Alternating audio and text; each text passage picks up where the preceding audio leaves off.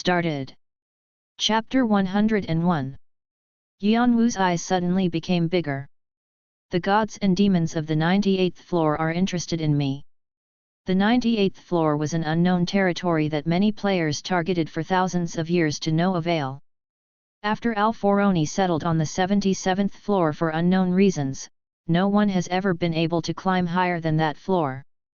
The Red Dragon clan endlessly gathered on the 76th floor to bring Al-Foroni down from his position, but they never succeeded. However, although the floors above the 77th remained a mystery, there were clues to guess what was on those floors. One of these clues was the 98th floor. The Masters of the Apostles, who were a large portion of the Rankers. The base where gods and demons resided. Gods and demons used a secret method to see what happened beneath the 77th floor. And if there was a player that caught their eye, they would present the player with more power, or the position of an apostle. But none of these higher beings completely left the 98th floor. Players thought it was because if they descended, their spiritual pressure would destroy the lower floors, so the gods and demons stayed on the 98th floor. Nevertheless, these gods and demons would use various methods to manifest their power in the lower floors to demonstrate their presence. A good example was Hermes, who showed interest in Yeon-woo. And another method was by messages, like right now. But even if they do contact players in the lower floor, it's very rare. At most, 2 people have ever been contacted. Even Jeong-woo never received this kind of message. Is this how unique the theory of cores is? All he had done was combine the knowledge of the one-horned tribe with his magic circuit to create a new theory. But the message didn't pop up again, and Yeon-woo no longer had any clues to make new guesses as to why they were interested in him. However, he was sure of one thing. The path I found, it's the right one. Even the gods were shocked that he had found this path. The theory of natural flow of mana using cores. It fit exactly with the hypothesis that magic circuit wasn't fit for humans. If so, Yeon-woo smirked. Since he had found the path, he only had to continue forward. Yeon-woo organized the piled information inside his head. He finished interpreting the important sections, determined what other information he needed, and forgot about the sections he didn't need. The draconic species were one that sought the truth. They would obviously have a colossal amount of knowledge gathered throughout the duration of their existence, and no human could ever catch up to their uses of the brain. Yeon-woo collected these characteristics from his draconic eyes and poured all his concentration on thinking. His head heated up. It felt as if his brain was burning from all the work. Combat will skill proficiency is rapidly increasing: 27%, 28%, 35%, 36%. New knowledge has been obtained. The application of magic circuit is being created. Your vessel has grown. The acquisition of new knowledge and growth of your soul has been confirmed. The paused progress of succession has continued. 99.5%, 99.6%. Yeon-woo focused like there was no tomorrow. How much time had passed? When Yeon-woo opened his eyes, he could see that the sun had already set after looking out the window. Aura, Bony. Eudora thought she might be a nuisance to Yeon-woo, so she had been quietly looking on for several hours. She followed him up as he stood up. He seemed to be in a dangerous state, like he would collapse any moment. But his eyes. Eudora held her breath the moment she looked into Yeon-woo's eyes. Right now, Yeon-woo didn't seem like Yeon-woo. She felt she would get hurt if she got closer. As Eudora wondered why she was feeling so anxious, she realized where she had seen those eyes before. When father saw his enemies, that's how his eyes were like. When Eudora was younger, she was almost kidnapped by the one-horned tribe's enemies. The martial king hurried to save her, and his eyes in front of those enemies were so intense that she could still remember that look. She hadn't known she would see those eyes again. Yeon-woo walked over to the next section like he didn't notice Eudora. So far, Yeon-woo had only been in a small part of the huge archives. Yeon-woo once again grabbed all the books he could find and read just enough to get the gist of it. It was like he was possessed by something. His eyes continued to have that intense look. Asterisk asterisk asterisk. With the new theory, Yeon-woo received 3 different items. The trait, Mana Friendly. The title, Blessed by Mana. The skill, Mana Control. Trait, Mana Friendly. Provides easier access to the mana stream in the atmosphere. The amount able to be used at once increases from inner cultivation, and the recharging speed is faster as well. Every player wanted to accumulate more magic power in their body since the power of the skill differed greatly depending on the amount of magic power. The physique would also get stronger. Yeon-woo's amount of magic power suddenly grew to a huge amount thanks to his new trait. And as if that wasn't enough, the amount of time for it to recharge decreased as well. Yeon-woo received a trait that any player would kill for. The same went for the title. Title, Blessed by Mana. A title earned by understanding a new method to use the magic circuit. As the tier of magic circuit increased, the detachment of mana stream with the body has been connected. However, there is still a limit as it hasn't reached the level of a draconic species blessed by mana. Effects, Magic Power plus 15. Magic Circuit Skill Proficiency plus 9%. The amount of magic power able to be used at once increases dramatically. You can use magic power of different kinds freely. These new abilities were what Yeon-woo needed the most. Not only did his magic power increase by 15 points, the proficiency of skills increased as well. But Yeon-woo's attention was on something else, the fact that he could deal with all kinds of magic power. This means that I can deal with opposite kinds of magic power at the same time. Incompatibilities existed between the kinds of magic power. Fire was weak against water, water against wood, wood against earth, and so on. Like divine power clashing against evil energy. Because of this, players chose one kind of magic power that they used the most, and added other kinds that wouldn't interfere with their main kind. And if they didn't do this, they had to be careful so the incompatible kinds wouldn't clash. This was why Yeon-woo used Aegis and the black bracelet separately. The divine power in Aegis was poison for the bracelet. But the moment he got this title, those limits completely disappeared. Of course, he would have to confirm this ability, but he was confident that he was right. This was the power of being blessed by magic power. The draconic species could do this. They weren't limited in the different kinds of magic power and could bend the forces of nature to their will. They touched the truth and moved the world. Yeon-woo wasn't this powerful yet, but he could now step into the territory of being free from the limits of mana. And lastly, the skill. Mana Control, Rank, DDDSSS+. Proficiency, 0.0%. Summary, pulls in mana from the atmosphere and turns it into magic power. Greater proficiency leads to a faster converting process. The newly manufactured magic power is very pure. Asterisk Cloud Formula. Through meditation and breathing exercises, pure mana is taken from the atmosphere and absorbed as magic power. Asterisk Mana Manifestation. Increases output of converted magic power. The efficiency of the output vastly differs with the proficiency of the skill.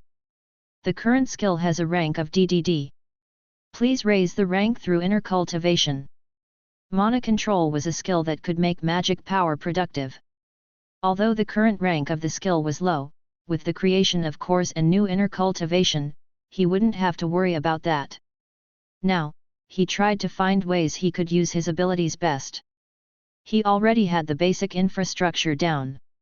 He only needed to finish adding more materials. And those materials? There's plenty here. I can find information I need to in here.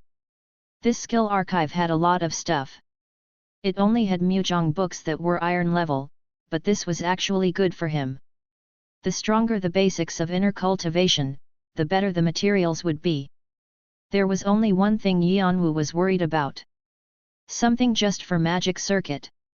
All he had to do was get information with his draconic eyes and interpret that information in a way that was beneficial to him. In a sense, the tendon transformation scripture was perfect for magic circuit. Almost like it was a set. The first book he picked up, the tendon transformation scripture, played a big role in setting up the foundation for his new theory of mana. He guessed it was because out of the many to learn from, the tendon transformation scripture specifically taught how to increase purer magic power. Currently, you have learned 312 different inner cultivations. The creation of inner cultivation based on the tendon transformation scripture is being made. The trait dragon's knowledge of the hidden draconic species has been partly applied, and the creation process has sped up. Anyway, this was how Yeon-woo spent his days and nights in the skill archive, not even coming out. He focused solely on reading the theory books. And so 1 day passed, 2 days passed, and the 3rd day arrived. During this time, Yeon-woo didn't leave the skill archive. And Eudora stayed right by Yeon-woo's side. He didn't eat nor drink, and everyone outside was worried sick about Yeon-woo. They couldn't convince him to leave even for a small break and thought he would die from overexertion.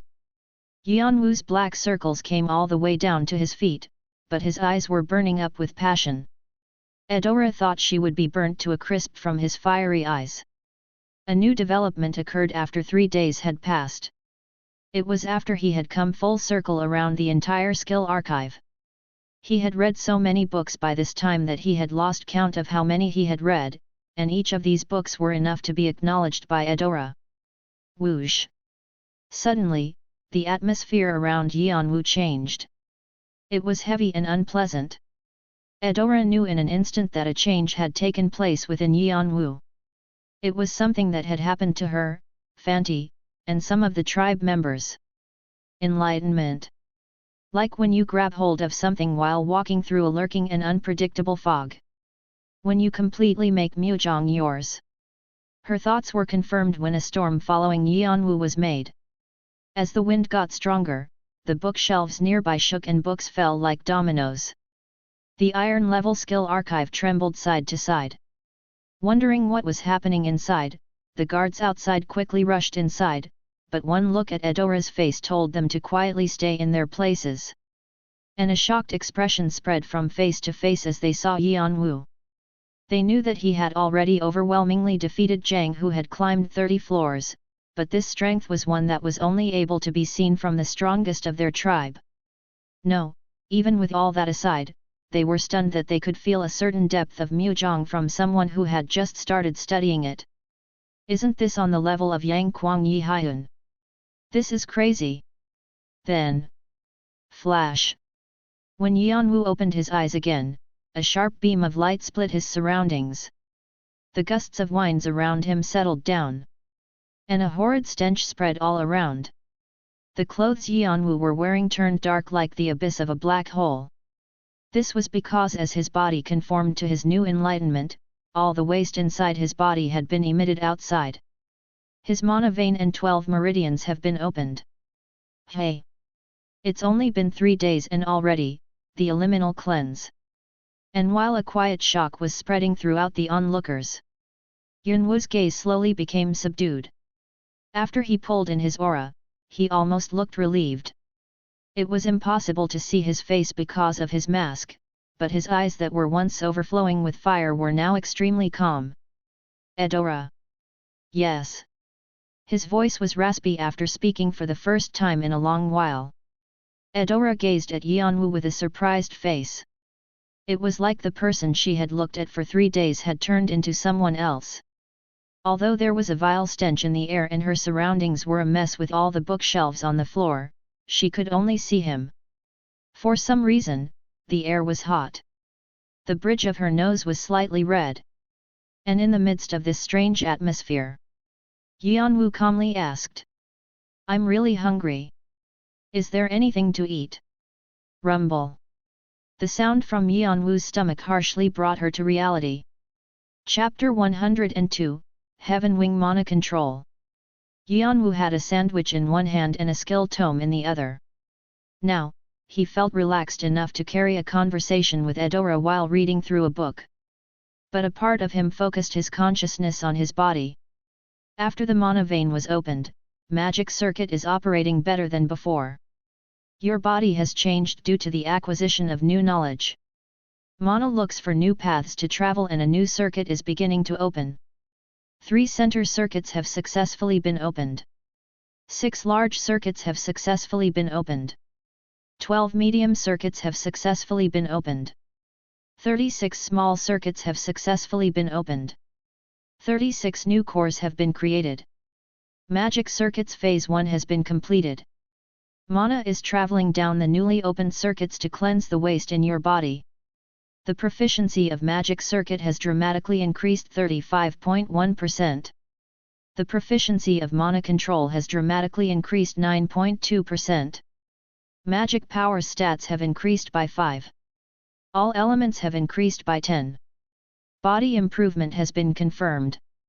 The halted succession process will resume. Current progress, 99.7%.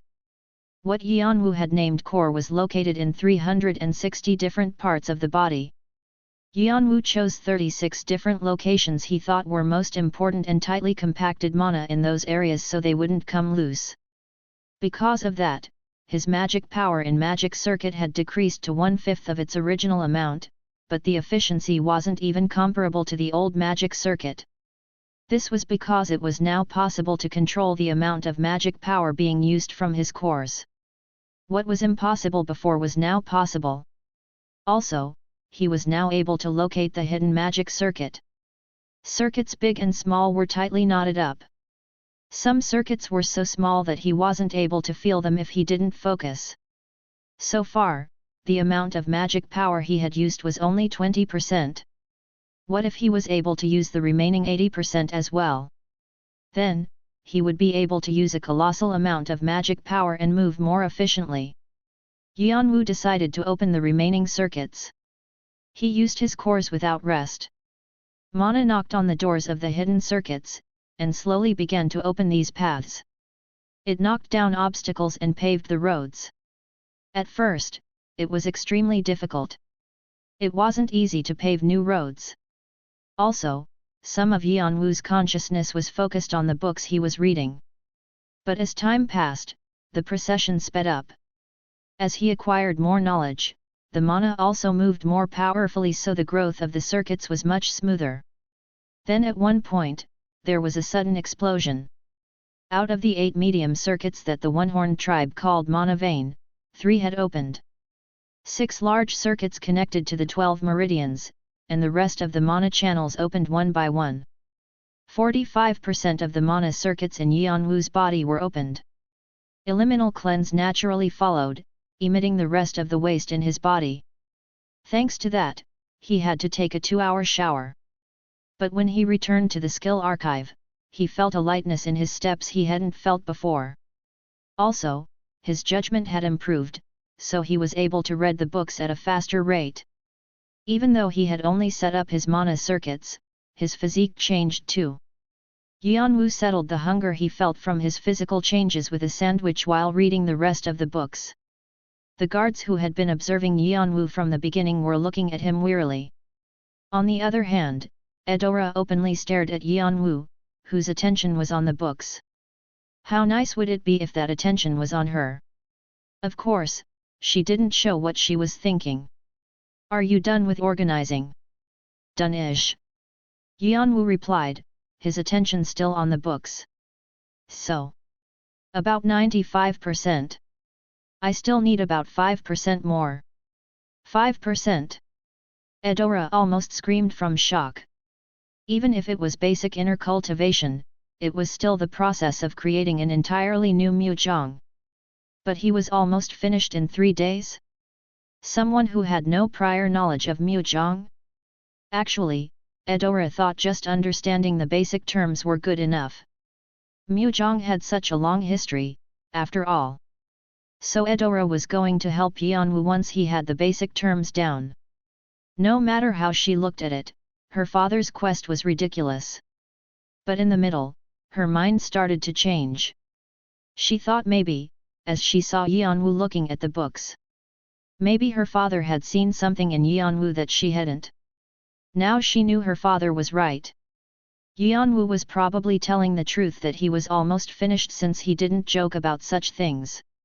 What else do you need? Color. Pardon. It seems like all Mujong have their own traits, their colors. They all have their own goals. Eudora nodded her head. The tendon transformation scripture focused on completing the vessel, and the third inner cultivation focused on taking in the energy from the sky and the earth. And if you went deeper than that, there were Shingong, Magong, and Dakong. What I created until now is only the very fundamental things. To be precise, it was inner cultivation for the magic circuit. But he didn't say this. Oh. So. To have the use of Mujong it needs to have its own characteristics. But I still don't have those. Eudora was lost in thought for a moment. Inner cultivation changed a lot for a person. What was a characteristic befitting for Yeon-woo? Is there anything you have in mind? Not yet. Then what are you planning on doing? I have to search for that now. Yeon-woo finished his sandwich and placed the book back where he found it. In the Bronze Skill Archive. Yeon-woo directly headed to the Bronze Skill Archive. Now there was only one day left. He was planning on finding what he needed in that time. If possible, it would be nice if it improved magic power. If it's something that's beneficial to me, it would be the fire or magic type. Yeon-woo was able to be enlightened on many things when he was setting up his inner cultivation.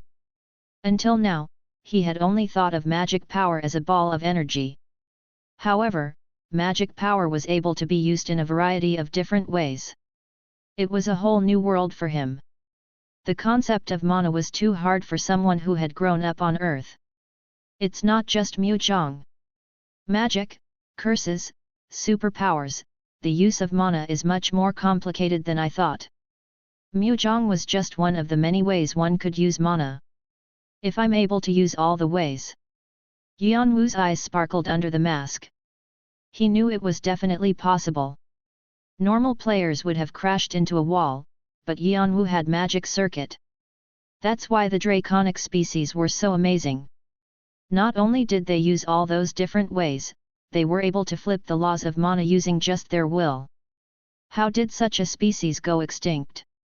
Yeon-woo thought about this, but this wasn't in the diary either. But he was sure of one thing. Since he had magic circuit, he would be able to use all those ways too. Of course, to do that, he would have to finish setting up the rest of the circuits in his body. What wouldn't I do to get stronger? This was only the first step. Yeon-woo took a look around the entire archive and chose the books he wanted to read. The fire property books would be the most helpful, especially with his contract with the Phoenix.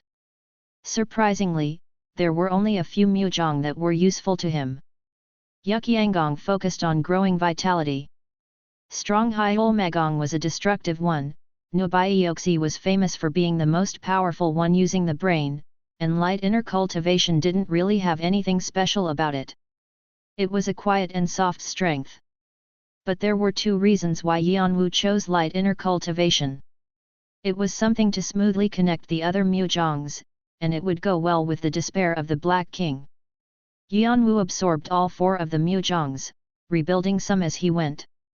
Thankfully, it wasn't too hard.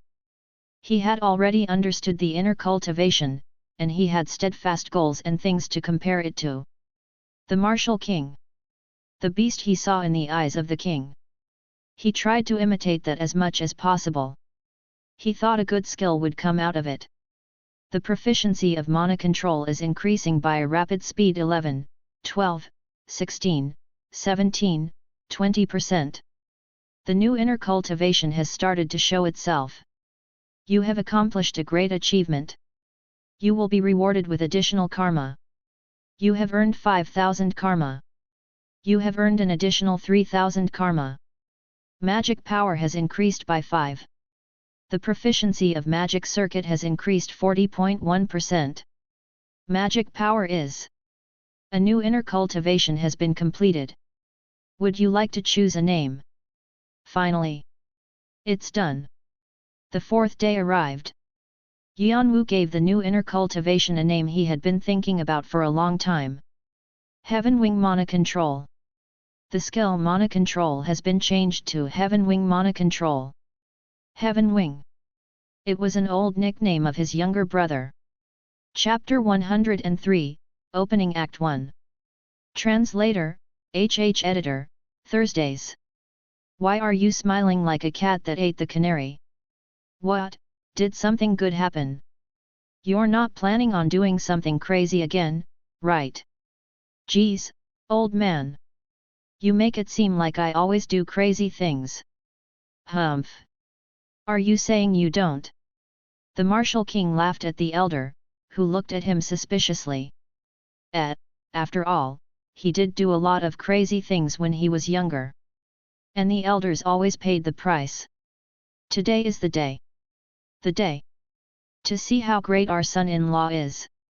Ah, that's what you meant. The elder nodded his head in understanding. The elders knew Yeon-woo had received permission to enter the skill archives for 4 days. And that he had the ridiculous quest to create a new Mujong in that time. So then is Eudora planning on giving the yin sword to that guy? Looks like it. Guess that was obvious. Defeating Jang, who climbed up 30 floors right after finishing the tutorial at that age, I suppose it'll be hard to find something like him again. It's a shame that we can't see his face behind the mask though. I'm sure he's good looking. How do you know that? The Martial King just smirked without giving him a response. The fact that the Martial King laughed like that meant he was hiding some trick up his sleeves again. No one was able to stop him when he did that. Not even the psychic medium, whom the Martial King was supposed to submit to. Anyways, just don't go overboard. Finishing Mujong in 4 days? What kind of ridiculous quest is that? I know you were planning on making him feel weak, but if you go overboard, he'll rebel. The elders didn't think that Yeon-woo would complete the Martial King's quest. Even the Martial King, who was called a genius back in his days, couldn't do that. But the Martial King kept a mysterious smile on his face without responding. The Martial King sneakily changed the subject. What about the egg? How are things? The further we go on, the less we understand. So a legendary beast? Well. The elder organized his thoughts because he didn't know what to say, and then he spoke in a serious tone. It's definitely on that level, but we'll tell you the details later. We can't say anything for sure right now. Seems like it's a big deal. All right. The Martial King steadily got up. It was time to go check up on Yeon-woo. Now, shall we see how our son-in-law is faring? Dang. This kid shrunk to half his size. Eudora, what have you been doing, not feeding the guy? The Martial King let out a surprised laugh at how much weight Yeon-woo had lost. Even though his face was covered by the mask, it was obvious to see that his entire body had lost some weight. There were black circles under his eyes beneath the mask as well. But his eyes were sharper than ever. The Martial King was able to understand after seeing those eyes. This fella, he's achieved more than I expected. Then, Yeon-woo spoke up. Should I show you here? Sure. As soon as he received permission from the king, Yeon-woo activated his magic circuit. At that moment, the newly completed Heaven Wing Mana Control, elements, fire, darkness, electricity, is being revealed outside. The proficiency of Heaven Wing Mana Control increased 12.9%. Flash. A hot wind with Yeon-woo at its center spread out in a circle around its surroundings. A shocked Eudora quickly jumped back. The wind tickled her chest. This was clearly a warning. If you got closer, you would be in danger. As if to prove that, the grass in areas where the wind passed turned golden brown. The air heated up and the earth cracked, as if a drought had occurred. Then, sparks flew out, causing a fire to spread all around. The column of fire grew taller while hugging Yeon-woo. Then through that column, she was able to see a figure wrapped in fire. He looked like a divine being with armor made out of fire, or an angel, with wings of blazing flames. No, a devil. Together, the black armor he originally wore and the red flames made him look all the more threatening. The heat that was warming up the air was also pushing down the people around him. With the tendon transformation scripture as its foundation and adorned with the Yukyang Gong, it was the perfect completed inner cultivation. It was a great show of martial power. Eudora was tongue-tied at this spectacle. Her eyes, looking on with insight, shook rapidly. More than 2 times the original amount. No. 3 times. She checked Yeon-woo's magic power and was shocked. She couldn't believe the creation of a new inner cultivation had led to this result. What exactly did he create? On the other hand, she had this thought. Then how inefficient was his magic power beforehand? No, he was still that powerful when his magic power was inefficient? Then how much stronger did he get after the use of Muzhong? Even with his inefficient magic power, he was able to exert the power he did before. Now, with the beginner's inner cultivation that he started, he was already showing that much potential. If he furthered his inner cultivation, if the martial king upheld his promise of Muzhong lessons, his power would grow exponentially. It was impossible to predict how powerful Yeon-woo would be. Hey, this kiddo's a monster. The martial king looked at Yeon-woo and sniggered. He expected Yeon-woo to complete the quest, but not to provide these shocking results. Of course, there were still some areas that could be improved, but it was still an amazing feat. But this. The martial king thought Eudora and Fanti had brought an amazing person. Also, he couldn't help but feel his blood pulsing wildly. After the rise of the 9 kings, he had gotten so strong that it was hard to find a rival. For the first time in a long while, he felt sincere curiosity about someone. The guy in front of him was a beast. Like him. So? The martial king asked, not knowing he was baring his teeth. Me, you copied me, right? When Yeon-woo used mana control, the martial king saw who Yeon-woo had modeled his Muzhong after. It was so similar to the supreme god's grace he himself mastered. Yeon-woo didn't bother denying the fact. Because you're the most powerful person out of everyone I know. Haha. You don't have to flatter me like that, eh? Even if it's true. The martial king smirked and looked Yeon-woo up and down. His shining eyes were observing Yeon-woo's mana control. Looks like using the tendon transformation scripture as the base, you combined it with the 3rd inner cultivation. And you added 1000 dragon gong for the balance. For the color, is it Yukyang Gong, strong Hyol Magong, Nubaioxi, and light inner cultivation? Yeon-woo clicked his tongue as the king named all the Muzhong's details. He thought no one would be able to recognize it. The martial king was the martial king for a reason. Seems like you focused on increasing attack power and destructive power. But you added light inner cultivation to the mix to even it out. But I think if you fix this a little bit like this, it would be better. Yeon-woo realized the martial king was giving him advice and stood up taller. The amount of information he read from books wasn't comparable to the advice the king was giving him. Can I ask why? The martial king snickered. Just cause. What? Yeon-woo accidentally said what he was thinking. The martial king spoke in a joking tone. Because it seems like that. Why are you looking at me like that? It really just seems like that. How do I explain that? Geniuses like me know right away after they see something. This novel is translated by woopread.com. Yeon-woo really wanted to curse. When he had first started learning about the concept about mana, his annoyance really reached the limit because of how his little brother Enyel explained it. Did all geniuses have a passive skill called arrogance? But this is enough to pass. Congratulations! You passed my test. You're the 3rd person to do so. You have completed a high level of Muzhong. The quest, the martial king's test, has been finished with the highest conditions. You have accomplished something that isn't easy to achieve. Additional karma will be rewarded. You have received 2000 karma. You have received 1000 additional karma. You have received the qualification to learn from the Martial King. Please learn from the Martial King to move to a higher tier. You have received the skill book. Request it from the Martial King. You have received the succession of the.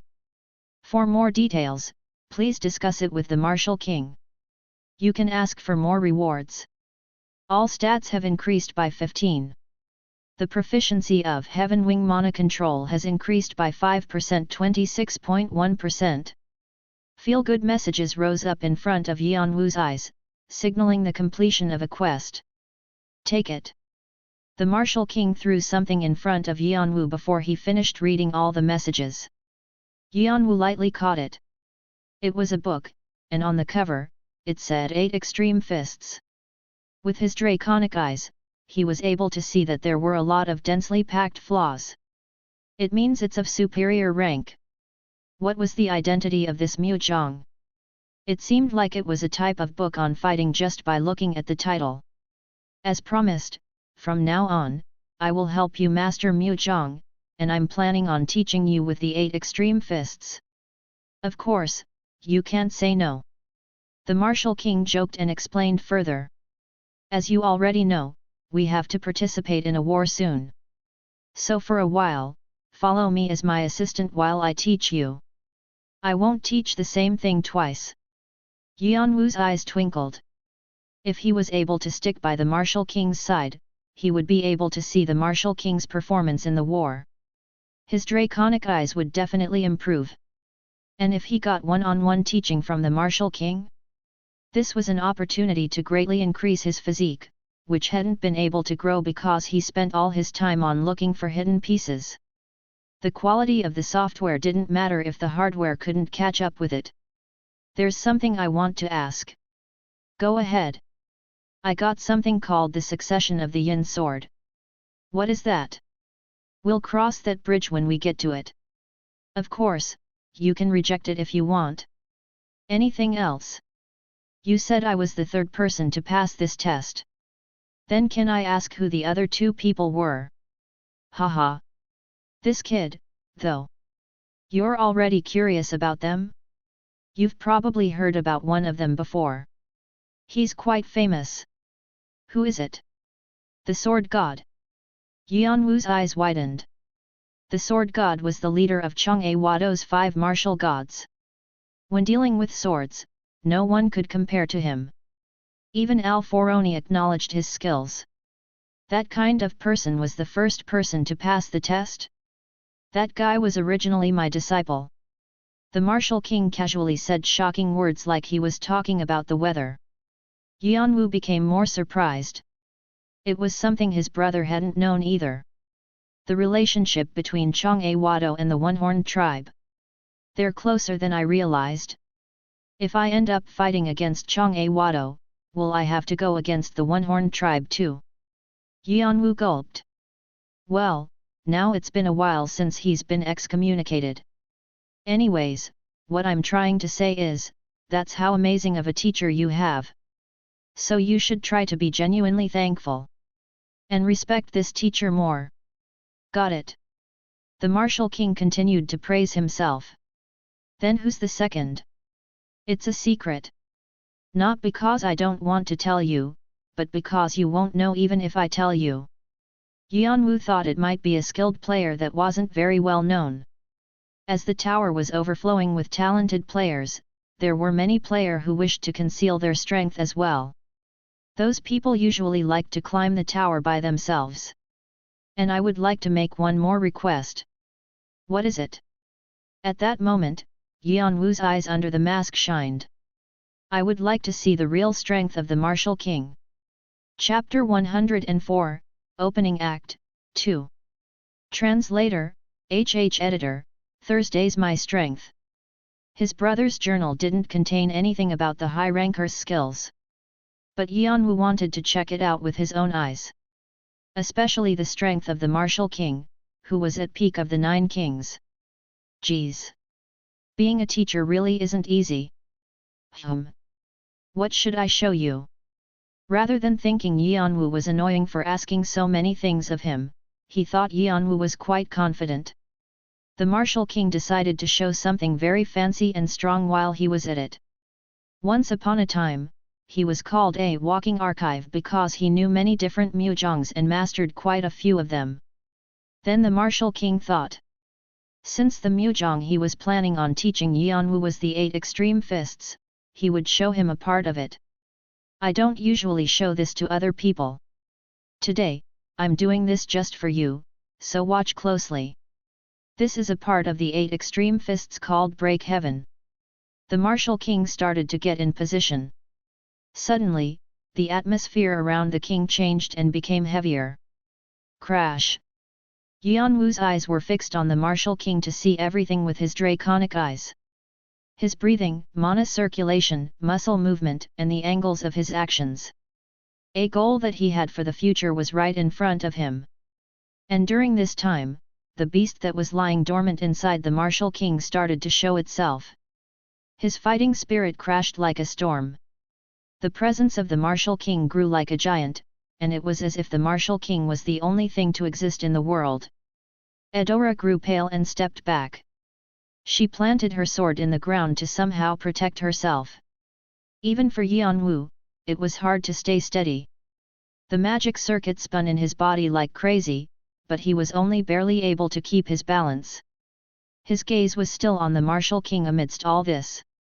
Everything about the Martial King appeared to him like an illusion. It was more than what he felt when looking at the Martial King so far. It was an entirely new world. All the concepts he had organized in his head exploded like fireworks, and when he tried to rebuild them, they fell like Jenga blocks.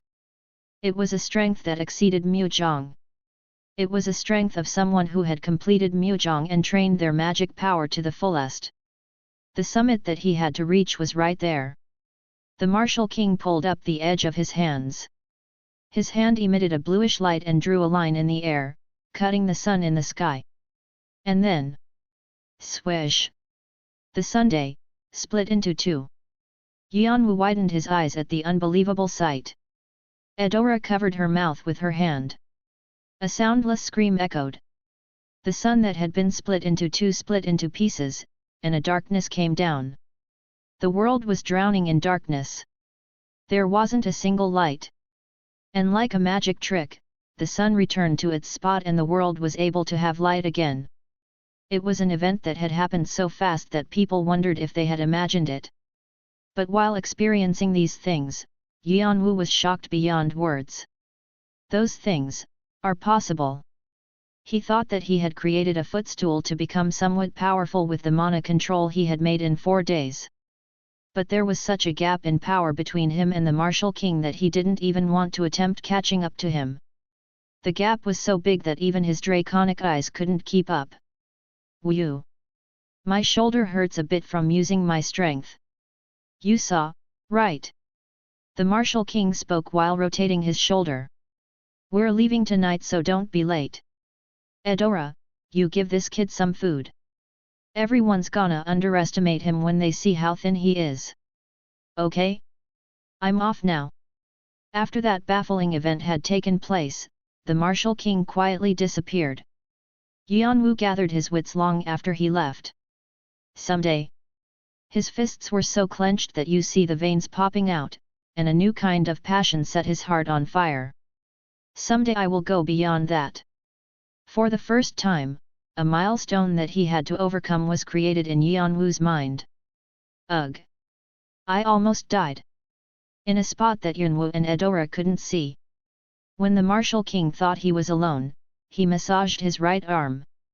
He had suffered a lot of muscle damage from pulling up his magic power to its fullest. My point exactly. Why'd you show off? The elders are almost out of their wits trying to find you. They're asking if you're in your right mind, now that all the other clans will be sending complaints to us. The psychic medium scolded him.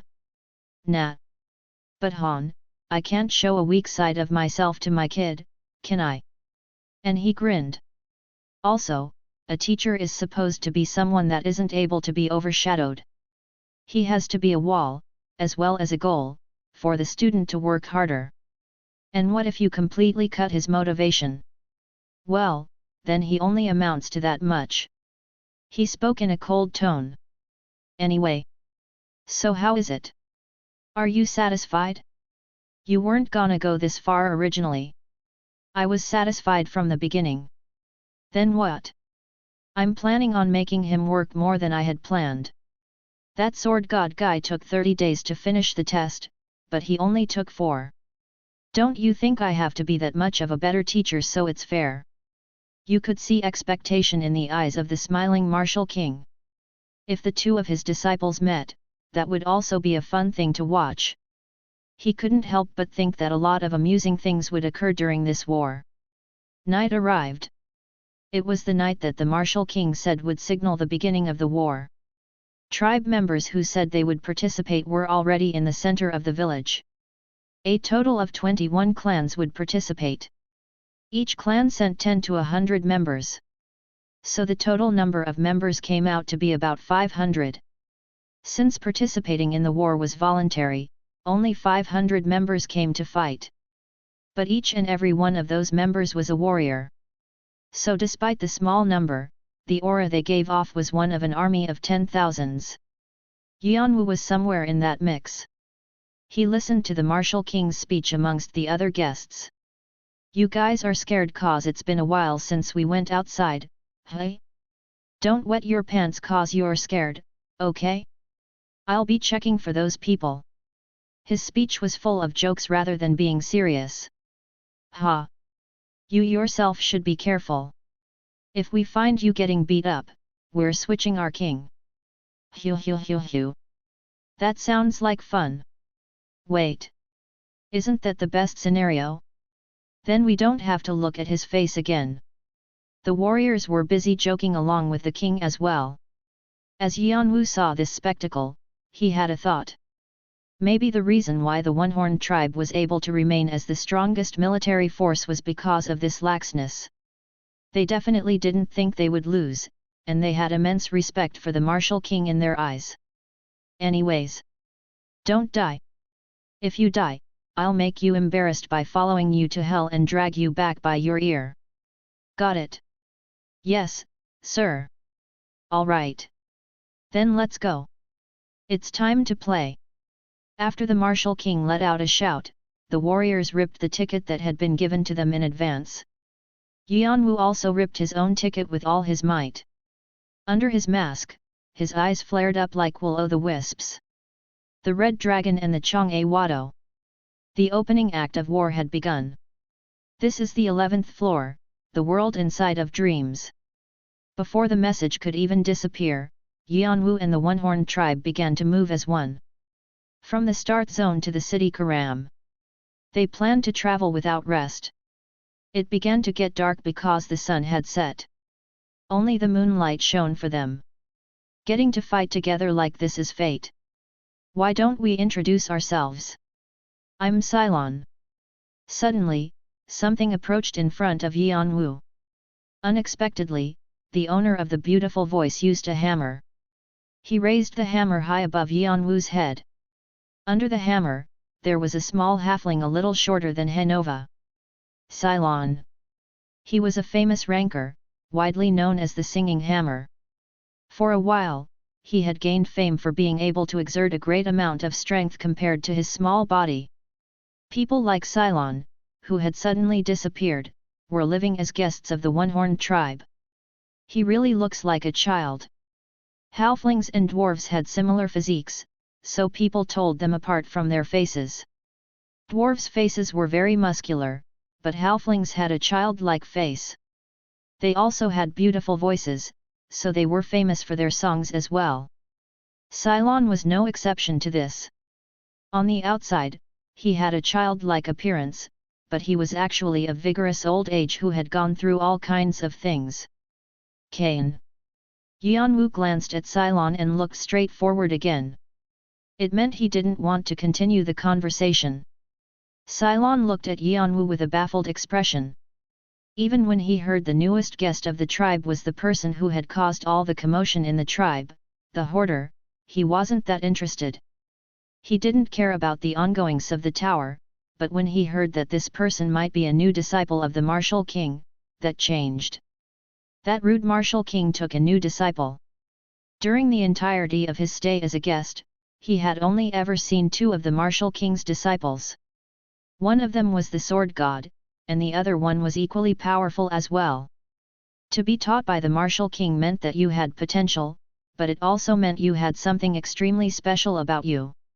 So Cylon was curious about what the Martial King had seen in Cain. But Yeon-woo had stopped the conversation like he couldn't be bothered after saying his name. That rude attitude. One of Cylon's eyebrow twitched.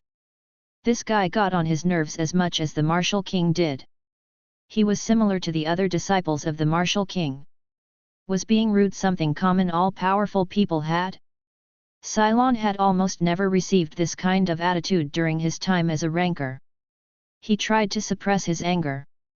He wondered if it was because this guy was a newbie who had just climbed the tower so he didn't know who Cylon was. So Cylon forced out laughter. You're really quiet and blunt for your age.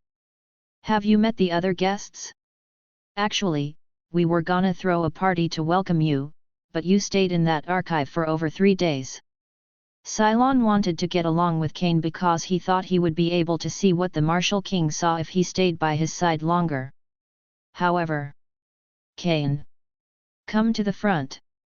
The Martial King, who had been standing in the front, called for Yeon-woo. Yeon-woo nodded his head at Cylon and disappeared off to where the Martial King was. Cylon frowned.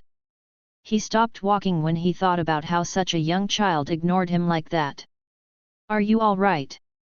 Trivia, who had been quietly following Cylon, laughed. It was hard to tell who he was because his face was covered in a hood, but his wrinkles showed that he was an old person. Trivia was also a ranker staying as a guest of the tribe. He was famous as the electrician. Did you just ask me if I'm all right? Are all the fellas like the Martial King like that? They could be. They're all people not used to social interaction. Trivia rubbed his chin. But it's said that the Martial King will be giving lessons to him during the war. Then won't we be able to see something? Anyway. Cylon's eyes were squinted in annoyance. We'll see if he can afford to have that kind of attitude or not after seeing his performance. Chapter 105, Opening Act 3. Translator, HH Editor, HH. Did you call for me? Yeon-woo went to the Martial King's side. It's hard dealing with all those oldies, right? No, I'm fine. Well. Seemed like it. People like us don't care about what other people think of us. The Martial King chortled, as if he had been told a funny joke. The reason why I called you is so I can teach you about 8 extreme fists before we start our siege on Karam. Starting from today, I'll be teaching you one movement at a time. I said it before, but I won't teach you the same movement twice. Yeon-woo's eyes shined. It seemed like he would be able to learn faster than he had expected, since he thought the Martial King's lessons would start after the battle had ended. First, before you actually start learning. Why do you think I am trying to teach you this? You're already a pretty good fighter. Do you know the reason? Yeon-woo answered without hesitation. Isn't it to increase the efficiency of the release magic power? Oh ho! You've already thought about that. The Martial King satisfyingly nodded. You're correct. In addition, Mujong is a word that combines mu, to fight, and gong, to build up. To build up fight. Meaning, to build up fighting skills. The concept of building up entails a lot of things as well. Yeon-woo nodded his head. It was something he already knew from making Heaven Wing mana control. Mujong wasn't something you could learn from inner cultivation. You had to have a vessel, a body, that could endure the accumulation of magic power. But recently, he had been thinking that Mujong was also about releasing magic power. Mujong consists of 3 things, Shim, Gi, and Chet. Shim, Gi, and Chet. Shim is Nagong, it's what you guys call mana. Cha is the vessel. Gi is the string that connects the two, and allows Mujong to be used properly. The martial king grinned. Sword skills, spear skills, well, it means those things. The 8 extreme fists I'm trying to teach is one of the most superior Gi. Why? Day. Since I made it. The martial king was busy laughing and trying to show off. So that means you should be really thankful. Only 2 people have ever learned 8 extreme fists. And with you, it's 3. Yeon-woo thought of the people who were the martial king's disciples. That meant that people who learned 8 extreme fists were people to carry on the martial king's powers. Anyways, if I explain the theory of 8 extreme fists. The 8 extreme fists isn't a simple fist skill. It works with any kind of weapon. Because I don't like to be choosy about the weapons I use. The martial king bragged once more. And it means that the 8 extremes are all focused on me. Senses are thrown away, and regardless of if your opponent is many or few, it is a skill that works every time. That is the goal of the 8 extreme fists. Yeon-woo nodded his head. From now on, I'll show you one step at a time, so look carefully. First, gunbow. Tack. The martial king took a big step forward. It appeared as if it was just a step, but at that moment, his aura suddenly increased. Yeon-woo clenched his fists. It was similar to the movement before he split the sun into 2. Next is Taegok, League 1. He moved slowly so Yeon-woo could see the steps. Yeon-woo used draconic eyes to follow the movements. And he was suddenly struck with the thought that the king's movements were similar to something. Flaws. Yeon-woo's eyes became bigger once he realized what it was. Was it a simple coincidence? The martial king was moving along the flaws. From everywhere his feet landed and where his arms spread out, it was along the stream of flaws. Yeon-woo realized the reason why. Flaws signified the center of objects. Then surely, the best out of all the Mujongs would follow the stream of flaws. You have understood the significance of flaws. The proficiency of draconic eyes has increased 27.6%. Once he understood, he started to understand what the martial king was showing him. There. So this is the first step out of the 32 total steps of the first section of 8 extreme fists. It's called Gung-gon-jin-jin. Do you think you can do it? The martial king smiled devilishly. Even if it was the first step, it was composed of 64 different smaller steps. Obviously, a beginner would never be able to memorize just by looking at it once. When he had said that he would only show it once, it was just a joke. If Yeon-woo wasn't able to memorize the steps right away, he was planning on using that to show his greatness to Yeon-woo. However, yes. I have memorized it all. What? Yeon-woo confidently nodded his head. As the martial king let out baffled words, Yeon-woo copied the movements the martial king had done. They were exactly the same. It was perfect. What is this nonsense? Usually, it was easy to copy the basic steps, but it was hard to copy it down to the tiny details. But that didn't affect Yeon-woo. It was like he copy and pasted the martial king. For the martial king, who didn't know that Yeon-woo had used his draconic eyes, it was a mind-blowing sight. He's more of a monster than I thought. Of course, he didn't let Yeon-woo read his thoughts. Instead he feigned a laugh like everything was normal. Good job. You wouldn't be my disciple if you already got confused, right? Now, moving on to the next step. It's called Ganashung-san. The martial king was curious if Yeon-woo could copy the movements again. Ding! You have started training the Mujong 8 extreme fists. With draconic eyes supporting you, you are able to learn at a fast pace.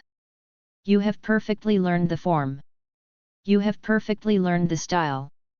You have realized the move. Congratulations! You have successfully completely learned the 8 extreme fists. A skill is being created. The skill 8 extreme fists, superior, has been created 0.0%. 8 extreme fists, superior. Proficiency, 0.0%. Descriptions, an art that has confronted the 8 points of the compass and the 8 trigrams for divination. It can be used with swords and spears. It is a high-ranking mujang. Asterisk step of the 8 trigrams of divination. Every step you take the power of the 8 trigrams, gun, te, yi, jin, sun, gam, gan, gon, increases by 5%. Asterisk mana of the 8 points. Strengthens senses and blocks blind spots.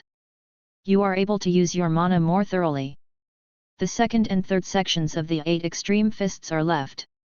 Please find the rest of the pieces and complete the skill. Yeon-woo had finished the 32 steps in the first section by the time they could see Karam. The martial king, Edora, Fanti, and the other warriors were looking on with their mouths agape. Ahem. As expected. You should be able to do this much if you're my disciple. The onlookers were all relieved of the arrogance of the martial king. He's flustered. He's extremely uncomfortable. Whoa! Our father can make that face? Wow, this feels great. Hyung Neem 1, you're doing great. Wow, it feels like 10 years of indigestion has been resolved. He. How did Lady Edora find such a monster? All of the people who had pulled their hair out because of their frustration with the martial king had happy expressions. Yeon-woo felt as if his mana circulation had gotten smoother.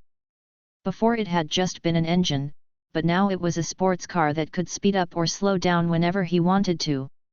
Of course, he had only just learned the basics, so it would take some time for it to be natural, but he felt this could be solved with more training. I want to try using it. Yeon-woo could feel that he had changed quite a lot over the span of days. So he wanted to test it out. How much he had changed. He lifted his head. He could see the outline of Karam. A city unaware of the disaster that would soon befall them. Your Majesty. Sseong Nim. Call me Sseong Nim 2. To Yeon-woo, the concept of teacher was awkward, but since the martial king was indeed someone who taught him things, it was probably right to address him that way.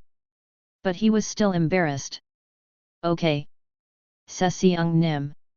What? Is there something else you want? Yeon-woo seriously looked at the martial king. This battle at Karam, can you leave it to me? What? Who? The martial king wasn't even surprised anymore. How far did this child's greed reach? He guessed it was because Yeon-woo wanted to try the 8 extreme fists. Of course, the martial king understood him because when he was the same age, he felt the same way. But the martial king strongly refused. You can't. There's other members of the One-Horn tribe who want to have a go at it too. The martial king pointedly looked at the other warriors. They all nodded enthusiastically. Like they would never let their prey go. Even if the martial king gave his permission, it was likely they would run in anyway. That's how excited they were to be outside of the tribe's territory. It was a wonder how they were able to stay confined in the tribe's land for such a long time. And the same goes for me. Yeon-woo looked at the sparkling martial king's eyes. But there definitely is a need to see how much Mujang you learned. He stroked his chin. He wanted to see the power of the new inner cultivation Yeon-woo made and the 8 extreme fists together. He was planning on adjusting some things if Heaven Wing mana control and 8 extreme fists didn't go well together. A way to calm down the warriors and confirm Yeon-woo's skills. He was thinking about what he should do, and he had a god idea. Then how's this? The city of Karam was under the control of Now clan, a subsidiary of the Red Dragon clan, for quite a while now. But after the confrontation between the Hoarder and the Alliance of Clans, half of Now clan's fighting force had been destroyed, and things got twisted. So the Red Dragon decided to send some forces to the 11th floor to quickly gather more sources. They were called White Draconian. Of the 81 groups of the Red Dragon, they were the hunting dogs of the clan. Of course, it wasn't the entire White Draconian but just Team 8. But they were enough to take control of Karan, and the citizens of Karam had to be careful of everything they did in case they got on the bad side of Team 8. The team leader, Shannon, of Team 8 didn't like this situation at all. Foolish beings. They're only like that in front of us while they curse us behind our backs. Well, they're just bastards who aren't going to climb any higher anyway. He hated the players on the lower floors. No, it was more appropriate to say that he despised them. He felt like throwing up when he saw them being weak against strong players and strong against weak players. So he could only think that the residents who threw smiles at him were pathetic. And he was very interested in the hoarder, who the Now clan said would kill the next time they saw him. He's someone who messed with them despite knowing we're behind them. Someone with that much confidence is deserving to be with us. Even Bahul Nim said he was interested in the hoarder. Shannon respected Bahul, and wanted to be in Flame Beast one day.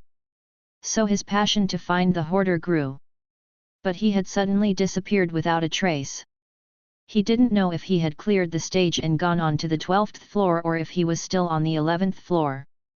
Many people were trying to find his tail, but they couldn't find anything. Thanks to his disappearance, the rumors about the hoarder were only growing.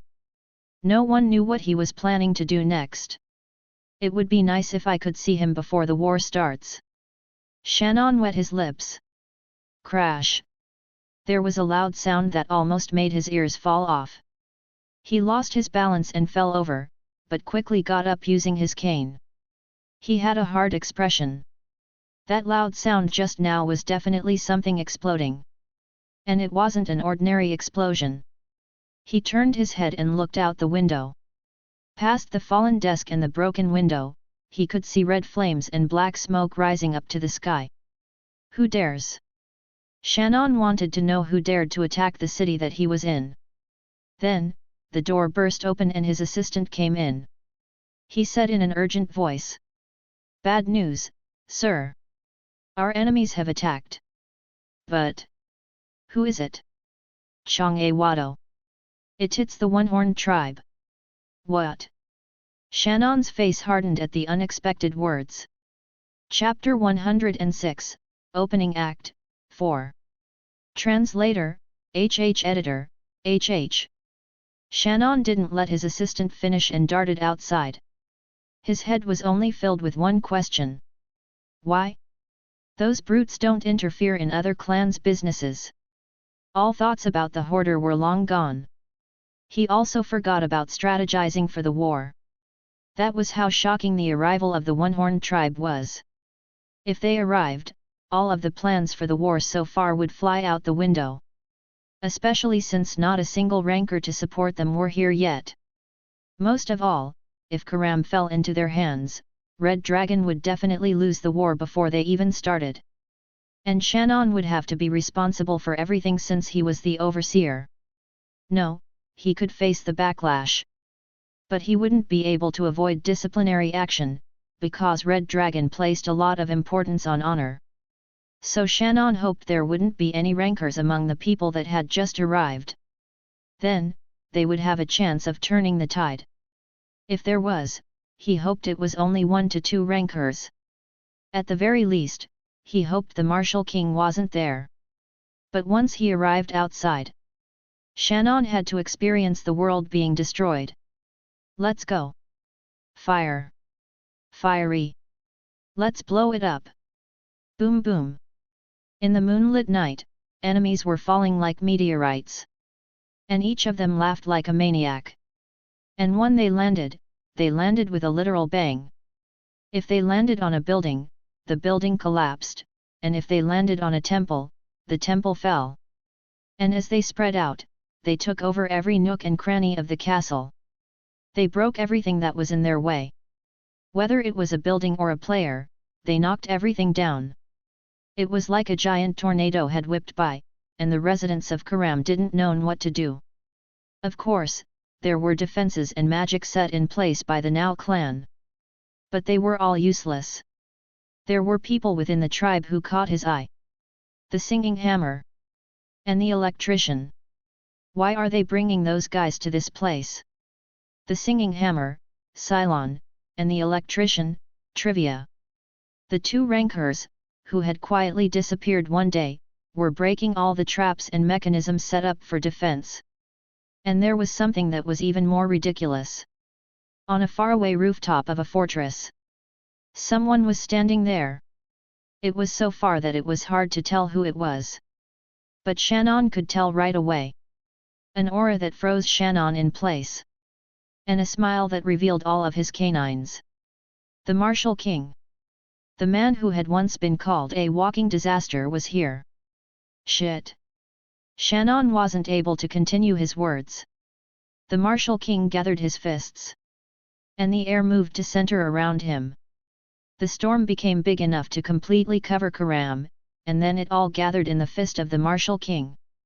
Then, boom! As the Martial King punched his fist out, all the condensed air expanded, causing an explosion. The explosion reduced the fortress to ashes, as well as everything surrounding it. A dust cloud floated up into the sky. All the ordinary residents had already run away and the explosion had taken place in a business center that was closed for the day. But the destruction was still horrendous. The players of the Red Dragon clan that had been mobilizing to block the tribe couldn't even fight back and were swiped away like ants. Crash! Rumble!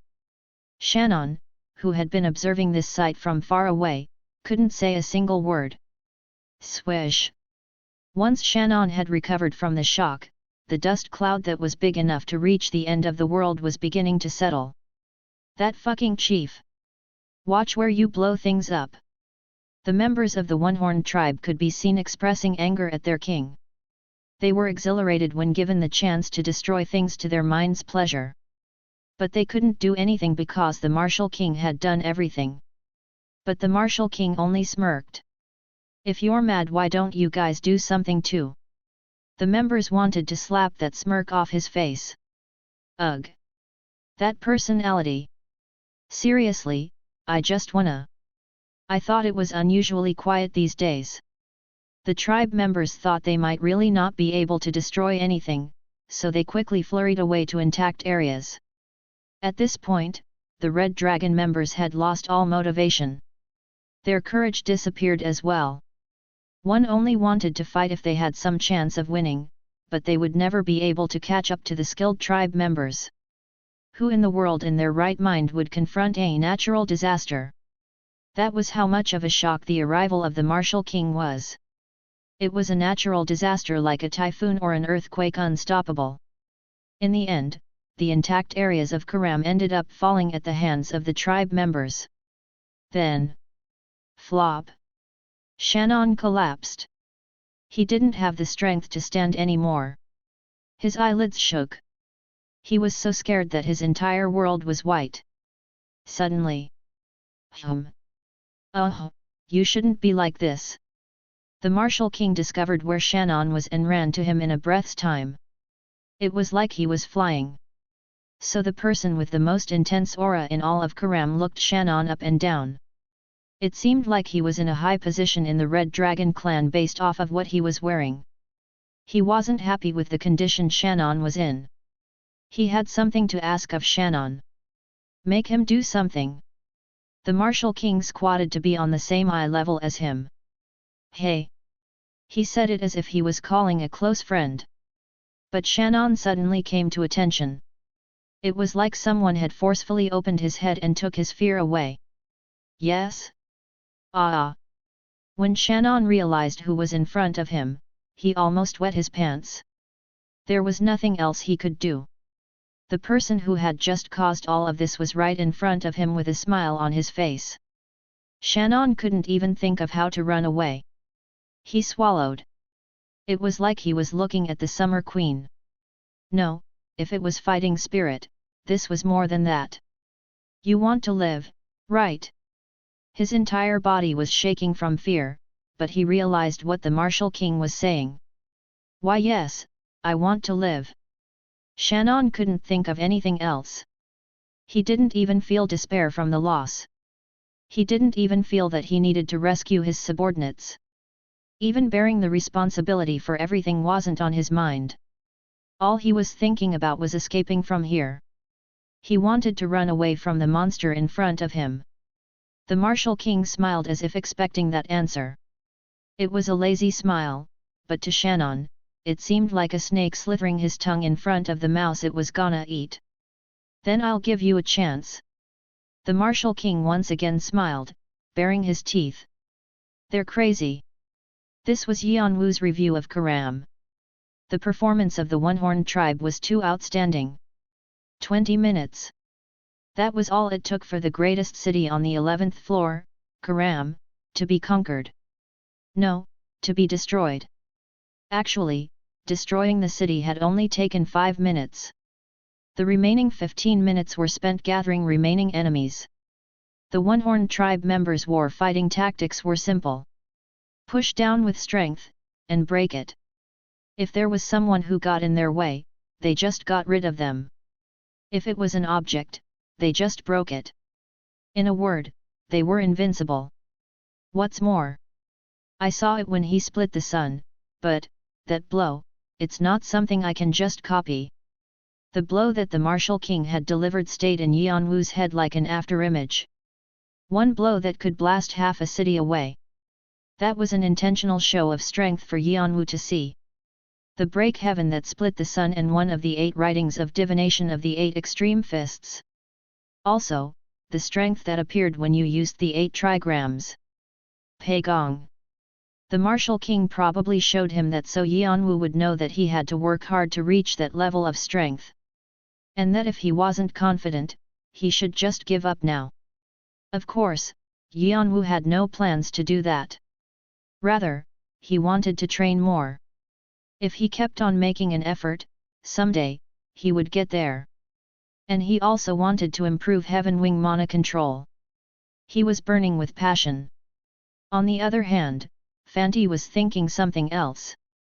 Ha! That mister again, he lied. Weren't you expecting it? We weren't gonna be given the chance to do anything since father came along with us anyway. Fanti grabbed his head in his hands and shook his head. Eudora clicked her tongue with a glum face. And she quietly grumbled with a frown. What's he planning to do about Oroboni's battle experience? If he keeps on dominating the battlefield, Oroboni won't have a chance to fight. Eudora knew the martial king was very invested in Yeon-woo. She could tell from the fact that the martial king had taken Yeon-woo as a disciple to teach him Mujong when he had rejected to teach her. The martial king had definitely said he would allow Yeon-woo to fight as much as he wanted to. But how was he planning on doing that? At that moment, swish! Something came flying to the fortress Yeon-woo, Fanti, and Eudora were in. It was the martial king. But he was holding something in his hands. Father! Yeah. You're right. But why is he coming here again? No, what's he holding in his hands? It looks like a person. That old man, what's he trying to do this time? Fanti and Eudora had strange looks on their faces. Yeon-woo's eyes became bigger too. Then, the martial king landed. He looked as if he had just took a stroll around the neighborhood. The martial king threw what he had in his hands to the ground. There were 5 players, including Shannon. They were the top-ranking players from that Red Dragon clan that he had collected. But of course, in front of the martial king, they looked like dogs with their tails in their legs. They all looked confusedly at the martial king. They had come with him because he had said he would let them live. But he hadn't stated any conditions. One side of the martial king's mouth lifted in a grin as he crossed his arms. And he pointed towards Yeon-woo with his chin. Fight! Excuse me. What? All of their gazes turned towards Yeon-woo. Under the mask, Yeon-woo had an unreadable expression. The martial king laughed like he was extremely amused. Fight with that guy. I'll let you go if you beat him. How's that? In the midst of the bombshell that the martial king just threw, Fanti shook his head as he looked at his father, who was doing something ridiculous again. Geez! That old man! Chapter 107, Opening Act, 5. Translator, HH Editor, HH.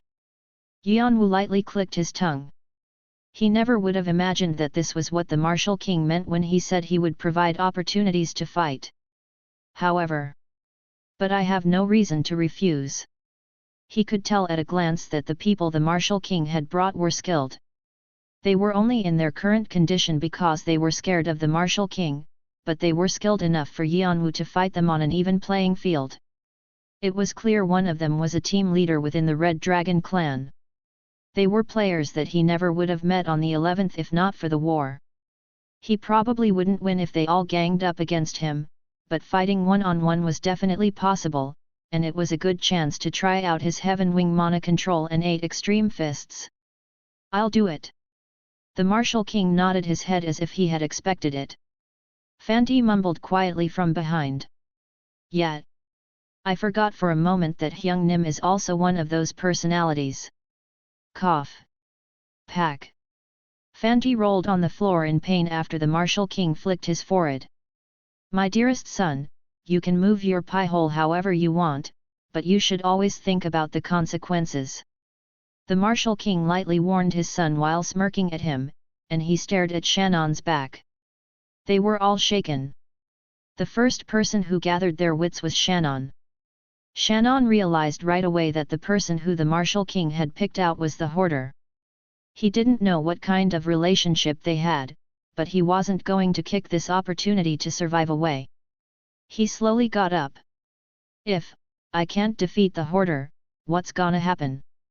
The Martial King shrugged his shoulders. I wouldn't know. What? How does one guarantee life or death in a fight? If you're talented, you live, and if you're not, you die. Shannon's eyes shined. He realized what the Martial King was saying. Then does that mean it's okay if I kill the hoarder? Isn't that obvious? The Martial King snorted. Eudora shouted in a panicked voice. Father! I can hear you even if you don't scream. What in the world are you talking about? A fight to the death. A fight to the death. A fight where someone had to die for the fight to end. What? Then do you want them to arm wrestle like this is some kind of friendly neighborhood competition? And what good would that do? But... Eudora. Eudora couldn't speak out any longer. The Martial King's low warning voice and his sunken gaze shut her up. Do not forget. This is war. Once we show our backs, our heads will be blown off right away.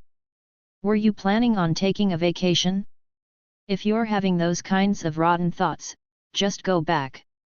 Eudora clenched her fists and bit her lower lip. Here, the Martial King's words were correct. She was indeed whining. This place was a war zone. It wasn't weird if someone were to die, whether it be her, Fanti, Yeon-woo, or even the invincible Martial King. The Martial King confirmed that Eudora wouldn't complain any longer and shook his head. Always like that whenever it's related to Kane. Fanti, do you have anything to say? Fanti just had a frowning face. He wasn't going to try to stop this, and it's not like the Martial King would listen to him anyway. I think father is right this time. Good boy. You don't deserve to say anything about my personality. Do you know why? Fanti pouted like he couldn't care less. The Martial King grinned and turned his head towards Yeon-woo. Because our people are all like this. Fanti and Eudora pressed their lips tightly together. It seemed like they had a lot of things they wanted to say. Anyways. Kane. What about you? You're not getting cold feet now, are you? The Martial King asked expectantly, like he would be very disappointed if he backed out. Actually, it's something I wanted to request of you. Yeon-woo nodded his head as if it was obvious. See? I thought you would say that. Haha. The Martial King knew from when he saw that Yeon-woo was trying to imitate him that they were similar. He laughed like he was content and looked back at Shannon, as if asking if he was gonna fight. Shannon hardened his expression, and nodded his head as the rest of them all got up. They didn't have a choice. If they did, it was just one. To defeat Yeon-woo. If they lost, but their skills were on par, they might be able to live, but the Martial King would never allow that. What method do you want us to use? Shannon asked with clenched teeth. As his fear faded away, his will slowly increased. The veins in his eyes were bloodshot. The method is very simple. The result will be determined by fighting one-on-one. However, you can choose the order you want to fight.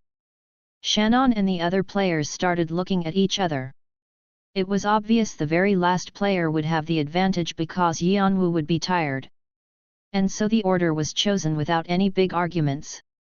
They had a hierarchy amongst themselves. No matter the situation they were in, they all had positions from the Red Dragon clan. Shannon naturally went fifth, the last. Yeon-woo stepped forward. Everyone except for the first player stepped back to make an area for them to fight. Shit! I can't believe I have to fight with that newbie. The player spit on the ground.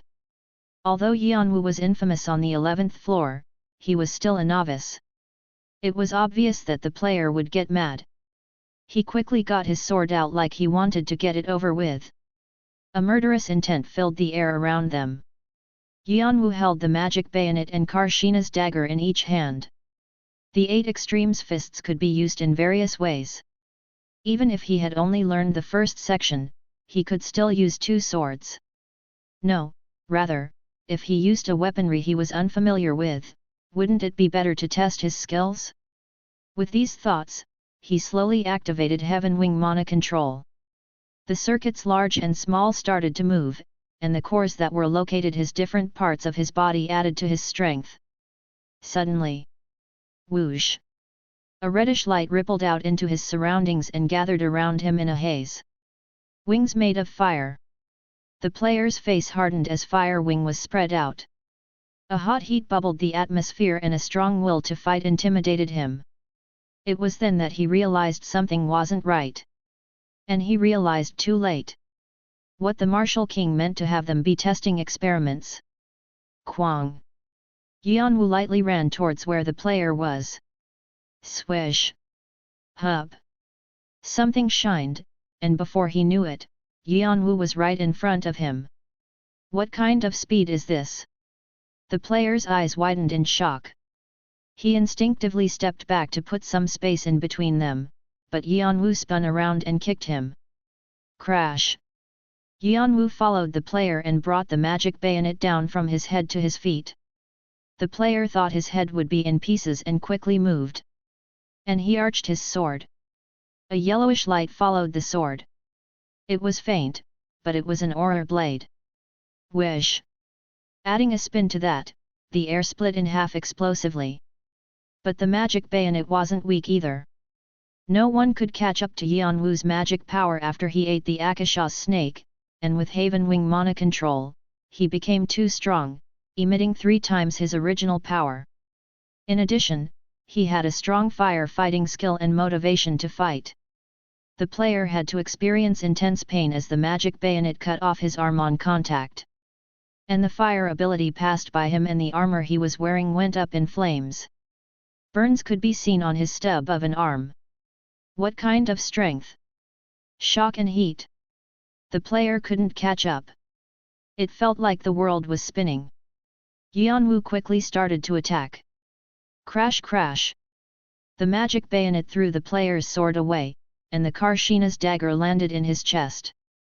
When the player barely managed to escape, Yeon-woo would follow him with no time for rest. Yeon-woo recited the 32 steps in the order the Martial King had taught him. Every time he whipped his arm, an intense air followed. A neat air became a strong wind, and the storm twisted up like a tornado. With the fire added to that, it became a continuous explosion. 8 extreme fists and Heaven Wing Mana Control. When he had first learned the form, they didn't go well together. The movements didn't match the magic power. But even in that situation, Yeon-woo focused on just one thing. Flaws. His draconic eyes burst open. The eyes, with a proficiency well over 30% now, exposed all the flaws in the world, and Yeon-woo left his body to his instincts. And the 8 extreme fists and Heaven Wing Mana Control started to work in harmony. Of course, after that, combat will was activated and allowed his body to follow his will. Yeon-woo's movements became smoother as he kept fighting. It became cleaner and deeper. Like it was made for Yeon-woo. Thanks to that, as time went on, the player barely fended off the attacks. He kept getting pushed back because of the difference in strength, and had to be his punching bag. His sword broke into 1,000 different pieces, and Karshina's dagger stabbed his chest. His armor broke too easily. The armor that was made of materials only found at the 40th floor didn't do much. And in an instant, the dagger impaled his heart. The player vomited blood and collapsed. Yeon-woo pulled the dagger out of the corpse and looked where the other players were. Their faces were hard. The person that had just died was the vice-clan leader of a well-known subsidiary of Red Dragon, Red Wolf. If he climbed just a few more floors, he would be a ranker. But he was defeated this one-sidedly. The Hoarder. He was stronger than they thought. They wouldn't be able to leave this place easily. Okay. Next. The second player, Ruther, stepped forward with a hard face. Next. Blood sprayed across the floor. Shannon twisted his face as he saw the fourth corpse. He didn't know it would get to his turn. Of course, Yeon-woo wasn't in the best condition either. He had easily defeated Torasan, but he had still regained some injuries. Every time he fought a player, he became more and more tired. And the players saw his weaknesses as he went on. Pant. Pant. Yeon-woo gasped for breath and the armor he was wearing was broken in some places. He was drenched in blood. It wasn't weird if he collapsed any moment now. But you could still see his deep eyes behind the mask. Shannon stepped forward like nothing could be done. He was planning on getting rid of Yeon-woo right away since he knew his weaknesses. He was planning on finishing the fight before Yeon-woo could read it. Yeon-woo knew that this player was on a different level from the players before. Even his armor was on a different level. Red Dragon. A real clan member appeared. And he was the team leader of a fighting squad. If he took into consideration the pickiness of the Red Dragon, this man was probably the person in charge of all the forces in Karam. It would be best to be careful of that guy. Even if you fought with all your strength, he would be a difficult guy to beat. And the Martial King's voice was in his ear, like he had felt Yeon-woo's nervousness. Yeon-woo turned his head in that direction. The Martial King lifted one side of his mouth. As if now was the real deal. A semi-rancor. That guy's a semi-rancor. A respectful way to address a male, usually older than you. Chapter 108, Opening Act, 6. Translator, HH Editor, HH. Semi-rancor. Skilled people who challenged rancors. A rancor is the name given to the strongest players who climb the tower. In general, they're players who have started climbing higher than the 50th floor. But the 50th floor isn't one that can be overlooked. It has a difficulty way stronger than the 49th floor. Even the strongest players fail that floor. So that's why rankers were so amazing. Also, players who were about to defeat the 50th floor were often called this challenger, or semi-ranker. 77 floors that have been conquered so far. And if you were to name the floors with the most residents, it was narrowed down to 2. The first floor and the 49th floor. The reason was simple. The first obstacle was the first floor, which was hard for people who just passed the tutorial. And the 49th floor posed an obstacle to players who had been on a smooth run. People on the 49th floor would kill to somehow succeed. Because even if it was only one floor, there was a wide gap between those who had succeeded and those who didn't. But the majority of them failed, and only a select few could move on. And so rankers who passed the 50th floor called the players of the 49th floor failures. Because they were fools who couldn't move past that one obstacle. But this was only something that players on the higher floors fought over. On the lower floors, even the 49th floor was incredible. To pass the magic gateway that was the 50th floor, you had to be extremely strong and make a huge effort. So the players staying on the 49th floors were called something else out of respect. Semi-rankers. People who dreamt of being a ranker. And in reality, semi-rankers were already plenty strong. Some even said a few of them were stronger than actual rankers. And there was a semi-ranker right in front of him. Yeon-woo let out a laugh in disbelief. Even if he was at his full strength, the chances were slim. But he was trying to do this while he was both mentally and physically exhausted. It was like committing suicide. But this is fun. Yeon-woo weirdly felt more of a stronger will to fight. He laughed. This time it wasn't because of disbelief, but in amusement. Yeon-woo was going to defeat all the 8 clans single-handedly. And if he wanted to do that, he needed to grow stronger from defeating players like this. No, he had to defeat the 9 kings who were all high rankers. He needed to be able to be on the level of the Marshal KNG at the very least to start his revenge. From that perspective, defeating a semi-ranker was only a way to get stronger. Yeon-woo was able to learn a lot of things from the past 4 battles. He had gotten rid of all unnecessities. He had successfully linked the Heaven Wing Mana Control and 8 Extreme Fists, and he could control the intensity of the cores. Pushing himself to the extreme, he was able to find all the weaknesses. The Marital King probably did this for that reason. So he could improve. Of course, if he was to make a slight mistake, his life would be in danger. I already put my life on the line by entering the tower anyway. There's nothing to worry about. The Marshal King probably felt the same way. In some ways, he was extremely dispassionate. Yeon-woo lightly waved his hand. The black bracelet made a slight ringing noise and it locked the souls in the collection. It was hard to get souls of players of this level. It would be nice to make them his soul familiars. Let's start fighting again. Yeon-woo pushed his magic circuit to the very limit. He didn't have to worry about mana with the improved efficiency. An abundant amount of magic power filled his body. And with the use of draconic eyes and combat will, he got into position. The proficiency of 8 Extreme Fists, superior, was 15.2%, and Heaven Wing Mana Control was at 31.2%. He had completely mastered the first section, so he didn't have to worry anymore. Shannon knew that Yeon-woo was gathering all his strength for this fight and gripped his knife. Whether it be a human or a beast, a creature that was fighting with everything it could was dangerous. Also, the Yeon-woo that Shannon observed was that kind of being. A beast drenched in blood. One that wouldn't fall even when it was tired. And it was one that kept growling, baring all its teeth. Shannon lifted his knife. The sword breaker that was bumpy all over like cobblestones. Aura concentrated within the blade. Shannon looked at Yeon-woo with an unreadable expression. Can I ask for a favor? What's that? Regardless of the result of this battle, I'd like it if my subordinates could be saved. What? Yeon-woo squinted his eyes at the unexpected request. Up until now, all the players he had seen were more concerned with saving their own lives, not saving others.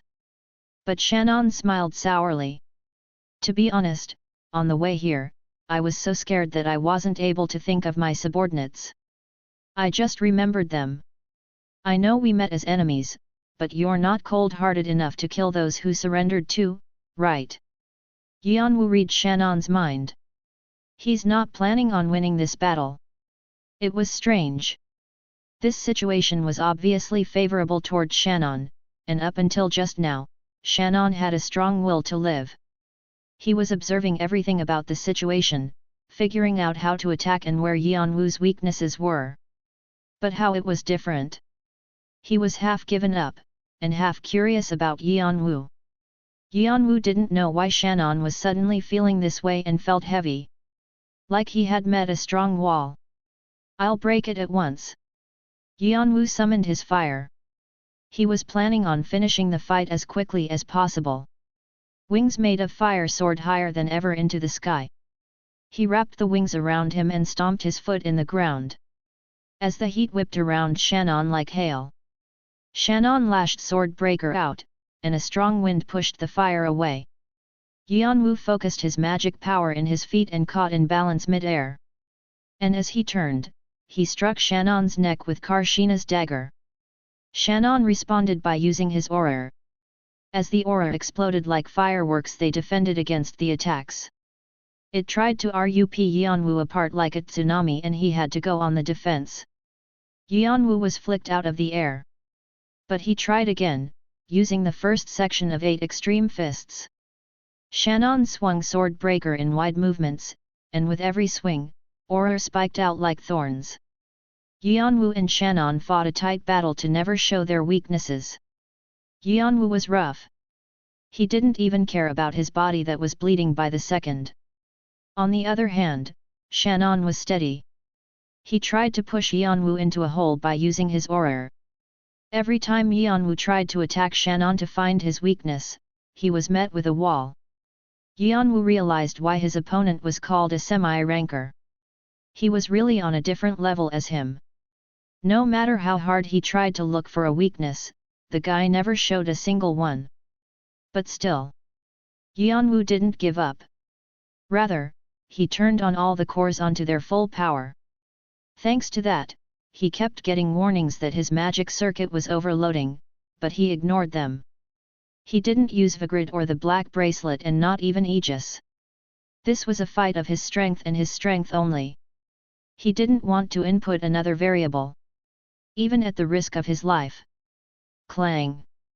Every time he swung his sword, there was an explosion and sparks flew out. He could feel blood coming up in his mouth, but he swallowed it back. From some moment, draconic eyes had started to show all the flaws. They were all knotted together like string, all led to one place. Updated from Nouvelle Bien, c.om. Above his left elbow. The first weakness. Yeon-woo quickly stabbed Karshina's dagger because he thought the weakness might disappear. He could hear all the 36 cores in motion. But what? The moment the dagger made contact, the left elbow that should have been there disappeared. Like an illusion. An illusion. He moved his body to the side thinking something was wrong. But Shannon was already swinging Sword Breaker down on Yeon-woo's neck. It was an attack like lightning. He barely summoned his wings of fire back, but his body flew away like a kite without a string. He turned his body mid-air and narrowly landed. But he still couldn't and was pushed back. Where he passed, the ground left tracks in the shape of his jeet. Yeon-woo clenched his teeth. What happened? He was sure he had stabbed the flaw. How did it suddenly disappear? He raised the question, but he ignored it for the time being. He thought he might have missed something, so he once again left his body to draconic eyes and chased the flaws. He didn't have any leftover strength. He saw the flaws again. This time, there were 2. He mustered all his power and stabbed again. But again, it disappeared, and instead, aura flecks poured like rain. Yeon-woo didn't try to attack and instead created a large gap between them. Over there, in front of him, Shannon was still standing. Like a wall. And in his draconic eyes, Shannon was revealing so many flaws. But his instinct rang a bell. To not be lured in by them. Once he did, he would be finished. If he was lured again, he had a sense that he wouldn't be able to get out. What's this? He had never failed to attack using flaws. Yeon-woo's face crumbled. He was frustrated because he couldn't figure out what was wrong. Then, I see. Shannon smirked as if he realized something. You don't know what a focal point is. Focal points? Yeon-woo squinted at the word he had never heard before. He was still holding his weapons, but his head was riddled with calculations. But how do you not know what focal points are? Usually this is a mistake that people who just started learning martial arts make. The Yeon-woo that Shannon had seen so far had skills of someone who was deeply trained in martial arts. He never would have imagined that Yeon-woo was a total beginner who had just started learning. Well, It doesn't matter if you can't find focal points. Since I'll be alive at the end of this. Shannon was curious, but it didn't matter since he had found Yeon-woo's weaknesses anyway. This time, I'll go. Shannon lightly moved. It was different from when he seemed like a sturdy wall. He was fast. Yeon-woo could tell right away. Everything that Shannon had done so far was to discover Yeon-woo's weakness. In a blink of an eye, a knife was coming down on his neck. He avoided it by turning his body and maximizing his fire ability. Thankfully, the knife missed its target. But it flung back to his waist, and Yeon-woo swung the magic bayonet down.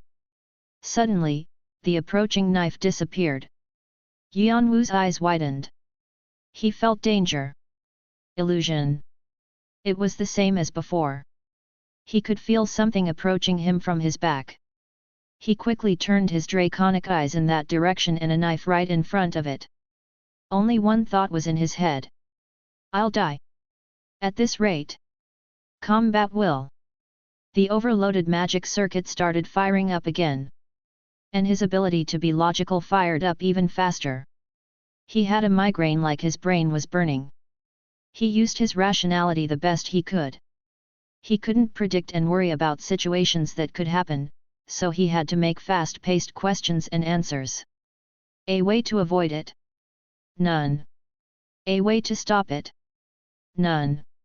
A way to end it with the least amount of damage / There was none. He kept on asking him questions hoping there would be a way. But the answer that returned was always the same. None. There wasn't a solution. He didn't know what he should do. Even if he thought of possible situations, there was only one possible outcome. A knife splitting the air.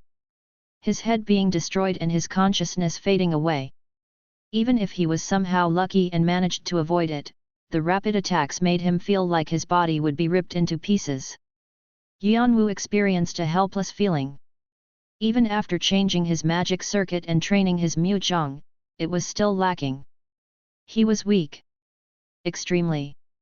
The gap between the semi-ranker and him was huge, and there wasn't a way to escape. He was completely trapped in the trap Shannon set up. The only possible outcome was death. Loss. So Yeon-woo flipped his thoughts. He didn't see a path, so he had to travel the way he came. The Martial King. He had given another new test, fighting with the semi-ranker. It was harder than making a new inner cultivation. If so, why did he do this to me? To die? No, that probably wasn't it. Even if he did weird things, everything was done with reason. So that meant, there was a way for him to escape. If so, what was that method? The Martial King had said for Yeon-woo to fight with everything he had. Then Yeon-woo thought again, Muzhong was just a power out of many that he had. So maybe he could find a way from another option. Draconic eyes, sense strengthening, and combat will were among the skills he had used, but there was still one he hadn't used. And in that moment, he stopped thinking. Another knife passed by Yeon-woo. His consciousness was still down low. But it was after he activated the remaining skill he had. Foresight. It was a skill he didn't want to use because it would take up all his mana. But there was no other choice. When Yeon-woo opened his eyes again, Sword Breaker was pierced deeply in his chest. His entire body felt like it was going to rip apart. 2 seconds was all Yeon-woo had turned back. But his consciousness was able to come back. That was enough. As long as he was alive, he could still fight back. What's this? You should have died. You don't need to know. Yeon-woo forcefully moved his body back, bringing the sword breaker with it. And as Shannon came along with it, Yeon-woo didn't miss his opportunity and stabbed his neck with Karshina's dagger. Chapter 109, Opening Act, 7. Translator, HH Editor, HH. Cough. Blood poured out of Shannon's mouth. No matter how skilled you were still going to die if your neck was ripped apart. And everyone was scared of death. However, He's laughing. His lips were quivering because he had lost all his strength, but he was definitely smiling at Yeon-woo. I'm glad, my subordinates, can live. Relief flooded his eyes. Yeon-woo felt a heaviness when looking at Shannon and couldn't help but ask. Are you not afraid of dying? Of course, not. I did everything I could to stay alive. Then why? Suddenly, I became embarrassed, while I was watching the martial king. I'm still a leader after all. Yeon-woo's eyes widened, he realized why he was feeling so heavy. Shannon didn't know how much longer he would live, but he still wanted to take care of his subordinates. From the beginning, he didn't care about his life. No, rather, he used to care, but he still changed his mind to save his subordinates. Now, he might have been embarrassed of his past self for doing anything to survive. It was so different from his brother's situation, who was killed by his friends who would stop at nothing for their own lives. If only there was someone like Shannon back in Jeong-woo's life. Shannon made a satisfied expression and he fell to his knees. Blood created a lake around him. Yeon-woo looked at himself in the blood and stepped back. Suddenly, he felt tired.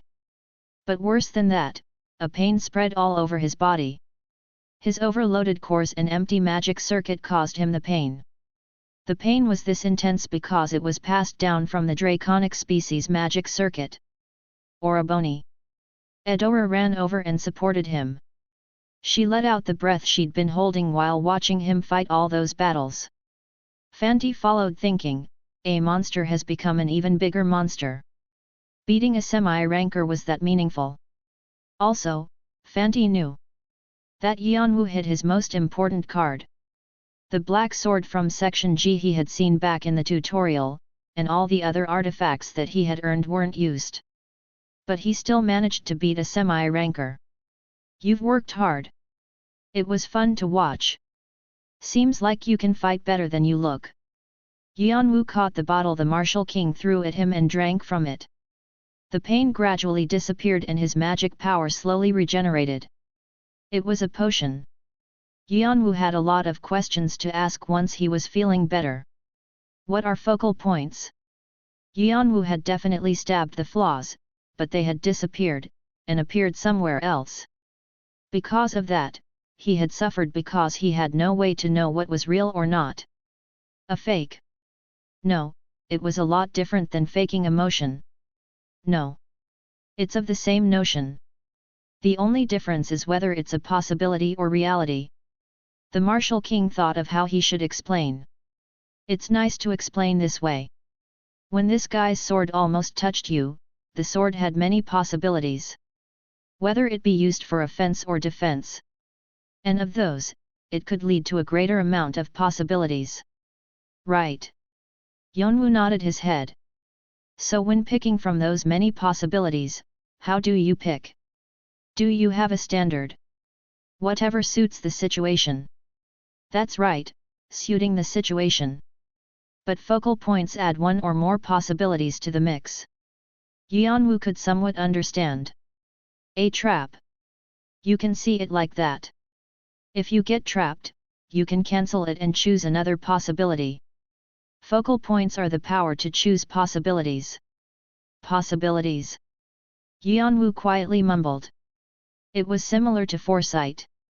But foresight predicted the moves of the enemy using many different calculations, while focal points were a method to pick out of many possibilities the one that fit that situation. That's possible. He did it, right? That was a joke. Actually, it's not that easy. Every time you swing your sword, you have to see the different possibilities. If you do it wrong, your brain might even get knotted up. The martial king grinned. But if you can successfully do it, there's no better fighting method than this. But it's only for players who have trained their mana to the extreme. And focal points actually aren't that perfect either. And once you're at a certain level and your sixth sense improves, it gets easier to tell. That's why Shannon had asked. Yeon-woo's fighting skills were on the level of someone who should be able to discern between focal points, but he couldn't. However, with this Yeon-woo find two things he could improve on: focal point and sixth sense. But both had to be attained through extreme training. I guess the only thing I can do is training and more training. He clenched his fists. He wanted to have the sensitive senses Shannon had shown. If his physique couldn't keep up, there was no point in having good artifacts. He had to push his body to the extreme several times for that. And after that, I have to finish the succession process. There were so many things to do. He could have felt burdened, but he felt happy that there were so many ways to get stronger. If I'm not talented, I just have to work for it. Yeon-woo pushed his heavy body up and added Shannon to his soul collection. There was something he wanted to confirm. And sir. Yeon-woo turned to face the Martial King with Eudora supporting him. The Martial King waved him away like he knew what Yeon-woo was gonna say. I'm not that evil to hit weak people, okay? Don't worry. That meant he would leave Shannon's subordinates alone. Yeon-woo nodded his head. After using his full strength for the first time in a while, he just wanted to rest. And the first battle between Jeong-woo and Red Dragon ended like that. The news of Karam spread all over the tower, making people tremble in fear. The unexpected participation of the One-Horned tribe. And with the spread of the news, Jeong-woo pulled their sword out as well. They poured in their forces to the 11th floor before Red Dragon could regain their forces. In that process, they got rid of the Red Dragon clan supporters remaining in the area too. And the Red Dragon started to move too. The 11th floor was a card they could just throw away, but it wasn't like them to step back so easily like that. And other news started to spread. That the semi-ranker Shannon and 4 other players had gone up against the Hoarder and died. It wasn't that big of a news on the higher floors, but it carried a heavy weight on the lower floors. Also, it meant that he was staying as a guest of the One-Horned tribe. Those Jeong-woo bastards. I bet they're feeling so happy they could die. Bahul sourly smiled as he read the report Flame Beast's vice leader gave him. With the help of the One-Horned tribe, they had taken 80% of the land of the 11th floor. It was basically their land now. And Red Dragon couldn't sit still. Dragons were malevolent. They were greedy, and loss wasn't in their vocabulary. The Red Dragon's pride was greatly hurt, and the Summer Queen was the most angry. Bahul, who was cold and rational, couldn't understand why. But oh well. If the Queen says to jump, I have to ask how high. Bahul made a cold smile. After defeating Leant, he became the overseer of the 11th floor. He only had one command: to reclaim the 11th floor. It was a crazy command, knowing that the Martial King was there. But still, Bahul didn't complain and moved. Flame Beast followed like a shadow. And fighting squads like Blaze, Corona Anaconda, Raven Party, and Wolf Squad went with them. And their numbers were enough to make up an army. They looked down from where they were standing to the capital of the 11th floor. Their mission was to get rid of all life forms in that city. Whoosh! And Red Dragon arrived on top of the city. The Saber God walked along the path. The war had probably started by now. And with the participation of the One-Horned tribe, the Red Dragon clan was probably suffering right now. The Saber God was planning on carrying out his orders amidst all the confusion. Legendary beasts were creatures that symbolized the tower. And if they all died, it would be pandemonium. But it was a sure way to guarantee Jeong-woo's win in the war. Move! And with the Saber God's command, countless shadows began to move. They killed all the beasts in the area. It was a way to get rid of all the variables. And also to gather as much neodon as he could. The Saber God's lips quivered. He could feel the phoenix somewhere. Something's here. The phoenix squinted her eyes at the confusion happening in her territory. It seemed like whatever the humans were planning had come to her territory as well. Also, for the first time in her life, she felt that it might not be easy. Her children were busily playing, running around, not having a care in the world. Chirp! Then, Chirpy, who had felt his mother's gaze, tilted his head. Chapter 110, Legendary Beast's Successor, 1. Translator, HH Editor, HH. Yeon-woo was bothered by the tribe members' questions the entire night. They were all curious because they heard he defeated a semi-ranker. Every time that happened, he said he was tired, or Eudora pushed them away. If you can't with them, then how about me? Don't you want to try sparring with me?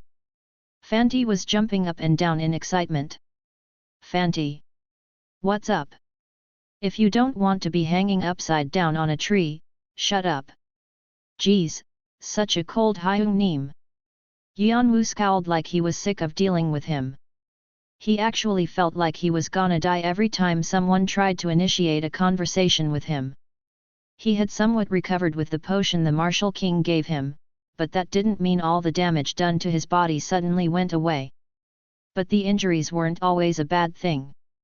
He needed to keep on inputting magic power to heal his body. So Yeon-woo circulated his mana without rest. He was able to feel the most thorough places with his Heaven Wing mana control. As the waste was emitted from his body, new circuits opened, and the circuits that were already there became sturdier. Yeon-woo healed his body while reviewing his fight with Shannon. He barely won the battle using foresight, but without it, Yeon-woo would have lost. He wanted to try to defeat Shannon with his own strength. Focal point and sixth sense. He assessed the homework the Martial King had given him. And he mulled over how to completely master 8 extreme fists and Heaven Wing mana control.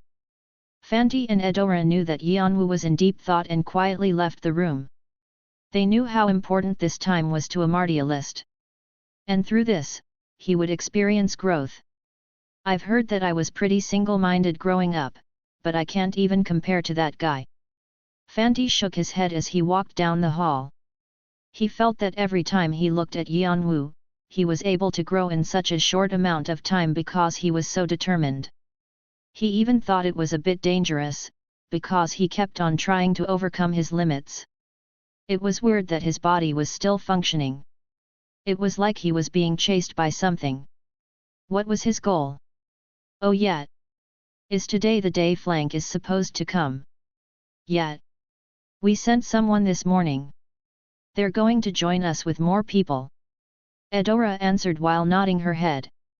Updated from Nouvelle Bien, C.O.M. Fanti lightly clicked his tongue. Dang. It's not like he's gonna be that welcome here. Flank was the younger brother of the Martial King. He wasn't one of the many step-siblings the Martial King had, but they actually had the same mother. And he was better known by another name, Spear God. He was one of the martial gods who oversaw Jeong-woo. Also, he was the person who pulled the One-Horned tribe into this war. He sent a message this morning that he would visit. One-Horned tribe was staying in Karam. Because of the performance of the Martial King, half of it had disappeared, but the city was so big that the tribe members could easily find places to stay. And surprising, the city was peaceful. The Red Dragon saw no reason to bring the tribe back into the war and make things complicated again. Also, they wanted to know what the tribe would do next. If they had only participated in that one battle, or if they would continue helping Jeong-woo. They were going to set up a defense plan based on what the tribe did. Normally, they wouldn't have let their enemies live so peacefully, but the tribe got away with what they did. That was the weight of the One-Horned tribe. Also, it was the weight of the Martial King. The Spear God, Flank, knew this, and used this to his benefit. He openly revealed his relationship with the tribe to warn the Red Dragon. It was strictly a political move. The Martial King openly scoffed at the Spear God for that, but he wasn't able to deny his request because they were still brothers. However, Fanti and Eudora had a good relationship with the Spear God. Anyways, you take care of Hyung Neem here. It seems like Jeong-woo wanted to see him, too. If he wants to come, you come with him. Okay. But I don't think he'll come considering his personality. Or knock him out when you have the chance. I'll pretend I didn't know. Eudora narrowed her eyes. Do you wanna die? Hee hee. Then I'm off. Eudora glowered at her brother, who went away laughing like it was hilarious. Sometimes, she could see her father in him. Eudora let out a sigh, and she looked at Yeon-woo's door with silent eyes. Suddenly, Kwang! The door burst open and Yeon-woo ran out. He looked like he was in a hurry. Before Eudora could ask what happened, he jumped out the window in the hall and went over to the opposite side. Eudora thought that something bad had happened. It was probably wise to tell her brother and her father first, but she clenched her teeth and ran after Yeon-woo. Yeon-woo quickly passed by the collapsed city and past the 11th floor's stage. He activated Shunpo as much as he could, and his magic circuit started to overload again. His body complained as if asking why he wasn't resting. But Yeon-woo couldn't worry about that. He was only focused on heading south. Just what in the world happened? It was something that Yeon-woo couldn't see, but he could feel connected to several things. One of them was the egg of the mythical beast in the One-Horned Tribe's village, and the other one was to Chirpy. Yeon-woo could somewhat read what Chirpy and the egg were thinking. And he got closer, the connection also tightened. His connection with the egg became weaker while it became stronger with Chirpy. He was so busy with the war that he hadn't been able to contact them. He was thinking that he would go visit them when he got the time. But just now, through the connection, he felt Chirpy's sinister thoughts. They were hard to express. Fear. Horror. It was completely different to Chirpy's usually bright and happy thoughts. Yeon-woo realized something had happened to the phoenix. Just who would hurt Phoenix? The legendary beasts were the strongest existence on the lower floors. Even high rankers couldn't easily defeat them, so they were left alone. So he was extremely curious. But he also had a thought. The 11th floor was being flooded with countless rankers along with the fighting squads. Karam was the only quiet place. Other places were teeming with tensions between the two clans. Also, the Red Dragon moved as a military, making ghost towns where Jeong-woo forces were. So then it wasn't weird that some rankers would try to attempt challenging the Phoenix. Because although they were dangerous, it was that much worth it to defeat it. Because the Neodan legendary beasts owned were priceless. Why didn't this occur to me before? Yeon-woo blamed himself. If only he had thought a little bit more about the war. But he had been so preoccupied with clearing the stage and training his Mujong that he completely forgot about Chirpy and the Phoenix. He could see many different scenes happening below. There were players escaping from war and brigades busily moving in formation. As he got closer to the south, his connection to Chirpy deepened. He could feel Chirpy trembling in fear. There's no sign of the Phoenix. Yeon-woo bit his lower lip. Anxiety filled his head. You have entered the territory of the Phoenix. But he couldn't feel the gaze of the Phoenix or hear her voice that was always in his brain. The Phoenix's territory was a complete wasteland. Trees were knocked down, and corpses of mythical beasts were lying everywhere. His fears were confirmed. Someone had appeared. And he was very strong. At least a high ranker. It was someone difficult to fight against. He's on Bahul's level at the very least. He could feel Chirpy's evil thoughts coming from somewhere above. He didn't delay a second and threw his body in that direction. And when he entered, the Phoenix's nest was completely destroyed. The entrance was completed, covered with fallen rocks, and signs of fire and swords were all over the place. It was clear there had been a brutal fight here. Yeon-woo pulled Vigrid out from his back. There was no time to waste. His connection with Chirpy was dying. He needed to be quick. Crash! He maximized his magic power and let out powerful whines. As he slashed Vigrid, the rocks crumbled down, making a path for him to pass through. Beyond the fallen rocks, he could see a strange space. A barrier with a shining light was barely blocking the rocks. The barrier was weak, like it would break at any moment. And within the barrier, he could be a slumped Chirpy completely covered in blood. Yeon-woo felt a faint heartbeat that could stop at any moment. Tien, hello, as some of you have pointed out, Jeong-woo literally means Azure Sword Clan in English, but as we have started translating using the name Jeong-woo, for continuity's sake, it'll be kept that way. Thank you for pointing it out. Chapter 111, Legendary Beast's Successor, 2. Translator, HH Editor, HH. Yeon-woo quickly cupped his hand and lifted Chirpy out. And the defense mechanism that had been in place quietly disappeared. Chirpy looked critical. His breathing was faint and his chest was heaving. Yeon-woo placed Chirpy out and poured his magic power out to him.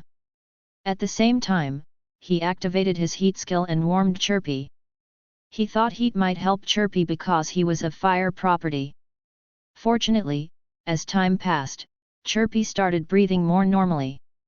Yeon-woo set his skill up so Chirpy would be able to continuously receive warmth and looked around. How big of a fight happened? And where's the phoenix? It was clear someone had attacked. But when thought about logically, it wasn't just one or two things that were off. Clearly, the fight was over. It wouldn't be this quiet if it wasn't. Also, there needed to be more evidence of a fight, but this much wasn't enough. He couldn't even know if the attackers had been successful or not. The phoenix boasted a big size. It was impossible to completely get rid of her once she was killed. But there weren't even signs of her being dragged away. There were only questions left behind. Yeon-woo thought that he would only get the whole story when Chirpy woke up. And once 10 minutes had passed, thankfully, Chirpy woke up, fluttering his eyelashes. Chirpy. Chirp. As soon as Chirpy saw Yeon-woo, he let out a tired sound and tears dripped down from his eye. He couldn't communicate with Yeon-woo because he was still young, but he seemed like he had a lot to say. Yeon-woo quietly stroked his head. As if saying it was all okay now. To not worry anymore. Chirpy trembled. And with the strengthened connection, the incident from a few hours ago flashed by his eyes like a panorama. Are you the phoenix? You're as big as expected. Extremely. Yeon-woo raised his head towards the source of the voice. But strangely, he couldn't move his neck. He could only see things through a small hole. Yeon-woo realized what he was seeing. This is Chirpy's view. It seemed to be the situation when Chirpy was hidden by the defense mechanism from earlier. Chirpy tried as hard as he could to get out, but something strong blocked him. The force that was blocking him had the phoenix's aura. The phoenix had tightly put it in place so Chirpy couldn't get out. So he wouldn't get hurt and get caught by the attackers. I have never allowed the entry of humans. Also, I have never invaded the humans' territory either. Is that important? It is. Since that is the standard that splits good and evil will. At the very least, I don't have any evil will towards humans. Then I'm sorry. We definitely brought evil will with us. We need your neodon. What an arrogant human. Do you know how it ends for fools like you? I don't. But I know this well. Someone stepped forward while scoffing. In the darkness, the phoenix's eyes could be seen, filled with annoyance. That the ending will be different this time. And a large sword was pulled out. The space to see outside was too small to see the face of the attacker, but Yeon-woo recognized the pattern on the blade. There was only one person who used that in the entire tower. The Saber God. Jeong-woo was an island of people who dedicated their lives to martial arts. They only work on getting stronger, and they trained their martial arts to the extreme. So in Jeong-woo, people who used artifacts or magic tended to be looked down upon. It was important to be acknowledged just for your strength, and your strength alone. Because importance was placed on individual training, their personalities were self-centered. But on the other hand, they were also focused on being a collective group, because there was a clear hierarchy between them. The Saber God was the closest to being a martialist out of all of them. He was strict in self-maintenance, and he lived a restricted life without enjoying women or alcohol. His everything was centered on his sword. And even we had to be careful when he pulled out his 9 swords all at once.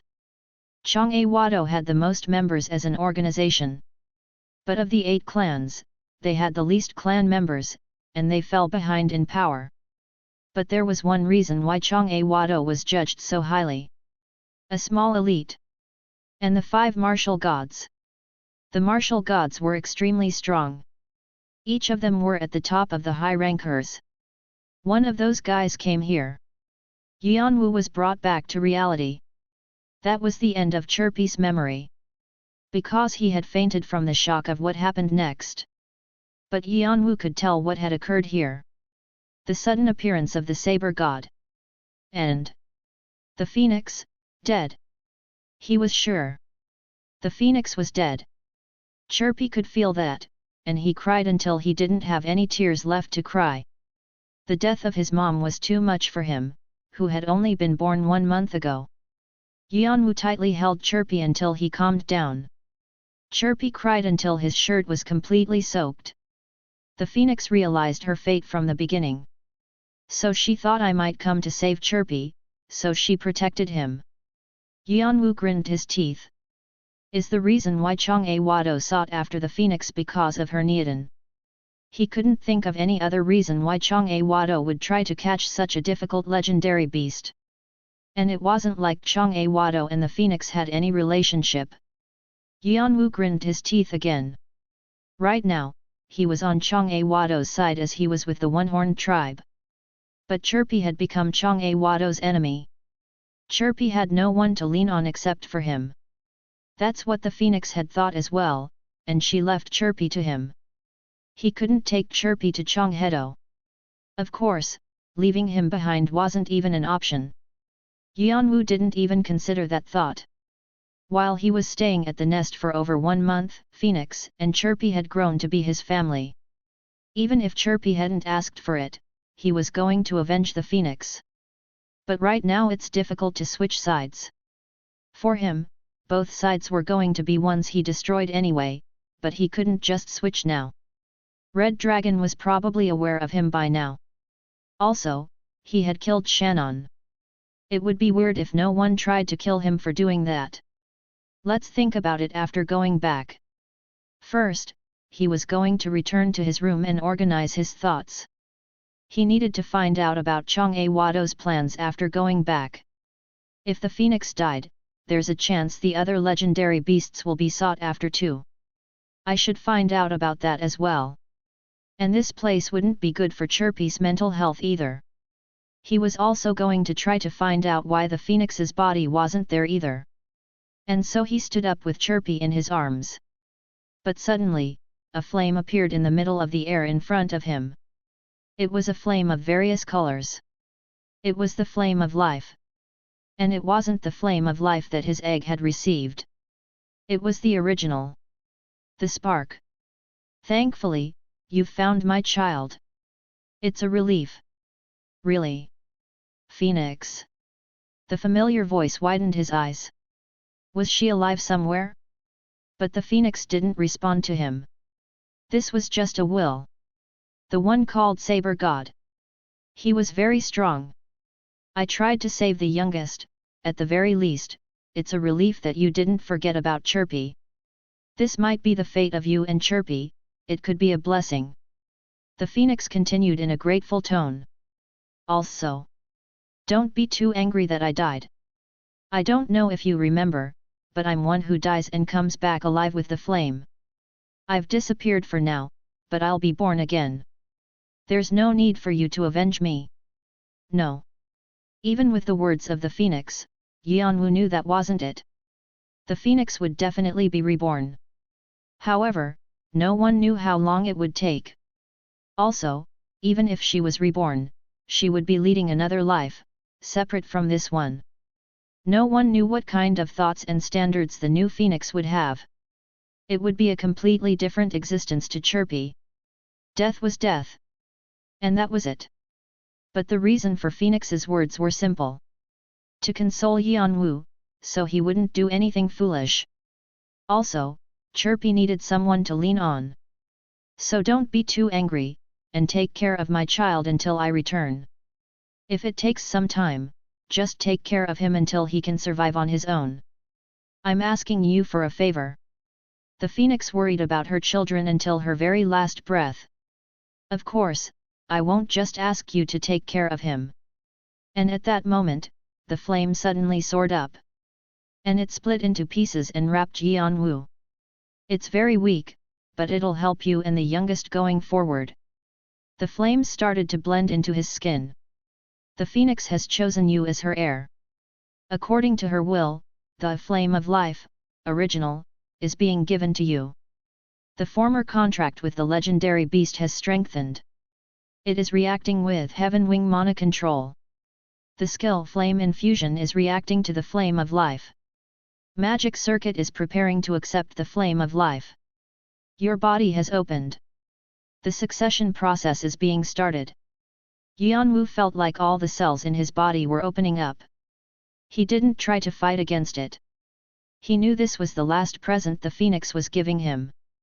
The flames were absorbed through his open pores to his magic circuit, cores, and his bones. He couldn't explain the feeling in words. At first, it was warm, like being hugged by his mom. But then, an intense pain followed. Because of the pain, his muscles burned. But Yeon-woo didn't let out a sound. He knew from studying inner cultivation that if he opened his mouth, energy would leave his body. Yeon-woo wasn't planning on wasting anything the phoenix had given him.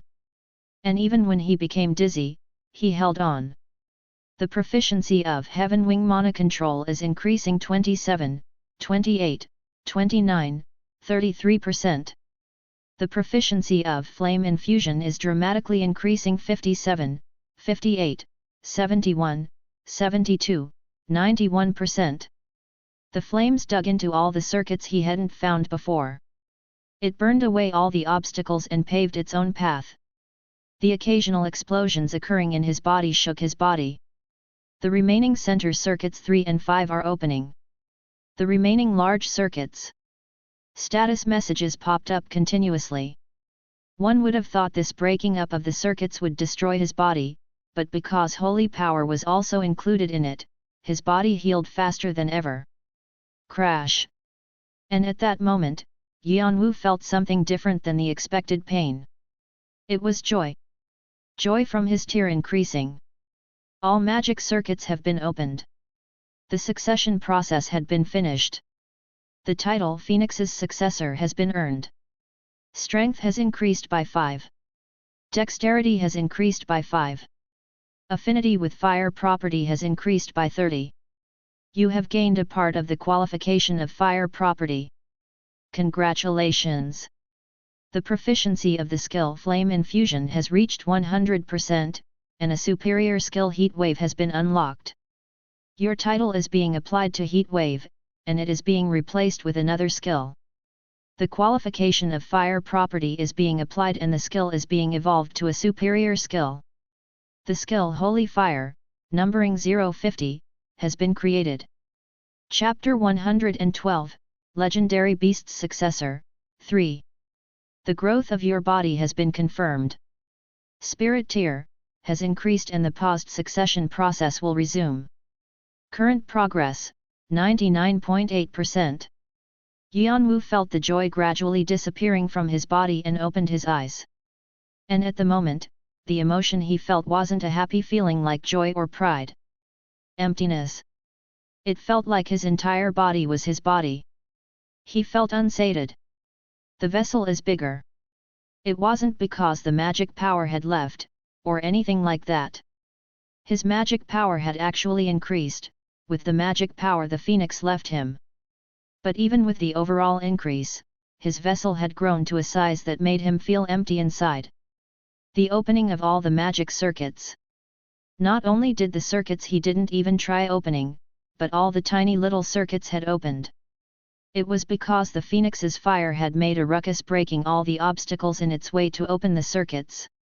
And since holy power had been added to the mix, healing him at the same time, magic circuit became larger and sturdier than before.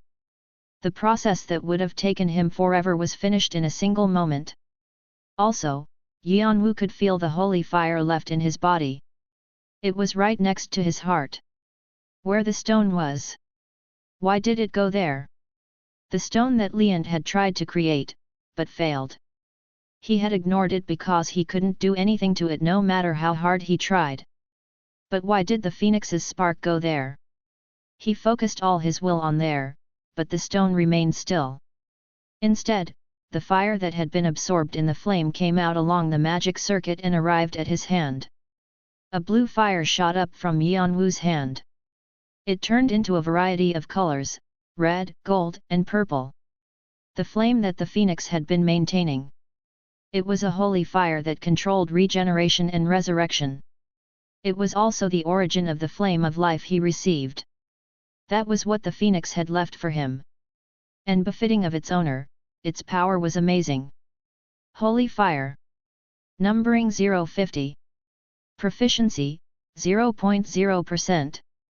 Description, the flame that defines the phoenix, who is the symbol of resurrection and regeneration. Some say it is the first fire to ever have existed. It's a pure fire that many gods desire. Asterisk purification. It burns demons and curses. It shows a great immunity and resistance to devil property. The strength of this power grows with the proficiency of the skill, and heals a part of the body. Asterisk blessing of fire. Holy fire is known as the first fire to exist. It has authority over all other fire properties and high resistance to them. It can show a control of fire. Numbering 50. It was the first numbering skill he had received after Bathory's vampiric sword. Holy fire was the absolute enemy of any evil-related properties, since it was a power that pushed away darkness and purified curses and demons. It would have been impossible to use it with the black bracelet under normal conditions, but good thing I have that trait.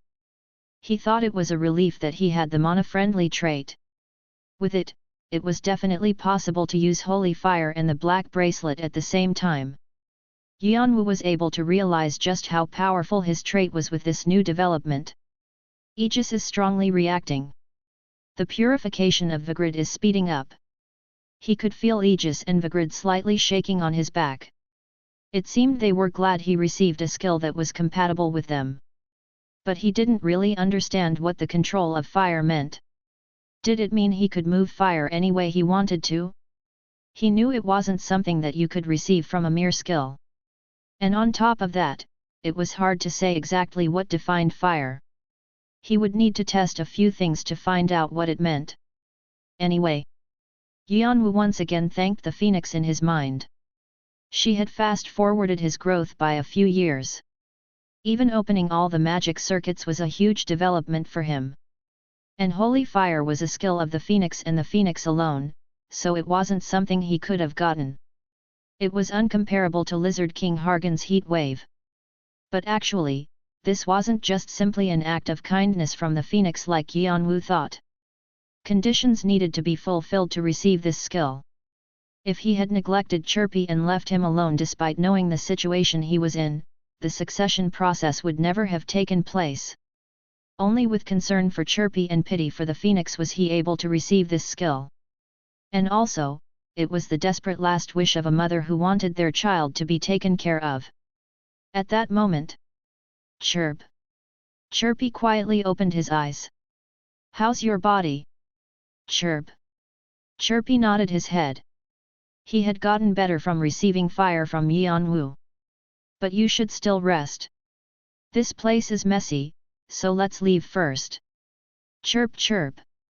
Suddenly, Chirpy shot up and urgently shook his head. He was still tired, but he seemed to want to say something.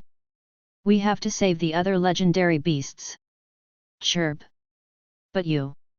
Chirp chirp. Chirpy jumped up and down in his spot. He somehow tried to change Yeon-woo's mind. Yeon-woo muttered to himself. The Saber God was planning on getting rid of the rest of the legendary beasts. And honestly, Yeon-woo didn't really care about what happened to them. He didn't really have a way to stop the Saber God anyway, since he was on Jeong-woo Cha's side. But Chirpy was telling him not to. He said that the same thing that happened to him shouldn't happen to the other legendary beasts. He should have been tired. But he put the other existences before him. He was a warm and commendable fellow. Chirp. At Chirpy's continued request, Yeon-woo had no choice but to nod his head. Okay. Chirp. But there's a limit to how much I can help. I can't even catch up to the Saber God's shadow even if I go now. Despite his recent improvements, Yeon-woo was still lacking, especially when compared to the high-ranker Saber God. That was reality. And no matter how much Yeon-woo wanted to take revenge, he always had a grasp on reality. The moment he became blind for revenge, it would only grow further away from him. Rather, he had to be more logical and calm about the situation. Chirpy nodded as if he knew what Yeon-woo was trying to say, along with words that they should escape as soon as the situation became dangerous. Yeon-woo got up with Chirpy after deciding what to do. The closest legendary beast stage was the Void Dragon in the east. He was planning on visiting that territory first. And so he began to move, but a familiar face suddenly appeared in the Phoenix's territory. Yeon-woo settled the nervous Chirpy by explaining she was a friend and went towards Eudora. How did you come here? I saw you rushing here, and I was worried. Eudora let out a breath of relief. On the way here, she had lost his trail and took a long time to finally get here. But where I was staying? Seems like Jeong-woo is hunting all of the legendary beasts.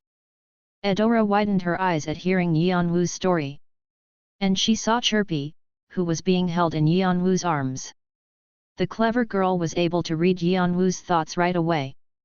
The fact that he was planning on completely breaking away from Jeong-woo. I won't ask you to help. I don't plan to ask the One-Horn tribe to help me either. But I hope you don't disturb me. That. She had been against him participating in this stupid war. But she hadn't even imagined they would be on different sides. She bit her lower lip. And all kinds of thoughts went through her head. And when she made her decision, she pulled her sword closer to her chest. Then I'll go with you. Yeon-woo shook his head. You don't need to feel guilty. There's no need to go that far. No. I want to help. Also, personally, I didn't like how Jeong-woo forced our tribe into this war. But Seseong-nim won't like that. It's been a while since I stopped listening to my father. And isn't that something you shouldn't be saying considering you've only been his disciple for a short time? Is that so? Yeon-woo lightly smirked and let out a laugh. And he suddenly had a thought. That if it was the Martial King. Rather than being angry by this situation, he would be amused. Of course, he's not going to go easy on us just because we're his disciple and daughter. The Martial King was that kind of person. I'll lead the way since I know where to go. Okay. Once they made their decision, Yeon-woo and Eudora left without any hesitation. To the east, where the Void Dragon would be.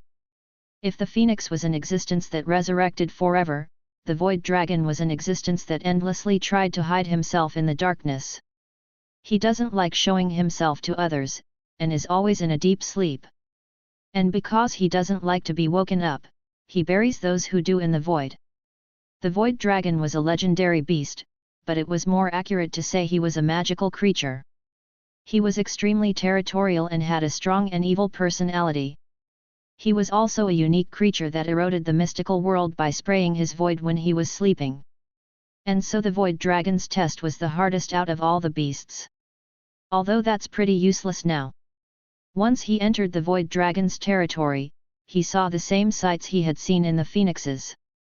The energy of the void and lightning that should have been surrounding the forest was non-existent. The same went for the inside. Dead corpses of magical creatures were everywhere. The subordinates of the Void Dragon. Each of the existences that ate the void like the dragon were lying with their throats sliced and hearts pulled out. I can't feel the Void Dragon watching me. That means. His suspicions became a reality. Or a Bani. Yes. Eudora's gaze ended at the black Void Dragon that was on the ground. He was of an immense size and was extremely long in length.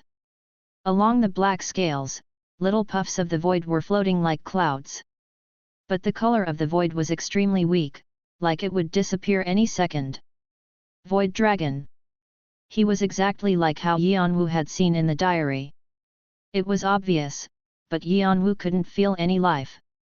He approached the corpse to see the exact condition of the dragon. Then, kikikak. A hazy laugh sounded from somewhere. What? Yeon-woo thought the saber god was nearby and turned his head to the source of the sound.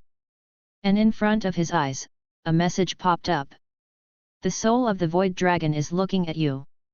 Chapter 113, Legendary Beast's Successor, 4. What? Didn't the void dragon die? Yeon-woo's eyes became bigger, and the same voice from earlier echoed in his head. It was the same way of communication as the phoenix. It was definitely the void dragon. Kahahut. I wondered what kind of guy the phoenix had a fondness for. If you're here, you also know what's happening. Then you have quite the motivation, Yeon-woo felt wide awake. Are you really the void dragon? Kinda weird that the guy who woke me is saying that, isn't I? Kikikak. What? Yeon-woo was going to ask what the void dragon meant, but trailed off because he had a thought. He didn't have the qualification to collect a soul that he didn't kill. Even if he could, the void dragon's tear was too strong, so he didn't know if it was possible. To be precise, this didn't seem to be a soul. What if it was a remaining vestige of the void dragon? Chirp.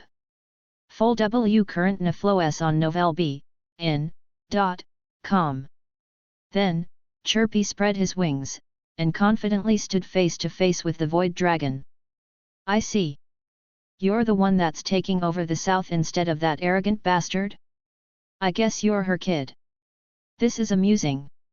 A player that's taking care of a legendary beast. I've never heard of this before. Well, I guess this is why I woke up. The void dragon was busy snickering at Yeon-woo. How was he able to read the phoenix's energy on him? Yeon-woo let out a laugh in disbelief. Just his vestige was able to have this much will. Legendary beasts were definitely different.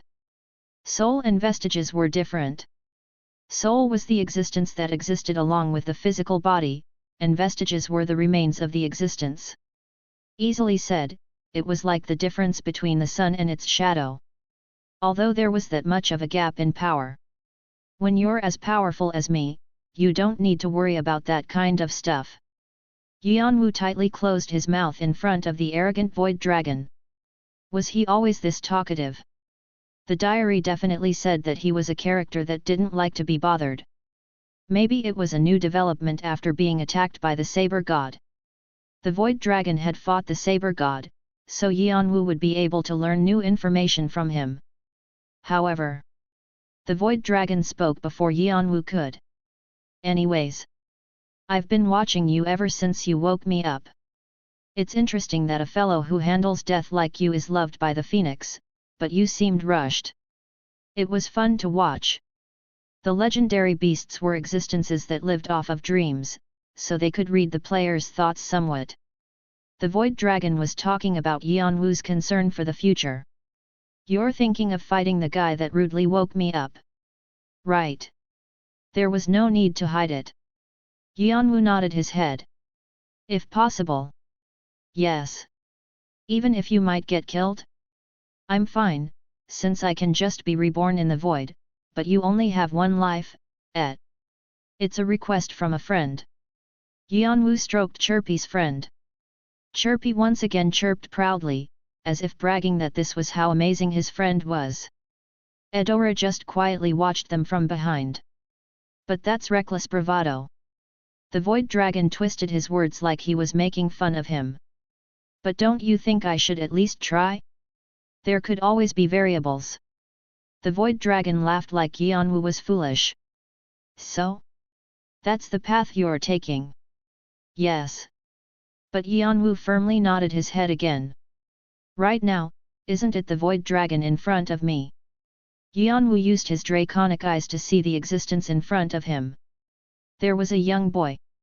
He seemed to be a 7-year-old based on his appearance, but a dense void was following him.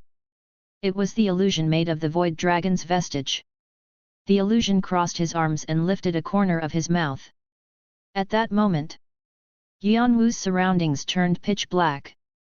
He was trapped in darkness. A lightless area that seemed like it would suck in everything. A place where life, death, and souls would disappear. Yeon-woo got shivers. This wasn't the place anyone with a soul should be. The void. Yeon-woo felt like his consciousness was spinning round and round the room. But on one hand, Yeon-woo felt a coziness despite his fear. He didn't know why. However, one thing he was sure about was that this void could erase him any second. It was the power of someone who was born from the void, even though they had died. So, I can interpret that as you are willing to use me if needed. The variables that Yeon-woo talked about. The void dragon sinisterly laughed. The legendary beasts were haughty creatures. But to think that right after he had died, this guy was saying up front that he would use him. Although the void dragon showed the will to kill if Yeon-woo made one tiny mistake, Yeon-woo nodded his head. Then you wouldn't have spoken to me first. There's no reason for an existence that thinks everything is useless would have taken an interest in a human like me, right? The reason why the void dragon suddenly became talkative. Yeon-woo thought it was because he was testing him. A drop of sweat slid down his face. As fear crept in, his body screamed like it was going to go crazy. And when the sweat dripped off his face disappeared into the void. Pwahahahut. This guy is better than I thought.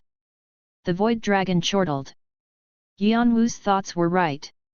The void around him went away like it had never been there, and he was back in the forest again. Yeon-woo let out a big breath. He felt like the void that had been creeping against him was still there. Chirp chirp. Chirpy protested like he realized what the void dragon did. Of course, it wasn't like the void dragon was gonna listen to him. He snorted and spoke to Yeon-woo. Okay. Fine. You have to have at least that much confidence to get something done. I hate guys who bark and don't bite. The void dragon continued, twisting his lower lip. I despise being woken up from my sleep. More than dying. That guy not only woke me up, but he took my Neoten and heart. Anger could be heard in his voice. I'm not strong enough to leave this territory in this condition, and I'm not patient enough to wait around being reborn in the void again.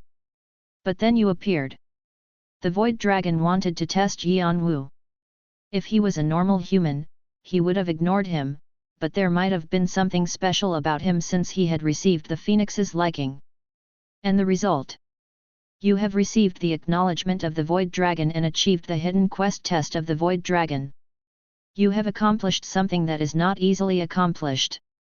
Additional karma is being rewarded. You have received 5,000 karma. You have received an additional 3,000 karma. You are being rewarded with the void dragon's favor. Affinity with the void dragon has dramatically increased. Affinity with tree property has increased by 50. Affinity with dark property has increased by 50. Thunder property. But even if you fight against the saber god now, there's still a wide gap between you. I'll lessen that for you. The void dragon has suggested a second test. Will you accept? Yeon-woo felt his eyes widen. The second test. He had wanted to receive a test from the void dragon anyway. Yeon-woo quickly nodded his head. Hidden quest / the void dragon's second test. Summary: the legendary beast of the east, the void dragon, wishes to punish the enemy that woke him from his deep sleep. But he is not able to leave the territory of the void. The void dragon wishes to assign you a job. Please accept the power that is being given to finish the enemy. As the severity of the punishment increases, the rewards will also increase as well. Rewards: 1 Beat of the Abyss. 2 Wrath of the Void Dragon. 3. Alright, with this, the contract is done. The Void Dragon smiled so widely his canines could be seen. And his existence scattered into thousands of pieces of the void and started to permeate Yeon-woo's body. Hub. Yeon-woo shot up straight. He could feel a colossal amount of magic power entering his body. A strength made up of tree, dark, and thunder property. The vestige was being absorbed by Yeon-woo. The big pieces have been stolen, so this is all that's left, but I hope this will help at least a little. It was a present to somehow decrease the gap between the saber god and him. The void dragon's vestige started to fade away and melted in his magic circuit. You have received the blessing of the void dragon. You have absorbed a great amount of magic power at once. Strength has increased by 15. Dexterity has increased by 10. You have earned the title Contractor with the Void Dragon. Some time passed before Yeon-woo opened his eyes again. The Void Dragon had said it wasn't much, but it was a big amount to Yeon-woo. It made him feel like he had eaten another Akasha's snake. Thanks to that, he was able to fill a part of his magic circuit, which had grown because of holy fire. However, he was still lacking in magic power. But if comparing just the total amount, his magic circuit had increased by about 1.5 times the original amount. Unlike the Phoenix's inheritance, it's a lower-leveled blessing, but this is still pretty impressive. The Void Dragon's vestige was gone now. It seemed like it had only remained here to give the power. Yeon-woo turned around to look at Eudora. To Eudora, it looked like Yeon-woo had swallowed a legendary beast whole, so she is staring blankly at him, and then she nodded her head. They needed to quickly catch up to the moving saber god. The next location was the north. The Abyss Turtle. Boom! A big shape fell to the ground. The Earth's axis shook up and down. It was a legendary beast that looked like a hybrid between a large snake and a turtle. It was the Abyss Turtle.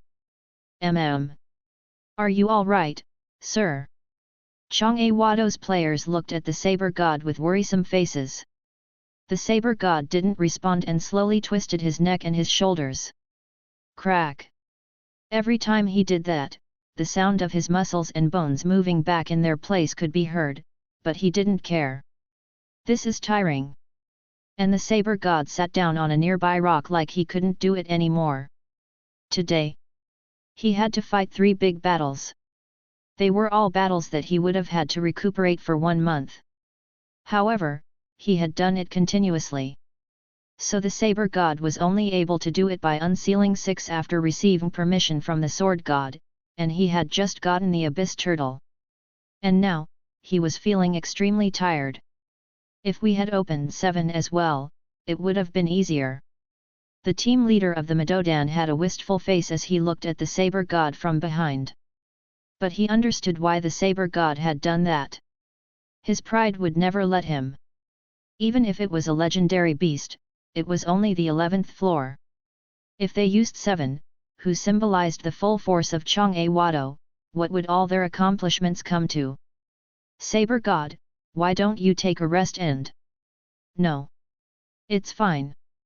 The legendary beasts have probably realized what's happening to them, and Red Dragon will come after sniffing us out. We need to finish it before then. At the saber god's firm response, the team leader stepped back. If the other martial gods had helped, it would have gone faster, but they were all doing their duties. There was no one other than the saber god to do this job.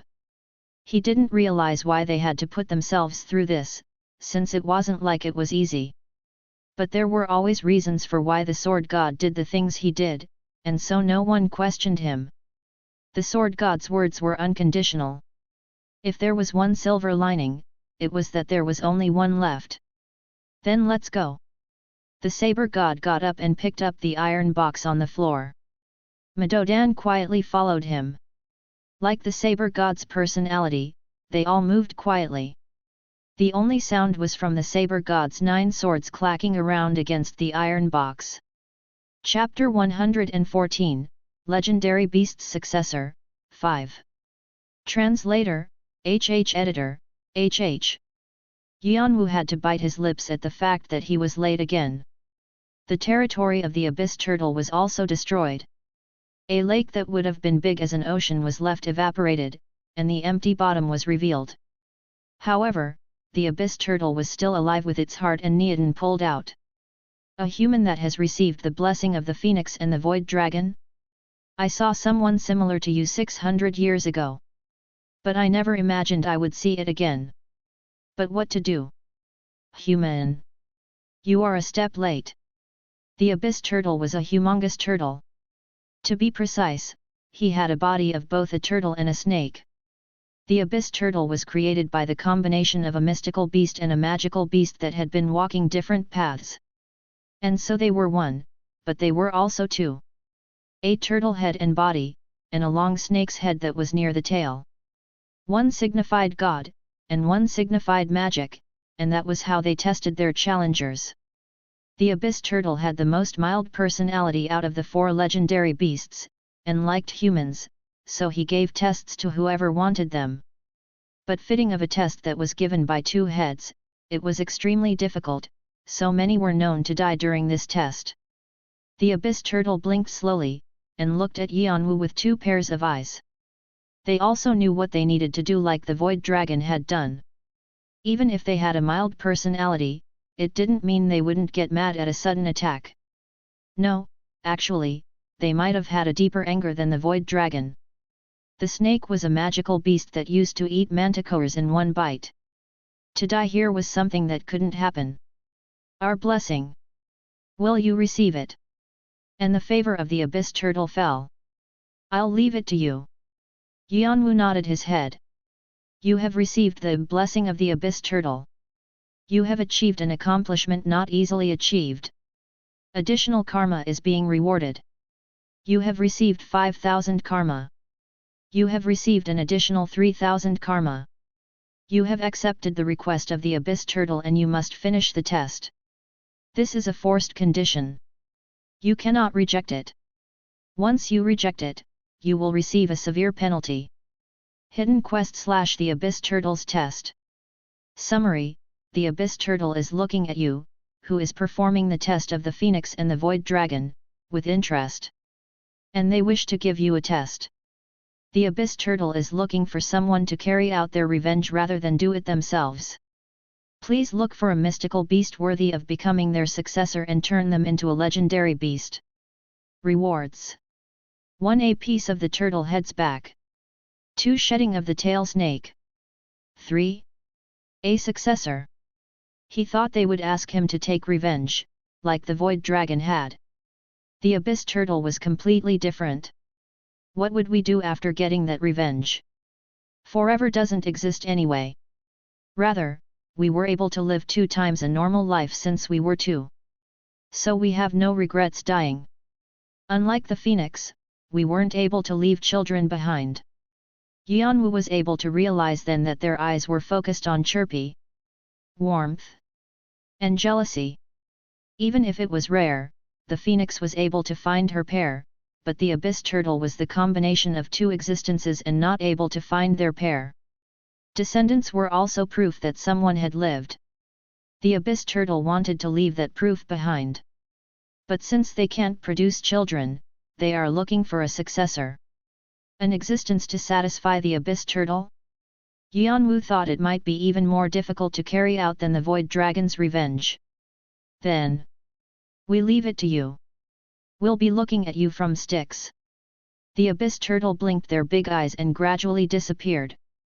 As the dust blew in the wind, they were divided in 2. The turtle section and the snake section.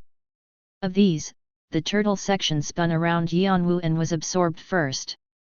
The magic circuit is opening. You have received the nickname substitute of the abyss turtle. Strength has increased by 10. Dexterity has increased by 10. Affinity with the water property has increased by 50. Affinity with the ice property has increased by 50. Like with the void dragon, his empty magic circuit started filling up. But this wasn't all the abyss turtle left him. Now, the dust of the snake section landed on this skin. The skill Blue Spirit's Blessing, temporary, has been created. Skill. Yeon-woo's eyes became bigger as he checked his new skill. Blue Spirit's Blessing, temporary. Rank. Proficiency, 0.0%. Description: a spirit has been stuck to you by the abyss turtle so you are able to focus solely on the test. With the spirit, the different blessings of the legendary beasts will not clash and you will be able to use them all. This skill is inherent. Only those that have been acknowledged by the Abyss Turtle can receive this skill, and depending on the proficiency, growth is possible. It's a passive skill. It was a simple explanation, but Yeon-woo realized the Abyss Turtle had given him something much needed. He could already feel the different energies in his body settling. The blessings of the legendary beasts were a very strong blessing. Like he had to beware of the compatibilities of the buffs, same went for these blessings. If such a clash occurred during a battle, it would only lead to his destruction. This skill was outstanding in preventing that. It was good to use his strength to its full power. Yeon-woo tried to find the blue spirit, but he couldn't feel anything. It was probably because he wasn't under their control. Yeon-woo lightly shook his body, and moved to the next location. The saber god's next stop was the saber-toothed tiger of the west. After running at full strength, Yeon-woo was able to get there before the saber god. However, "You're hilarious. You're telling me to leave? Me? Me, who has been here since the beginning of the tower." Yeon-woo told everything he had seen to the saber-toothed tiger. The fight between Red Dragon and Jeong-woo. The happenings of the saber god. The 3 dead legendary beasts. He warned to leave because it would become dangerous here. However, the saber-toothed tiger snorted. And even made fun of the other legendary beasts who were killed by a mere human. The Void Dragon and the Abyss Turtle have lost their touch. Stupid fools. Haha. And the Phoenix has left a wool to be inherited? She's crazy. And growled, revealing his canine that was as big as his head. Go away, human. I'm different from you. I'll take care of it by myself. But I said go away. A low howl made the atmosphere shake. As if saying he would kill him if he annoyed him any longer. The saber-toothed tiger was known to have the most pride. And so to earn his test, you have to put in a lot of effort, and he was upset that Yeon-woo had come here without any plans. Chirpy tried to convince him, but he refused, saying they had only ended up like that because they were stupid. And he even said something he shouldn't. Or, leave the child with me. Legendary beasts can help each other get stronger. Eventually, Yeon-woo left with a scowl from the saber-toothed tiger's territory. What are you planning on doing now? I'm not sure. At Edora's question, Yeon-woo looked at the saber-toothed tiger's territory with a crease on his forehead. If I may say something out of concern. We'll never be able to stop the saber god ourselves. Never. You don't have to worry about that. I can differentiate between courage and foolhardiness. Chirpy nodded his head. Now, he didn't really want to help the saber-toothed tiger anymore. Reason being, he had called his mother stupid. And as if he was teasing him, he wanted Chirpy to be given to him. It was a situation where not getting angry was weird. But still, a small part of his mind wanted to help the saber-toothed tiger. He only needed to leave for a second. But why was he being so stubborn? Yeon-woo kind of understood the tiger. Even if he knows it's dangerous, his pride won't let him. He had lived a long time as a legendary beast. To leave his territory would be extremely painful for his confidence. So there was nothing Yeon-woo could do. The tiger had shut his ears. No amount of convincing would work. And he couldn't wait here and help fight against the saber god once he arrived. It wouldn't be easy to defeat the wall of the Madodan that always followed the saber god like a shadow. He needed another method. May I tell you my opinion? Then, Edora carefully spoke up. Yeon-woo looked at her with an intimidating look. Do you have a good idea? First, I think we should leave here. The reason? Because we no longer have any reason to remain. Reason to remain? Edora furiously nodded her head. Yes. Along with the Phoenix, the Void Dragon and the Abyss Dragon left things for you. So we should follow those. But the saber-toothed tiger is different. Her voice was firm. He ignored our warning, and he denied our assistance. So didn't we do everything we could? Yeon-woo nodded, because Eudora was completely right. The only reason they had come here was because of Chirpy's request. They had no personal relationship with any other legendary beast other than the phoenix. So first, we should leave, and plan for the future. I don't think it's good to even pass by or meet the Saber God. He would get the Saber God. Even without what happened to the phoenix, it was something Yeon-woo had to do at some point. But it wasn't now. This needed to be continued carefully. Knowing that, the Void Dragon hadn't placed a time limit on his revenge. But Yeon-woo wasn't able to leave so easily. Even if he left, there was one thing he wanted to confirm. In the end, Yeon-woo made his decision. All right. I think it's right to follow your decision. Eudora nodded her head with a brighter face. To be honest, she had worried about him the moment they chased after the Saber God. To fight with the Saber God meant war against Jeong-woo. It was totally impossible. Even if she helped Yeon-woo, she was slightly worried that she could be fighting against the One-Horned tribe. But thankfully, it seemed her argument had worked. Like his logical and cold personality, Yeon-woo definitely wasn't foolhardy. Yes. So let's go back and think things through again. We might have a new chance to catch Jeong-woo. But Eudora didn't know. Even though Yeon-woo was logical and cold, he never gave up. No. I've already made my decision. I can't be with Jeong-woo anymore. I'll get my egg back and return right away. Eudora's eyes widened. Then, I'll find my egg and cross over to the Red Dragon. If I can't do it by myself, I'll use someone else's strength to do it. Under the mask, Yeon-woo's eyes sunk. As if they had collected the void from the Void Dragon. Black. If I could lead Red Dragon and Jeong-woo to their end. Plans flashed by Yeon-woo's head. But before that, I should get what I can. If all of the legendary beasts' powers were collected, what would happen? Yeon-woo folded and unfolded his left hand. Bathory's vampiric sword's cold teeth clattered together. Chapter 115, Legendary Beast's Successor, 6. Translator, HH Editor, HH. The saber-toothed tiger snorted. Stupid fools! How pathetic do you have to be to get the pity of humans? You don't even deserve to be called legendary beasts. The phoenix, abyss turtle, and the void dragon. He acknowledged them since they were called legendary beasts. But since they had died so easily he didn't know what to think of them. Maybe they had forgotten about what they were since they had lived so many years peacefully. Whatever the matter, the fact that they're stupid fools doesn't change. He especially disliked the one wearing a mask, the one protected by the phoenix. Legendary beasts were existences that were enlightened. But those existences relied on humans? The saber-toothed tiger no longer wanted to think about them, because the more he thought about them, the more angry he became. But he thought he should get ready for the humans that were going to come here. I'll have to use my strength for the first time in a while. The saber-toothed tiger let out a howl. It called all of the subordinates in his territory.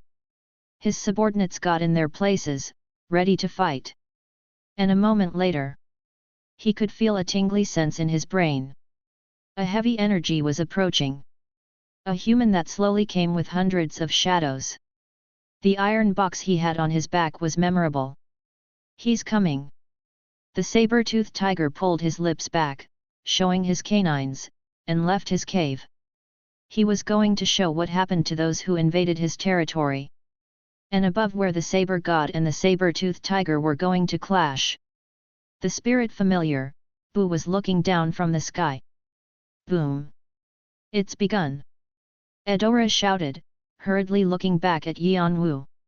Even if they were quite far away from the saber-toothed tiger's territory, they could hear large sounds as loud as thunder. The ground shook, and even Eudora could feel the tremors. Eudora's mouth felt dry. Strong. Extremely. With her eyes that could pierce the truth, she could see it clearly. Two tornadoes that sharply twisted like a knife was one-sidedly destroying the land. It was easy to tell whose it was. The martial king had destroyed half of Karam with one strike. But this was a strength different from that. One that only humans at the top of the pyramid could achieve. A wind like a knife blew everyone, and the entire stage of the 11th floor trembled. And the saber-toothed tiger wasn't able to fight back. To fight against someone like that? It was too much. It was impossible. Even if they were to fight against that person, it would have to much later in time. Only after they had steadily climbed more floors. No, even after that, they would still be a gap in strength. Eudora was actually grateful to the saber-toothed tiger for kicking them out. If they had been there with the saber-toothed tiger? There was no need to even ask. They would have died. Like a big rock that had thrown against a colossal tiger. Of course, since she was the princess of the one-horned tribe, it might have been okay, but there was no telling what might have happened to Yeon-woo. However, Yeon-woo didn't shrink back at the immense power. He was calmly looking on. His gaze was one of a hunter that was getting ready to go catch a tiger. A hunter trying to catch a high ranker. It didn't even make sense, but what was she supposed to do about that gaze? Then, Yeon-woo was stroking Chirpy's head with one hand and speaking to him. Chirpy. Chirp? Chirpy widely nodded his head and focused on sharing his view using the connection. It was the view that the spirit familiar Boo was sharing. With more training of the black bracelet, Yeon-woo was able to easily share senses with the spirit familiars. Of course, as the distance was increased, it became more difficult, so he was only able to share his vision. But that was enough to watch the fight between the saber god and the saber-toothed tiger. And Chirpy was able to see through the connection with him. Boo wasn't discovered by the saber god, since he was high up in the air and he had hid his presence as much as possible. Even if he does get caught, the saber god will be too worried about the fight. Yeon-woo focused on Boo's vision. The diary has records about fighting with the saber god, but there's a need to confirm how much stronger he became after all that time. And I need to see his strengths and weaknesses. Seeing for myself will help with that the most. The saber god was one-sidedly fighting the saber-toothed tiger. His appearance was calm, but his fighting methods were vicious. The saber god first threw the iron box he brought into the air. As the knives that had been inside the box spread all over the ground. 9 knives, big and small. They were swords that he had collected from different floors. Each were precious artifacts of old lords, or being powerful enough to be called gods. The saber god mindlessly planted these anywhere, and pulled each of them out while fighting the saber-toothed tiger. If he needed to attack his abdomen, he would grab the nearest sword and throw it, and so on. There was no particular order. He freely surrounded the saber-toothed tiger and kept on attacking him with knives. With that method, the saber-toothed tiger wasn't able to move at all. The repeated attacks left him with wounds all over his body. You dare! You dare! At the saber-toothed tiger's anger, the atmosphere became more cold. But the saber god didn't care a bit and continued to attack. His speed increased, and the strength that he threw his swords increased as well, so it was like a bomb was attacking the saber-toothed tiger. The tiger's skin was ripped, and you could see his bones. His right leg had already been cut off, so his balance was off too. The saber god smiled like he was having fun. There wasn't any sound, but it was clear he was laughing. He looked like a demon that had come to enjoy destruction. He's almost playing with him. Was the saber god always this strong? Yeon-woo frowned at the strength of the saber god that had vastly increased from the diary. And with the attacks that were becoming more violent, he tried to cut off his connection with Chirpy. It was clear how the fight with the phoenix might have gone. He didn't want to leave him with a trauma. But Chirpy shook his head like he was telling him to stop. Yeon-woo could feel his strong determination. Okay. But if you like it's too much, let me know. You don't have to force yourself. Chirpy. Yeon-woo proudly stroked his head, and became lost in his thoughts looking through Bu's vision. I don't think the saber god naturally became stronger. It looks like he put on some kind of magical artifact. Or did he get his hands on something else? Or dark magic? Yeon-woo's eyes flashed coldly. He thought he found a great hint to somehow defeat the saber god in the future. Boom! And when the saber god grabbed the ninth sword that he hadn't grabbed before, the world exploded like it was ending, and half of the tiger's head flew off. His eyes were filled with shock. And Yeon-woo immediately called out to Bu. It was to tell him to hide in case the saber god found him. Now! Chirp! Yeon-woo shot up from his spot. And Chirpy, who had read his thoughts, got on his shoulders and tweeted loudly. Yeon-woo used all his strength to use his shunpo to get to the saber-toothed tiger's territory. He had told Edora to watch over the spot. It might look like a suicide mission to anyone else. As expected, he's not here. When Yeon-woo had arrived at the territory, the saber god had already fled. It was probably to get away from the red dragon, who might arrive soon. But it's an opportunity for me. Yeon-woo landed near the saber-toothed tiger's corpse. His Neodon and heart were already gone. His head had half blown off, so it was extremely violent to see. Yeon-woo lightly clicked his tongue. He had definitely warned him, and he had ignored him.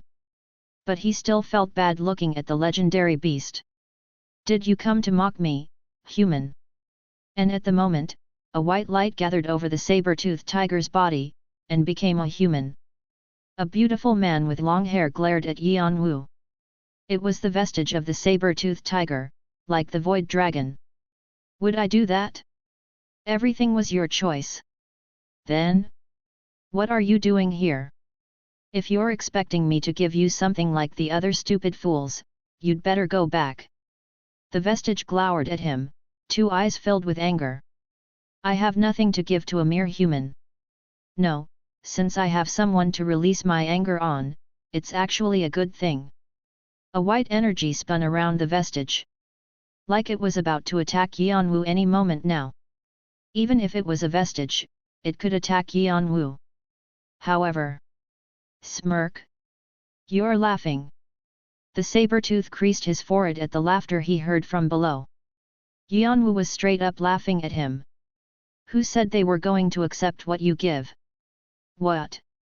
Yeon-woo didn't even bother being respectful to him, since there was no reason to do that to someone that showed an enmity to him. I can just take it myself. What? Before the vestige roared in anger. Yeon-woo spread out his left hand and took it to where the dead body of the saber-toothed tiger was. Visit No. V. Elb. I. N for the best novel reading experience. Eat up. Chapter 116, Legendary Beast's Successor, 7. Translator, HH, Editor, HH.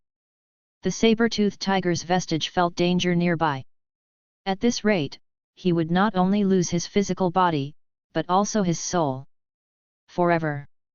But Bathory's vampiric sword was already approaching his corpse. A scream that made goosebumps on his back. With the sound of a ghost in hell that was telling him to follow him, the saber-toothed tiger's body started to dry up at a quick pace. You have used Bathory's vampiric sword. You have received vitality and spirit power. Strength has increased by 2. Dexterity has increased by 1. No. The vestige ran at Yeon-woo with a shout. He had realized too late what Yeon-woo was trying to do. Energy drain. The horrifying ability of forcefully taking the energy of your opponent and making it yours. The problem was the Yeon-woo's energy drain was one of the most superior skills. Not only did it drain all the energy, it sucked the soul up as well. Yeon-woo had been waiting for this moment since the beginning, and came over to the territory just for this. It was so he could absorb as much magic power as possible before it left the corpse. Even without the Neodon or the heart, a legendary beast's body was a storage unit for magic power. Also, it would be nice if I could collect the soul of the legendary beast while I'm at it. The black bracelet could only collect souls he had killed.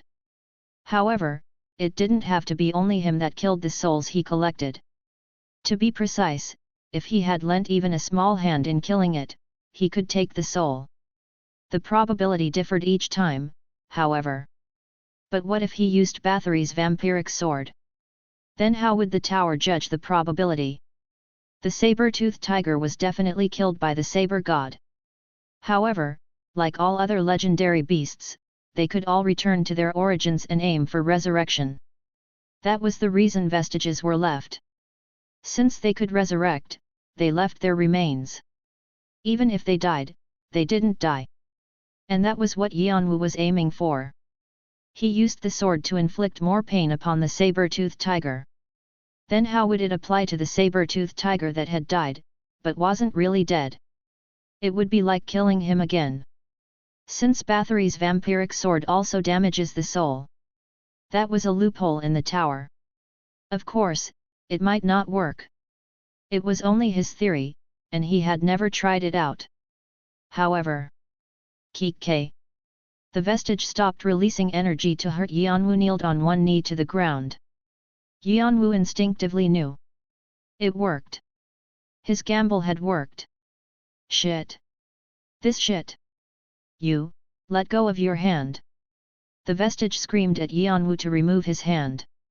He must have been pained, because he was leaning heavily on one foot on the ground. His eyes were bloodshot. But no matter how much he tried, the corpse continued to dry up at a rapid rate. On the other hand, Yeon-woo felt a new strength entering his body. His empty magic circuit filled up to the brink. His body became sturdier. It was incomparable to the power that the Void Dragon or the Abyss Turtle had left him. It was a bit of a shame he couldn't get the Neoden and the Heart, but the amount of power he got was almost enough to substitute them. The growth of your body has been confirmed. The halted succession process in continuing.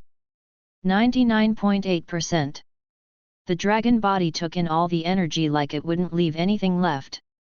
And because it thought his body was lacking to take in all the energy, his vessel became larger. To a mere human. Thinking that he was not only killed by a mere human, but also robbed of all his achievements throughout the years, and with the thought that he might really die made him scream in fear. The vestige, that had been flying around in the air like a broken doll, scattered into dust. You have successfully absorbed the saber-toothed tiger's corpse. You have achieved absorbing the vitality. You have achieved absorbing the soul. The proficiency of the skill Bathory's vampiric sword has dramatically increased 30.1%. You have succeeded in collecting all 4 of the legendary beast's inheritance. You have achieved an accomplishment that is not easily achieved. Additional karma is being rewarded. You have received 5,000 karma. You have received an additional 3,000 karma. The powers of the 4 legendary beasts are clashing within your body. Blessing of the Blue Spirit, temporary, is combining all the powers. The combined power is being added to the magic circuit. The proficiency of the skill magic circuit has increased 52.1%. Strength has increased by 15. Dexterity has increased by 12. You have earned the title Plunderer of the Saber-Toothed Tiger. Titles Phoenix's Successor, Contractor of the Void Dragon, Abyss Turtle's Substitute, Plunderer of the Saber-Toothed Tiger are being combined into one. You have earned the new title Legendary Beast's Successor. Title, Legendary Beast's Successor. A title awarded to the player acknowledged by all the legendary beasts on the 11th floor. Effects, resistance against all properties by 15%. Control over magical creatures like mythical beasts dramatically increases. Also, with the blessing of the legendary beasts, your innate powers are being activated. Yeon-woo slowly opened his eyes. His face was full of smiles. It was something he felt every time, but he could never get used to the joy of growth.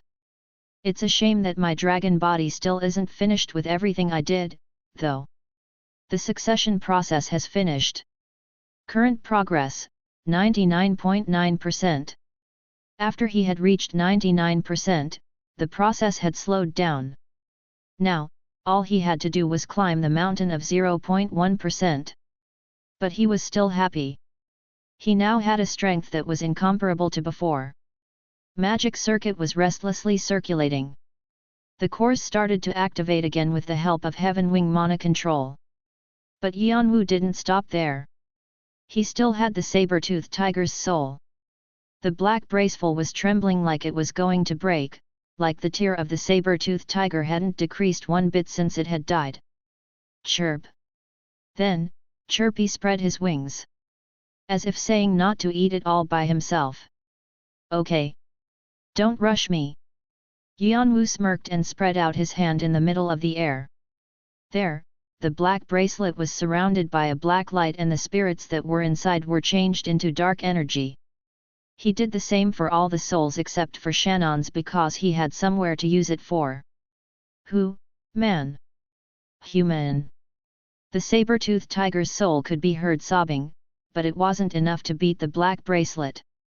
Eventually, even his soul was made into a spirit bead. The spirit bead was larger than other spirit beads. It looked like a jewel. He tossed it to Chirpy. It was a bit much for Chirpy to eat the bead that was as big as his head, but he pecked it into pieces to be able to swallow it. It was a bead that had the spirit of a legendary beast. It would be able to get sold for an astronomical amount. It was still less compared to the Neodon or the heart, but it was still a large amount. And Yeon-woo gave it to Chirpy without any hesitation. The more Chirpy grew, he felt like he would be able to grow with him. And when Chirpy finished the bead, a foggy light followed him. It turned into a blue flame, and it soared into the sky along with Chirpy, who had grown into the size of a falcon. And when the flame faded away, a sharp beak and sharp eyes. The top was shining with an ashy blue color, and the bottom was gold. Black patterns followed the path of a fire like it was going to burn the world. The size was a bit smaller than 50 centimeters, but when he spread his wings, it was a threatening meter wide. The baby phoenix, Chirpy, has been able to grow with the spirit bead. It is causing the appearance of discord. The dark energy has lifted some of the innate evil.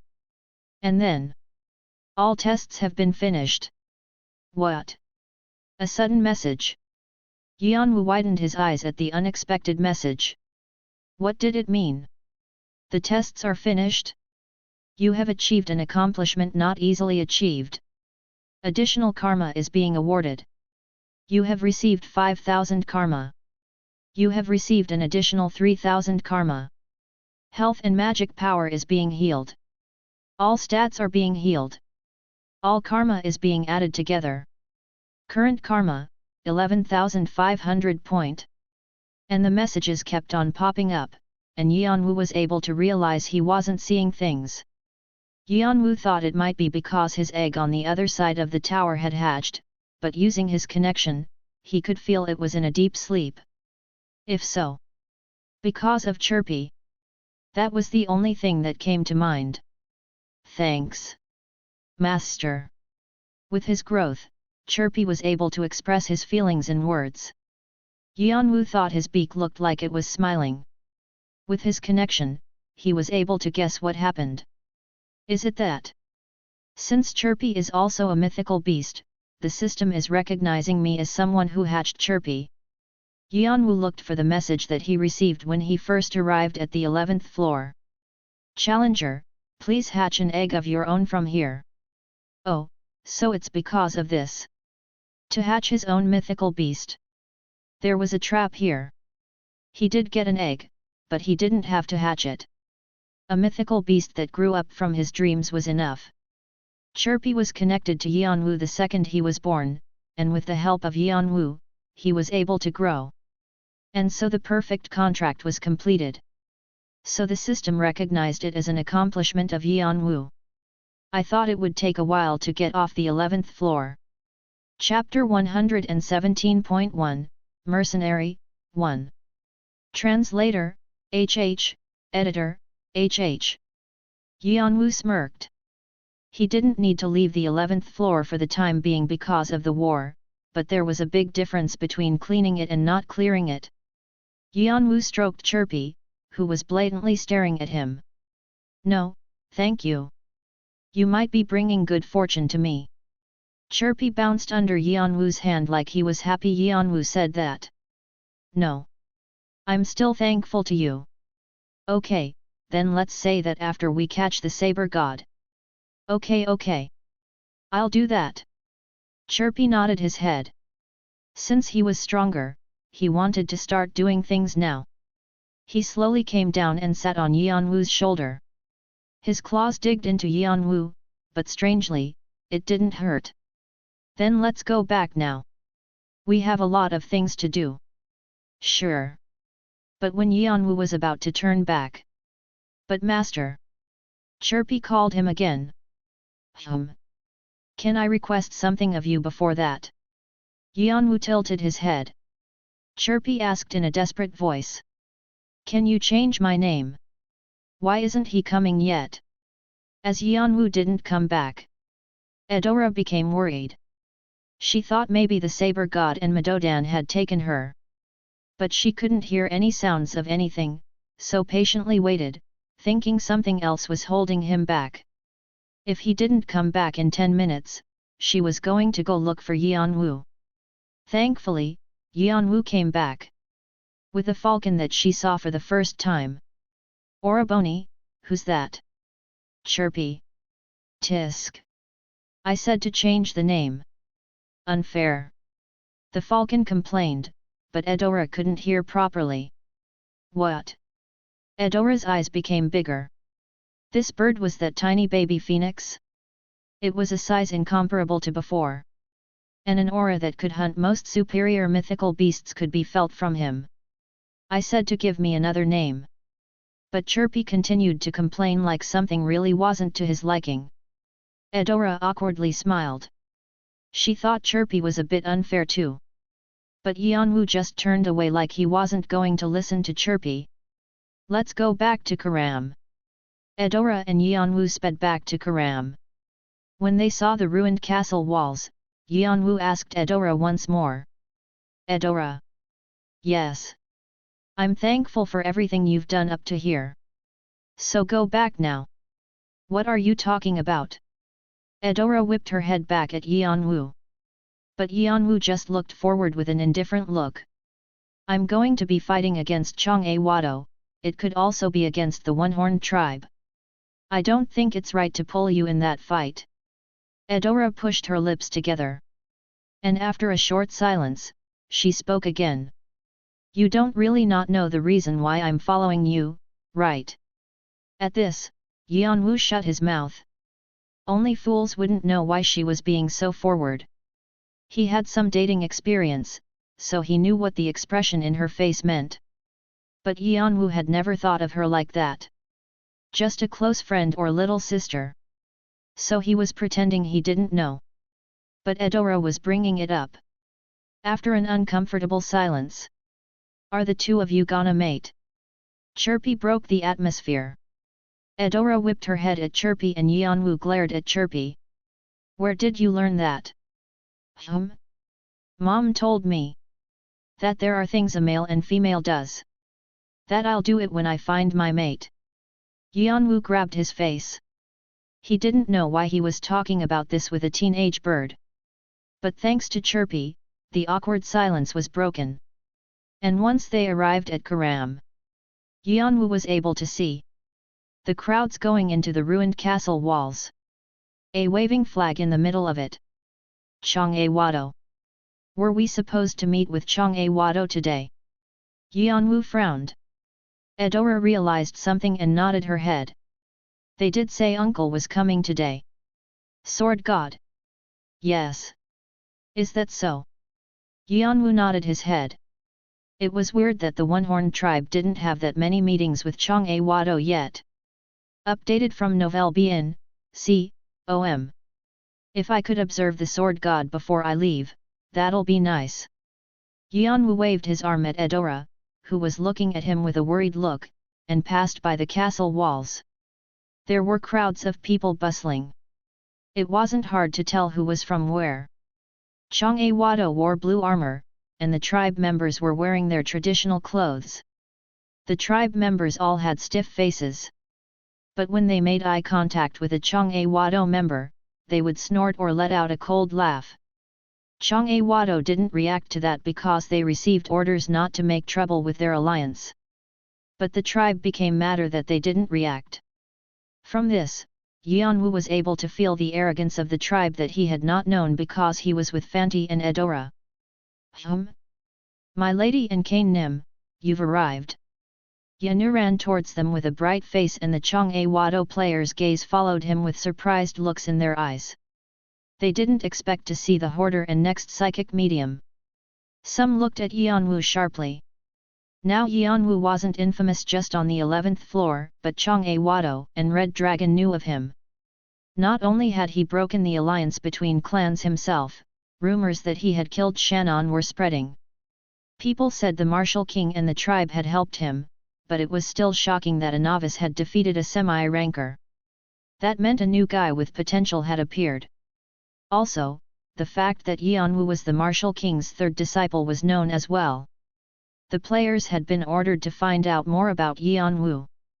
But Yeon-woo ignored them all and asked Yeon-woo, "Is Seseong-nim inside?"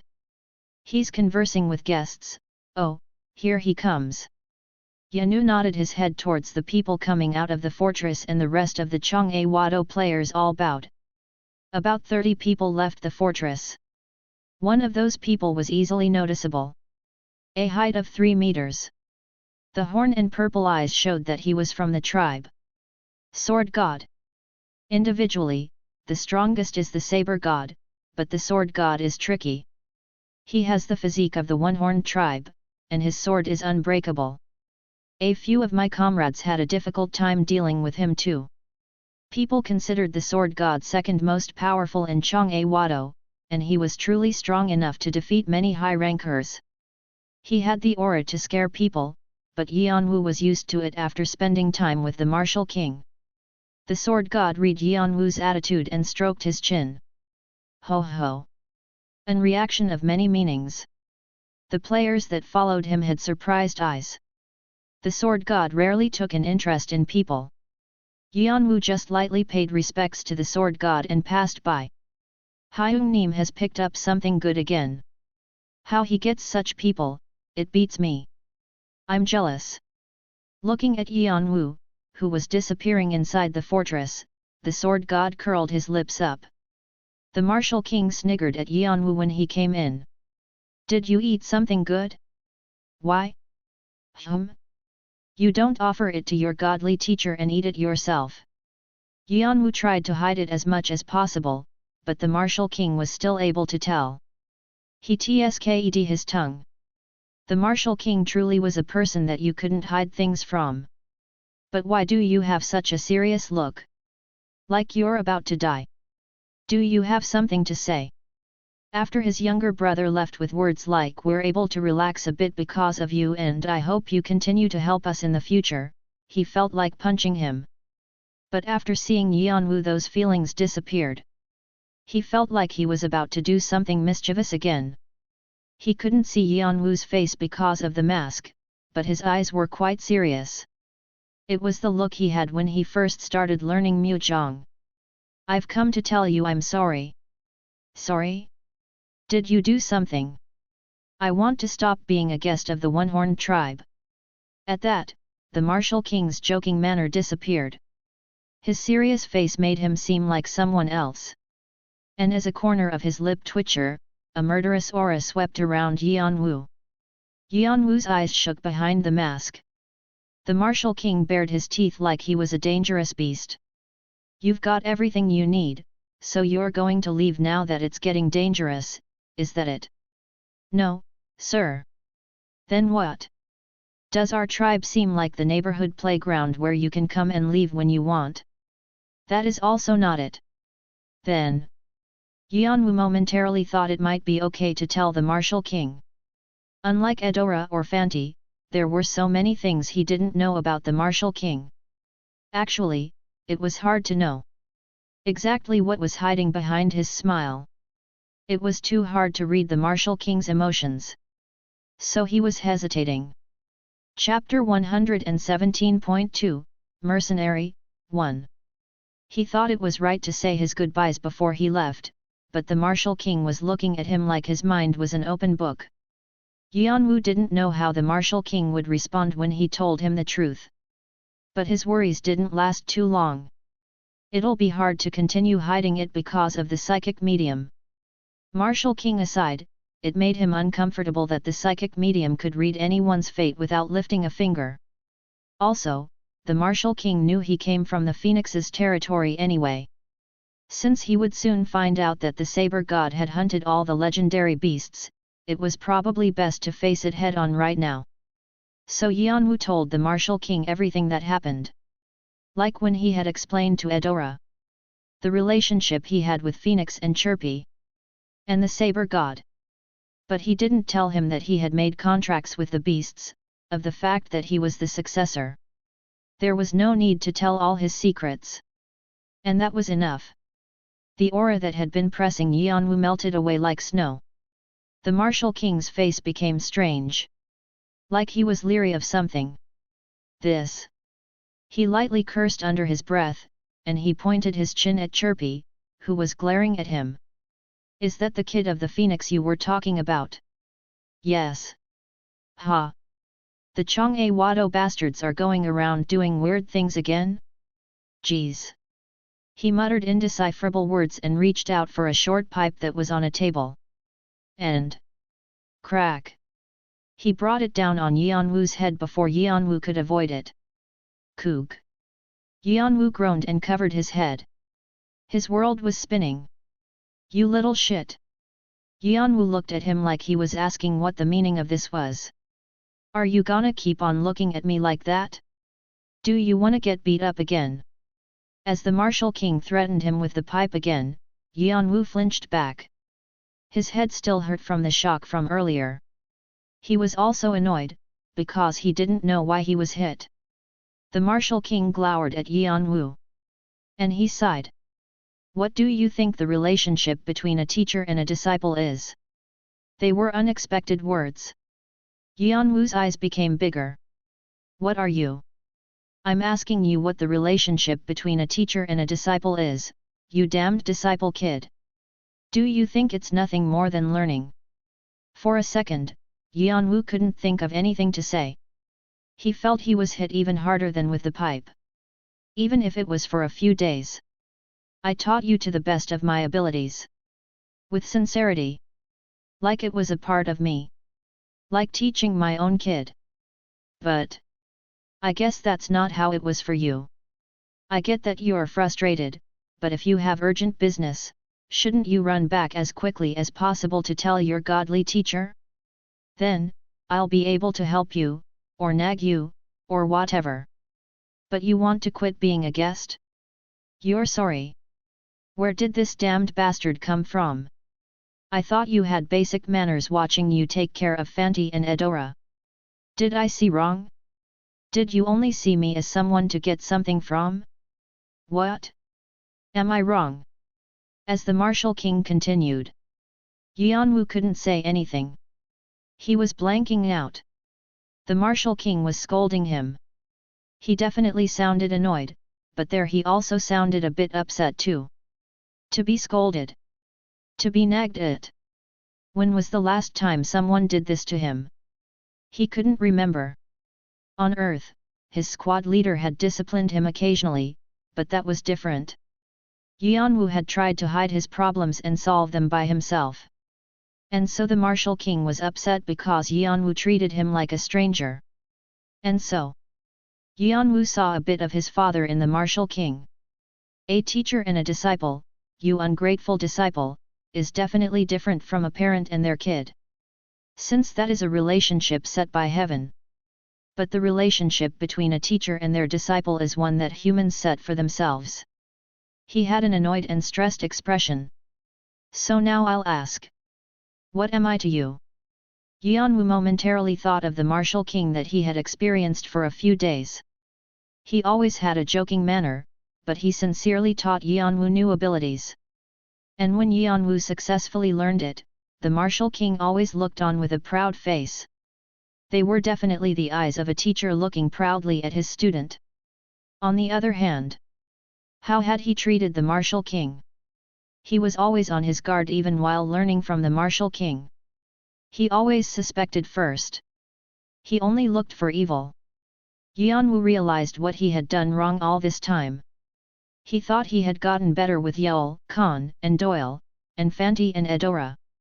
On one side, it was obvious that he do this, but it was also something that hurt others' feelings. After a long silence, Yeon-woo was able to respond. "You're my teacher. Is that what you think?" "Really?" the martial king asked with an irked face. Yeon-woo laughed and nodded his head. "And I'll think of you as my teacher. So then that means you didn't think of me as your teacher before? You crazy bastard!" The martial king shook his head with an unbelievable face. Somehow, he saw himself in him. Clang! The martial king placed the pipe that wasn't needed anymore back on the table. "Okay. That's enough. Then go." Yeon-woo nodded his head. Actually, there was nothing the martial king could do to help him. Before he was his teacher, the martial king was the leader of the one-horned tribe. He couldn't flip sides like he was flipping pancakes. So he couldn't fight along with him. But he could let Yeon-woo roam freely. He was going to quietly cheer on Yeon-woo from the crowds. In his own way. "And take this." Yeon-woo grabbed the books the martial king tossed at him. The second and last sections of the 8 extreme fists. "Thank you." "Ugh. Whatever. Take it and leave. And when I meet you again I'm going to punch you first even if you're my disciple. And don't worry about the egg. It'll be safe." If they met in war, they wouldn't meet as teacher and disciple. Since they would be enemies, they could kill each other using their full power. But Yeon-woo knew the warmth in those words. And he bowed even further. After staying in that position for a while, he quietly left the room. "Thank you." Endlessly repeating the same words in his head, knowing he could never say it enough. Chapter 118, Mercenary, 2. Yeon-woo tightly held onto the skill tomes and saw Edora when he went outside. Once she saw Yeon-woo, her gloomy face turned bright. And she frowned when she saw Yeon-woo's face. "Oraboni, your head." He reflexively touched his head and grinned. There was a slight bump. "It's nothing, so don't worry about it."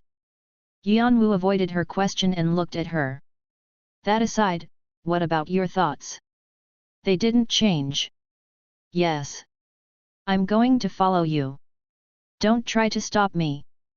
Yeon-woo also thought that he wasn't going to be able to stop Edora, since she had never once listened to him. It was quite Edora-like. In the end, she was a member of the one-horned tribe. No one could prevent them from doing something once they put their minds to it. But he still wanted to confirm one last time. "Even if you might meet your tribe as enemies. I'm prepared for that. I'll just be suffering because of a certain someone." Yeon-woo shook his head. "All right. You're not gonna listen to me anyway. Do whatever you want." Hee. Edora smiled like she had won. Full W current Nafloes on novelb.in.com. Yeon-woo couldn't help but laugh. Yeon-woo wanted to quietly leave Karam. He didn't need to publicly announce that he was switching sides, and he didn't need to get on the sword god's bad side either. And so when they were about to pass Karam's wells, an unexpected person was standing outside the walls with an irritated expression, arms crossed. It was Fanti. "Wow! Are you happy leaving your little brother behind? Is this something like a nighttime runaway?" "Oh, since it's during the day it's a daytime getaway I guess." Fanti glared at Edora, who was stuck right by Yeon-woo's side like a leech. He was annoyed that no one told him anything. Edora looked away. "Why? Are you gonna come with me? Do you think I'm standing here to get some tanning here then? Do you even know where I'm going? I know it'll be more fun than here. And, hee. Wherever you go, something big happens, Yeon-woo couldn't find the words to say. It was true that big incidents followed him. And I don't like being here anymore. The old geezers keep on ordering me around to do this and that. They keep on getting in my business. I feel like I'm going crazy. Anywhere is fine, so take me with you. Yeon-woo laughed. He understood why Fanti was annoyed. He was always in conferences and couldn't fight because it was dangerous. And whenever he wanted to protest, the Martial King was always there. When he found out that Eudora and Yeon-woo were about to leave Karam, he thought this was his chance. But Fanti and Eudora were different. Since Fanti was most likely to be the next king, he couldn't just come along. So he slightly hinted that they might be going to the Red Dragon. So you planned on going to do some fun things without even telling me? All this time. But Fanti actually had a smile. Yeon-woo realized his mistake. Fanti was the Martial King's son to the bone. Haha. I thought I was gonna barf from seeing all those Jeong-woo bastards the entire time. Now I can see them crumble. Yeon-woo eventually had to wave the white flag of surrender at the siblings. He let out a sigh of exasperation for the first time. Do whatever you want / But he still had a smile on his face and had a thought. That he had met a good teacher. And a good pair of little siblings. They left Karam and arrived at the northern part of the stage called Vejas. Currently, Red Dragon is centered at Vejas, planning on expanding their territory, and Jeong-woo is attacking there. Eudora explained what she had heard at the tribe's conference. With the aid of the One-Horned tribe, Jeong-woo was spread almost entirely across the 11th stage. But not at Vejas. Is there a reason? Because Bahul is leading them. Yeon-woo's eyes sparkled. Bahul. Yes. They say he was put in charge of the 11th floor. And other rankers participated too. Since our One-Horned tribe joined, they'll have to be that much warier. Yeon-woo nodded his head. If the Red Dragon wasn't going to give up the 11th floor, they were going to have to put more of their forces on there. No, the fact that they had lost was probably more painful to them. They lived by the rule of the dragon. Also, not only do Jeong-woo have the Martial King, but also the Saber God and the Sword God, they're not gonna stay still. Seems like the war on the 11th floor will get bigger.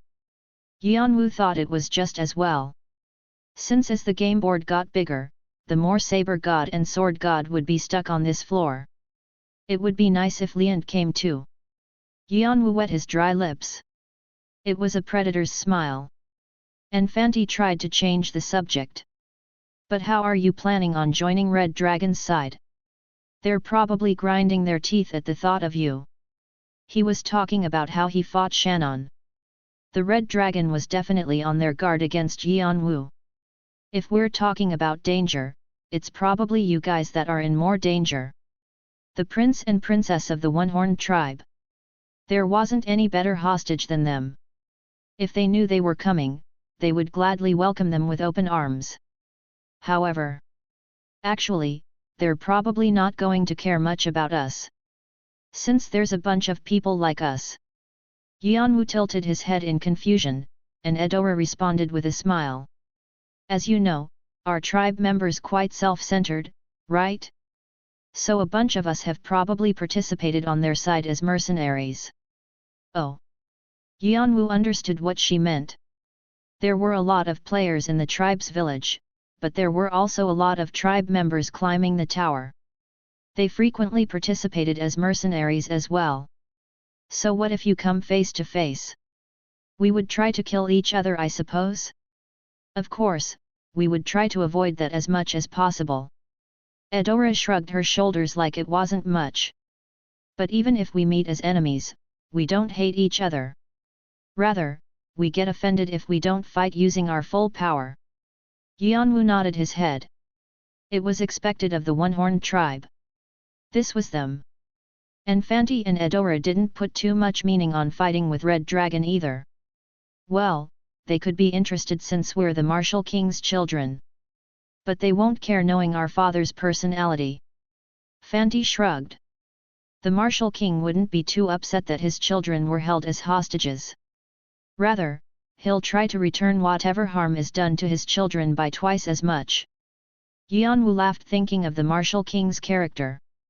Anyway, how are you going to join forces with Red Dragon? Yeon-woo answered indifferently. Didn't you guys already say the answer? What we said? You must be speaking about Bahul. Yeon-woo nodded at what Eudora said. Right. Bahul will want me. And other pressures will protect me as well. Fanti and Eudora nodded their heads like what Yeon-woo said made sense. Bahul seemed extremely interested in Yeon-woo. Participating with the One-Horned tribe will have given me some credibility. And from their viewpoint, they wouldn't want to leave me, who defeated a semi-ranker, alone. Yeon-woo knew his name was spread far and wide. Setting records for clearing floors or the tutorial only garnered interest. Because they only had potential. They couldn't actually fight. But a novice that had defeated a semi-ranker was different. Not only were they a help to the war, but they could surely be grown to a more skilled player. And he had information about the tribe and Jeong-woo, and if Bahul supported him, they won't be able to let me go. And if I give them this? Yeon-woo touched the object that Bahul would kill to have. With this, the fire would be set to the war. And Yeon-woo's predictions were correct. Stop there. Reveal your identity. When they arrived at Vegas, players of Red Dragon came out to stop them. Because two One-Horned tribe members had come, their faces were tense with anxiety. They suspected that the tribe had left Karam. And Yeon-woo revealed his identity. That he was the Hoarder, and the two One-Horned tribe members with him were going to participate in the war as the Red Dragon's mercenaries. And please give Bahul this. He'll like it since it's from me. The players all had surprised faces. They were seeing the Hoarder from the rumors in person. A few of them glared at him. They were friends of the players that had died because of Yeon-woo. Also, the One-Horned tribe members with him were the children of the martial king.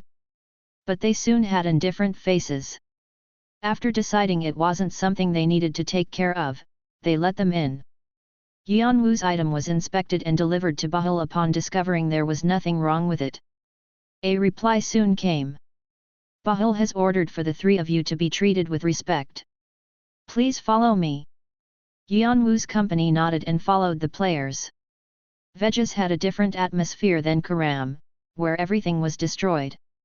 Rankers of Red Dragon and their subsidiaries were all bustling around with busy steps, and there were various security checks everywhere. Overall, there was a dark and stiff vibe. But that was how organized and ordered this place was. Players' eyes sparkled at Yeon-woo's company, but they didn't talk about it. It was obvious how well controlled this city was. And when they arrived at the center of Vegas. Haha! Who's this? Isn't this Kane? Do you know how much I waited for you to come? Bahul came out with bare feet and tightly hugged Yeon-woo. Like he was welcoming a beloved subordinate. He was genuinely happy that Yeon-woo had come to him. Also, unbeknownst to everyone, Yeon-woo's fists were tightly clenched while in Bahul's arms. If only you had liked Jeong-woo this much. The veins on the back of his hands popped out. Chapter 119, Mercenary, 3. Translator, HH, Editor, HH. But Yeon-woo couldn't show his anger right now. Yeon-woo laughed, and spoke. Sorry I'm late. I wanted to come right away, but it didn't work out. It doesn't matter if you come late or not. All that's important is that we're together now. Fanti tapped Yeon-woo's shoulder with his hand. Bahul welcomed Yeon-woo like they were really close, and all the players watching were surprised. Were Bahul-nim and the Hoarder close? When he visited outside the tower, I heard he scouted him himself. But I didn't know it was that much. If they're that close, why didn't he come earlier? He's an interesting person. They continued to speak amongst themselves. But Yeon-woo knew why Bahul was welcoming him to this extent. The reason was simple. It's probably to raise his standing within Red Dragon. The hoarder was well known throughout Red Dragon. Some had checked him as a rookie they needed to get rid of right away. But it also meant that he was worth a lot. A novice that slumped a semi-ranker. The disciple of the martial king. A rookie with a view. What if someone like this switched sides to the Red Dragon, with the martial king's children in tow? And also had information about Jeong-woo. If the person that had overseen all this was Bahul, his standing will increase. And he must have liked the present. It was good for Yeon-woo. Since the bigger the welcome, the easier it would be to get a place within Red Dragon. But is it okay for the martial king's children to come over? He'll be displeased. Fanti, thankfully, wasn't clueless and just shrugged his shoulders and spoke. It's been a while since I stopped listening to my father. Really? I guess. Since the children of Cheongram are so talented that even the tribe can't touch them. Anyway, welcome. Bahul had a big smile, and led Yeon-woo's company inside. So, let's go in now. We were just in a conference. There's a lot of people to introduce you to. As Bahul said, there were about 10 rankers in the strategy room waiting for them. And in the center of them was a player with a strong aura. They didn't seem to want to pull back their presence at all. Yeon-woo squinted his eyes at them. 81 eyes. If Jeong-woo had their 5 martial gods, the Red Dragon had 81 high rankers at their center. They were 81 eyes. It was from the legend that in a dragon's single eyes, there were tens of compound eyes. Also, they led independent powers as well, having their own fighting squads. There's a lot of familiar faces. Yeon-woo could recognize a few of them from the diary. White Draconian, Flame Beast, Blaze, Corona Anaconda, Red Ringed Band, there's a lot. Are they planning on flipping the 11th floor over? As Yeon-woo scanned their faces, when he arrived at the last face, he was taken aback. There was a completely unexpected person here. A playful beautiful woman with long blue hair that reached to her shoulders. Unlike what the public knew, her hair was dyed blue instead of red, and she was wearing comfortable clothes. Yeon-woo recognized her instantly. What's wrong, Hyung-nim? Never mind. Nothing. But it seemed like she didn't want to reveal who she was, so Yeon-woo pretended like he didn't know. His thoughts were a mess. That person, here. Why was someone who detested the lower floors, saying they were places for insects, here? He thought that the war had gotten bigger than expected. Bahul introduced Yeon-woo's company. So.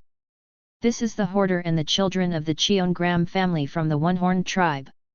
Even if you're not interested in the lower floors, you've heard of them, right?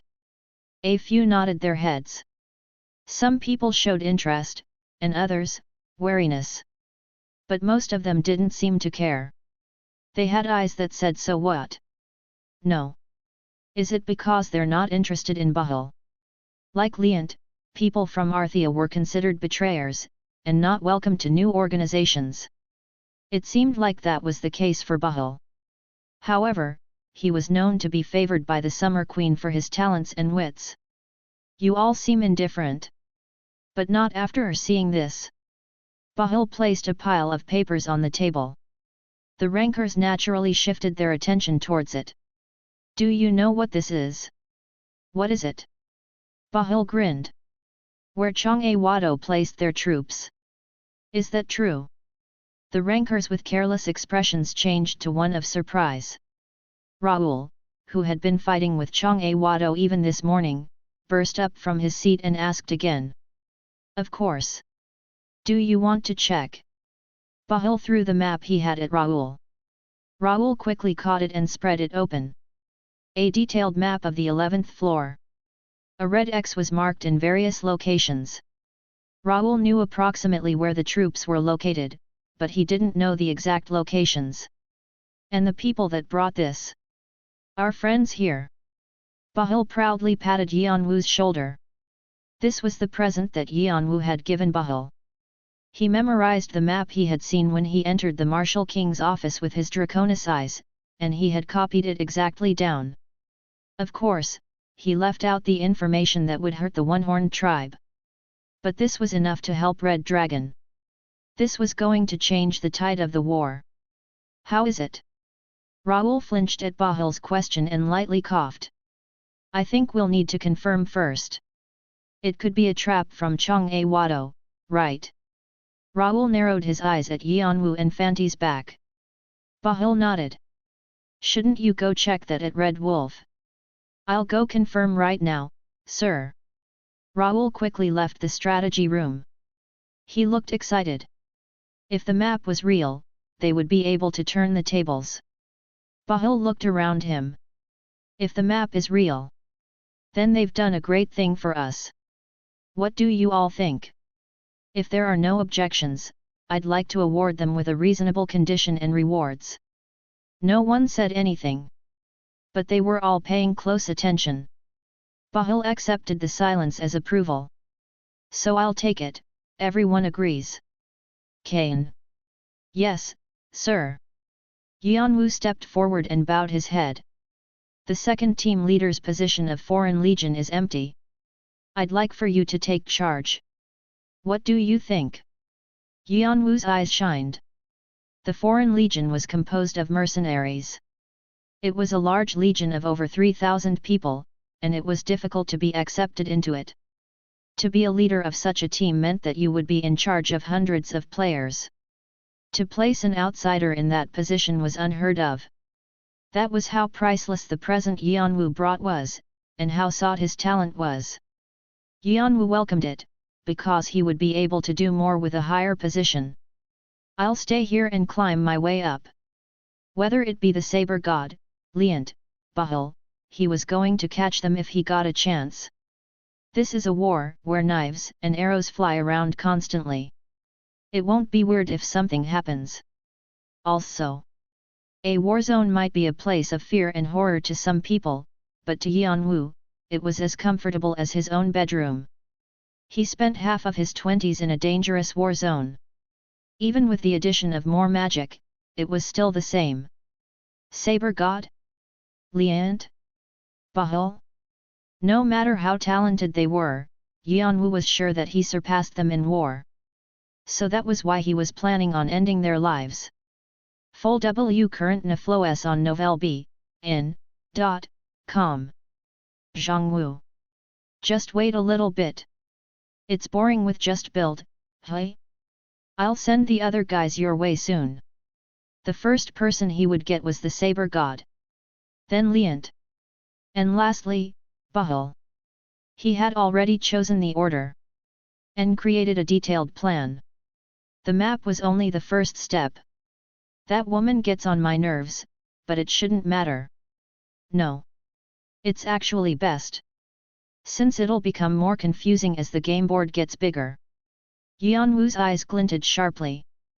But first, I need to build up credibility with Bahul. And so, hiding his thoughts.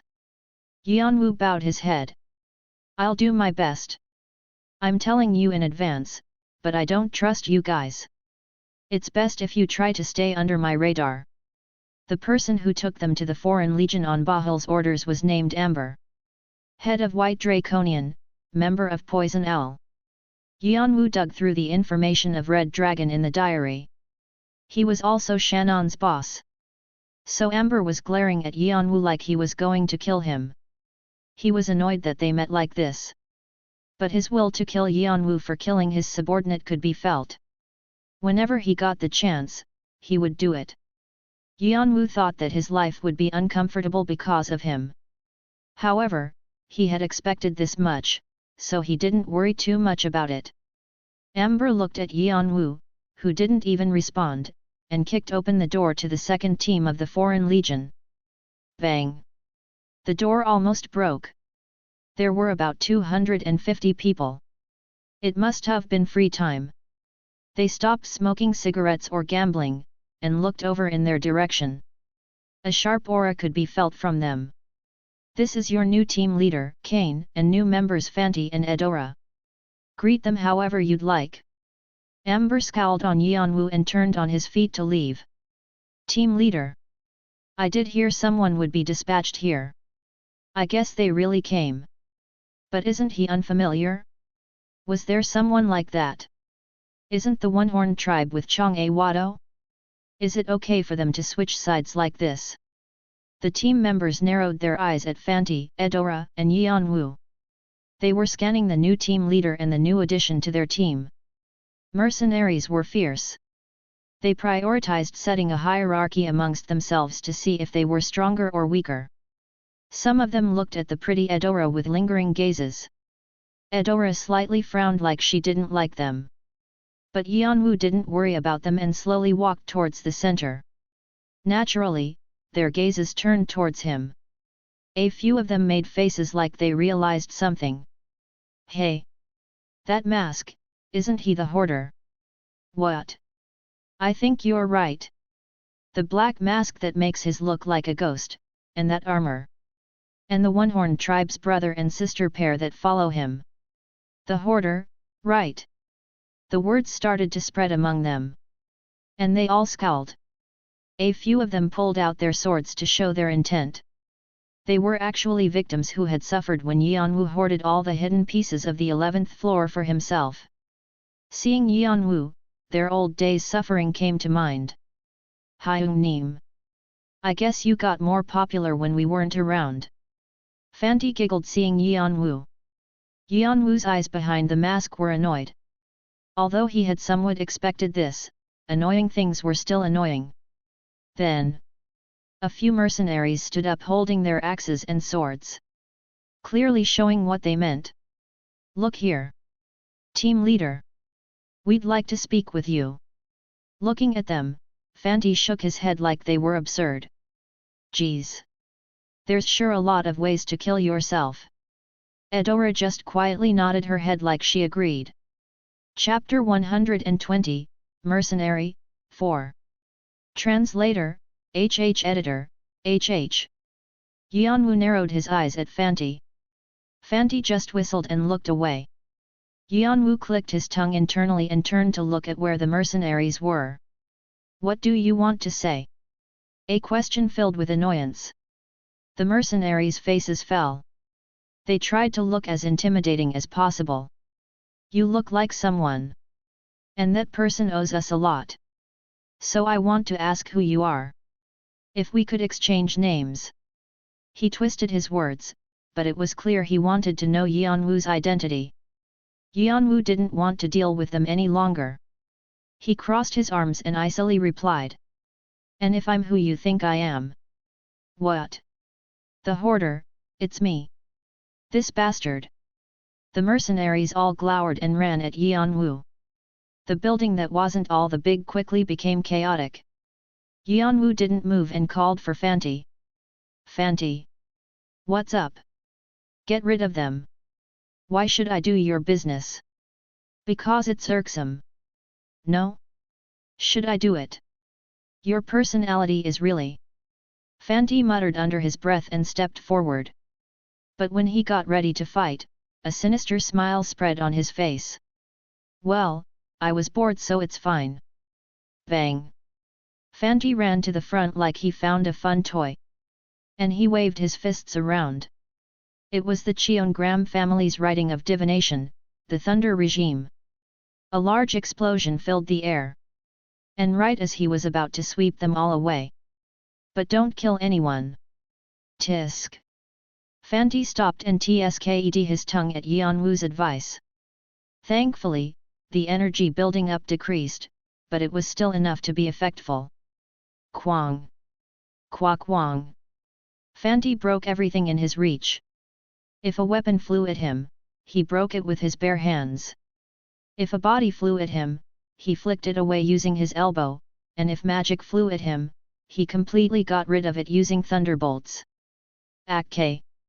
What the hell is this? He destroyed, crushed, and broke. Everyone who ran at him ended up with their legs or arms folded back. The floor was covered with their blood, and the air was filled with dust. My arm. My arm. Leg. My leg. Ow. In the midst of all the screams, Fanti freely moved around like he was in his comfort zone. Chirp chirpy. Master. Master. I don't like that guy. Chirpy continued to tweet on Yeon-woo's shoulder like he was having fun. He laughed with his wings spread apart. Yeon-woo was about to tell Chirpy, who wasn't old enough to know what was right or wrong, that he shouldn't turn out like Fanti, but he suddenly felt a presence behind his back. One of them who had been hiding their presence at that time ran at Yeon-woo with their sword waved. Yeon-woo didn't even lift a finger. Instead, Chirpy screamed in the direction the guy was coming from. Go away! Boom! A blue flame erupted from him along with a rough storm. The flame-covered mercenary was thrown back outside the building and crashed outside the walls. Ugh! You're so annoying! Chirpy crossed his wings and snorted. His puffed-up chest was cute. Eudora looked at Chirpy with surprised eyes. She knew he had the power of the legendary beasts, but she didn't know it was this strong. Yeon-woo looked inside again. The fight was already over. No, he couldn't call this one-sided violence a fight, but it was over. About 50 players with broken legs and arms were groaning on the floor. The rest of the 200 or so players were looking at Fanti with fearful eyes. Shit! I only got dust on my hands. Fanti lightly brushed off his hands. Like it was nothing. And he turned to look at the trembling players. They weren't able to meet his gaze and looked away. Their will to fight was completely crushed. However, Fanti wasn't done. An eyebrow twitched. What? You're still standing? Aren't you beating your heads?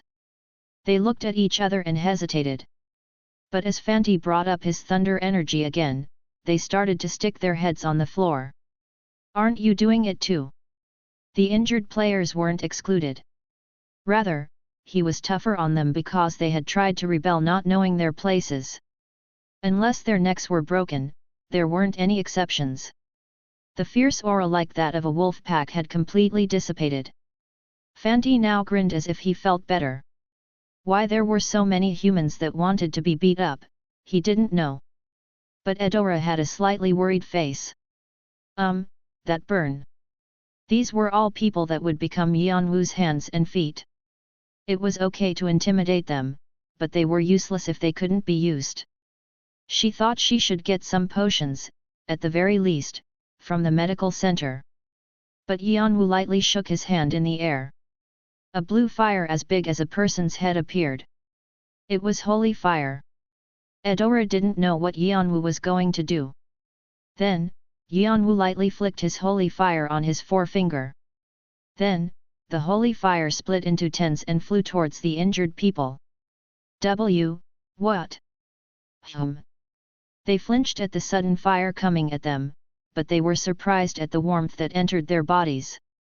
Their ripped wounds healed. Dislocated bones moved back in their positions, and the horrifying pain completely disappeared. It didn't perfectly fix everyone, but the fast rate that it healed was quite surprising. Wasn't this like the cure or recovery they had heard of?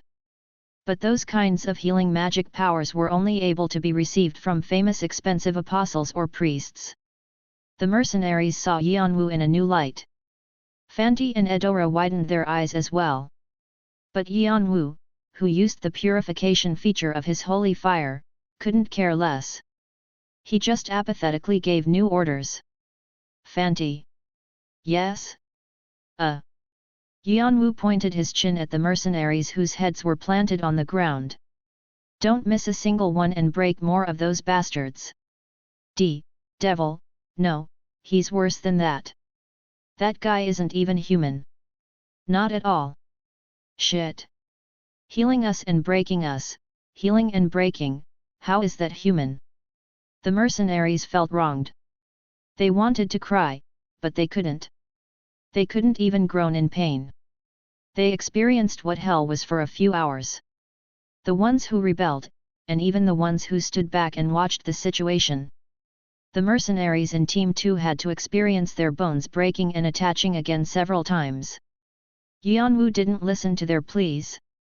He just quietly looked on, like this was obvious. He repeated the process of fixing them after Fanti broke them again and again. After a while, the mercenaries completely lost it. But the holy fire brought back their consciousness as well. They had no way to escape. In the end, the ones that had rebellious looks in there until the very last moment quickly gave up. They put their tails in between their legs. Now, they were too scared to even look Yeon-woo in the eye. I'll say one thing. I only need a good hunting dog, I don't need a crazy dog that bites its owner. This is your last chance. The 250 mercenaries shut their mouths. They all had goosebumps from the cold air. And they realized how the alliance of the clans was destroyed. Hundreds of players had tried to get the hoarder, but they were all trapped in a foggy forest, never to return. Some even said the bar where the information was leaked was pulled out by its roots. The only reason why the hoarder kept them alive was because they were useful. But he warned that if they did anything weird again, he would kick them out without hesitation. Even if they were a part of Red Dragon, he wouldn't let it go. Also, Yeon-woo definitely had the skills and mind to do that. Gulp. The mercenaries swallowed. They continued looking at the ground because they didn't want to meet Yeon-woo's gaze. Now there won't be any more annoying events. Yeon-woo was sure that the mercenaries would become his faithful dogs in the future. They were useful guys. Alive, they were good hunting dogs. Dead, they would be healthy souls. The mercenaries couldn't help and continued staring at the ground like they read Yeon-woo's thoughts. Yeon-woo got up and left the rest to Fanti. Fanti complained, like he didn't understand why he had to do these things outside of the tribe, but it didn't work on Yeon-woo. One word from him was enough. Go back to your tribe if you don't want to. Damn. I'll do it. Geez. Seriously, you are so. Fanti shouted like he was sick of him. And he snapped his head back at the mercenaries who were healed. He thought he would need to let go of some of his anger. The mercenaries turned pale. Ack. Brother Fanti is working hard even here. It's his fate. Eudora turned back to where she could hear Fanti's despair and chuckled. To a guy that had come with them because he was sick of dealing with the tribe's business was doing it here. But her brother's pain was her delight. The smile didn't leave her face. Yeon-woo laughed looking at Eudora. And he suddenly thought of the blue-haired woman he saw in the strategy room. A calm-looking woman who had a strong power. It was familiar to him. Power of the draconic species. There were only 3 people in the tower who had their power. One of them was Jeong-woo, but he died, and another was the half-human half-dragon, but it had been a while since they disappeared. And the other was in Red Dragon. That woman. Summer Queen. Yeon-woo's eyes sunk. The clan leader of Red Dragon had appeared, is that it? Did you pick up an okay kid? After everyone left the strategy room, the woman with blue hair, the Summer Queen exuberantly smiled. Bahul bowed his head with one knee on the floor. I didn't even imagine that child would bring such precious information with him. The Summer Queen twirled her hair around a finger and hummed. Raoul had just reported that the Jeong-woo presence was felt at the marked territories. It meant the map wasn't wrong. And so their forces moved. Each of them took charge of one location, and led more forces there. A new revolution had probably begun around now. Jeong-woo was probably plenty surprised at this sudden attack. Attention, you seem to have a lot of it. For that child? Yes. Bahul carefully nodded his head, and the Summer Queen couldn't help but smirk. Of course. He's the third one of that geezer. Who wouldn't be interested? There was only one person the Summer Queen would call geezer. And that was the Martial King. So keep him well reined in. It'll be fun. He definitely seems to have some plan as well. I'll stay aware. Bahul bowed. Actually, Yeon-woo's present was completely unexpected for him as well. He was first interested because he was an acquaintance of his teacher, Hanova, but he had become angry after hearing he joined forces with the one-horned tribe, and in turn, Jeong-woo. But his anger melted like snow. He was more interesting the more you looked at him. In many ways. Also. Liant. He's still stuck outside. The sword god is protecting him, so it'll take a little longer. Liant wasn't aware, but the only reason why he could escape was because Bahul let him. To lead him to where the stone was. He had even stuck a tracking device on him. But Liant didn't move towards where the stone was. He was staying in the same location. So annoying. Obviously. He's researching more about the stone, right? We are presuming that's the case. As you know, the Saber God recently got rid of the 4 legendary beasts, and some people think it's because of the stone's research. But he's probably not going to pull out the stone until it's finished. So we decided to throw some bait. Bait? At her question, Bahul revealed his plans. After explaining everything, the Summer Queen laughed. She licked her red lips with her tongue seductively. Adorable. I think it'll be fine. Thank you. As a reward, I'll let you lick my feet. How's that? It's an honor. The Summer Queen held out a foot. Bahul had a delighted expression and slowly took off her heels. When he put his face near her foot, the scent of a rose filled his nose.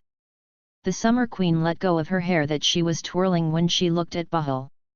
Instead, she just ruffled her hair. Her hair was normally a fiery red, but right now it was a mild blue. This hair was her symbol, and the origin of her magic power. She needed to find her original color soon. Heaven Wing, that son of a bitch. She was dealing with the humiliation of coming down to the lower floors because of a dead person. However, it wouldn't be too long anymore. Okay. So quickly find it for me. That stone. Even if it's incomplete, it's okay. The Summer Queen's gaze sunk. Only with that, I'll be able to restore my dragon heart. Chapter 121, Mercenary, 5. Bang. Just what is the meaning of this Hyung Neem? The spear god flank roughly opened the door where the Martial King was staying. He felt his anger bubbling to the surface after hearing that Yeon-woo, Fanti, and Edora had gone over to the Red Dragon. And they must have taken secret information of Jeong-woo with them, because they were suffering from Red Dragon's attacks. Because they were children he had raised like his disciples. He couldn't help but become angry. Everyone who had been inside turned to look at him. They were all faces the spear god knew. Elders. The Martial King treated them like they were old geezers mooching off of the tribe, but they were actually largely respected by the tribe members. Flance, what are you doing? Even if we're brothers, no, because we're brothers, you should be more respectful. This is an official conference. Behave appropriately. Then, an elder giving off an impression of a scholar lifted his head. Head elder.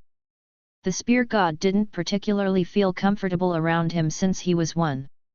No, everyone felt uncomfortable around his strict personality except for the Martial King. His Mujong was known to rival the Martial King's, so the spear god felt intimidated. No. Since with this contract, you've completely let go of all authority for the royal tribe. You have to be treated as the spear god of Jeong-woo. Spear god, please be respectful. The spear god bit his lower lip. He had forgotten about his position because he was blind from anger. The reason why the one-horned tribe participated in the tower's business was because of the pledge the spear god had made with them. The pledge of the horn. The pledge to let go of his horn. The one-horned tribe had a lot of pride for the god they served. They were able to achieve what they achieved because of this god, and with the vision of Mujong, they were able to have the reputation they did. Because of this, the direct royal descendants of their guardian god were extremely respected. Of course, they didn't focus on their statuses within the tribe, but there was still an underlying respect. And so the family had a lot of responsibilities.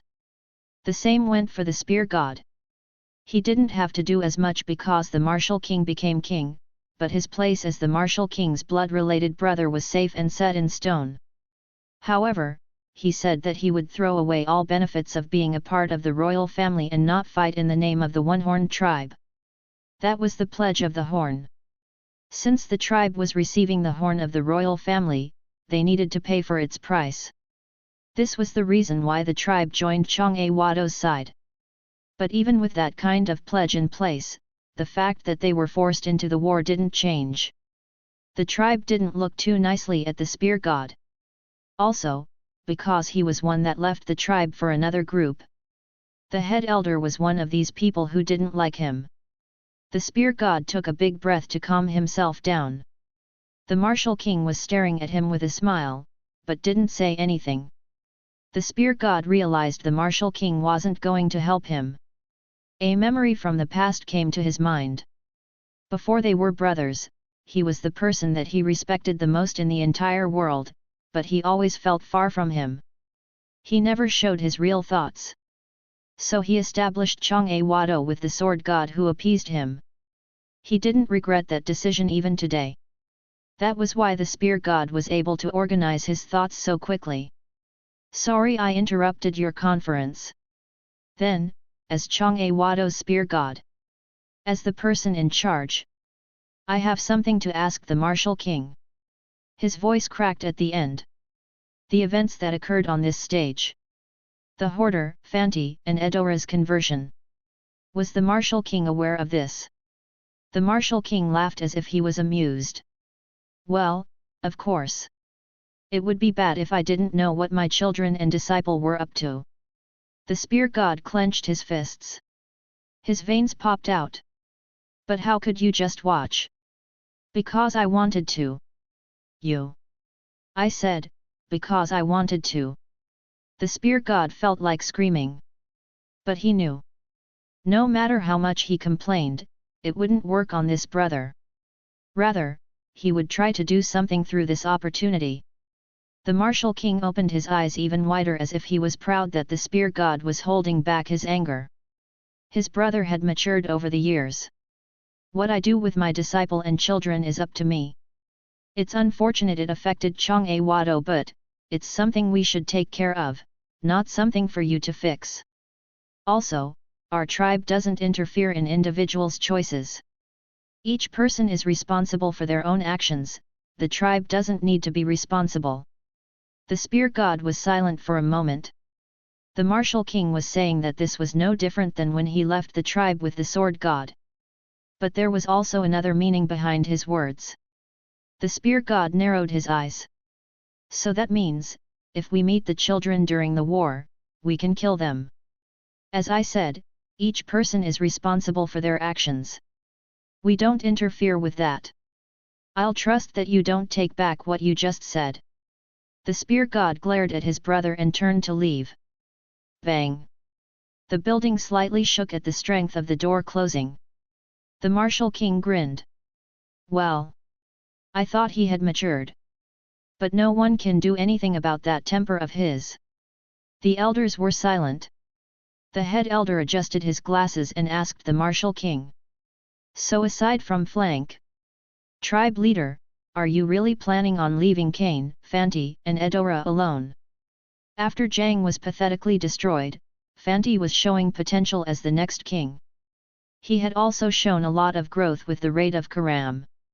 Up.dfrm Novel B, I, N.C, O, M. But it was worrisome that he had gone over to the enemies. But the martial king was the same as ever. The rule doesn't change, old man. The head elder narrowed his eyes at the martial king and he chuckled.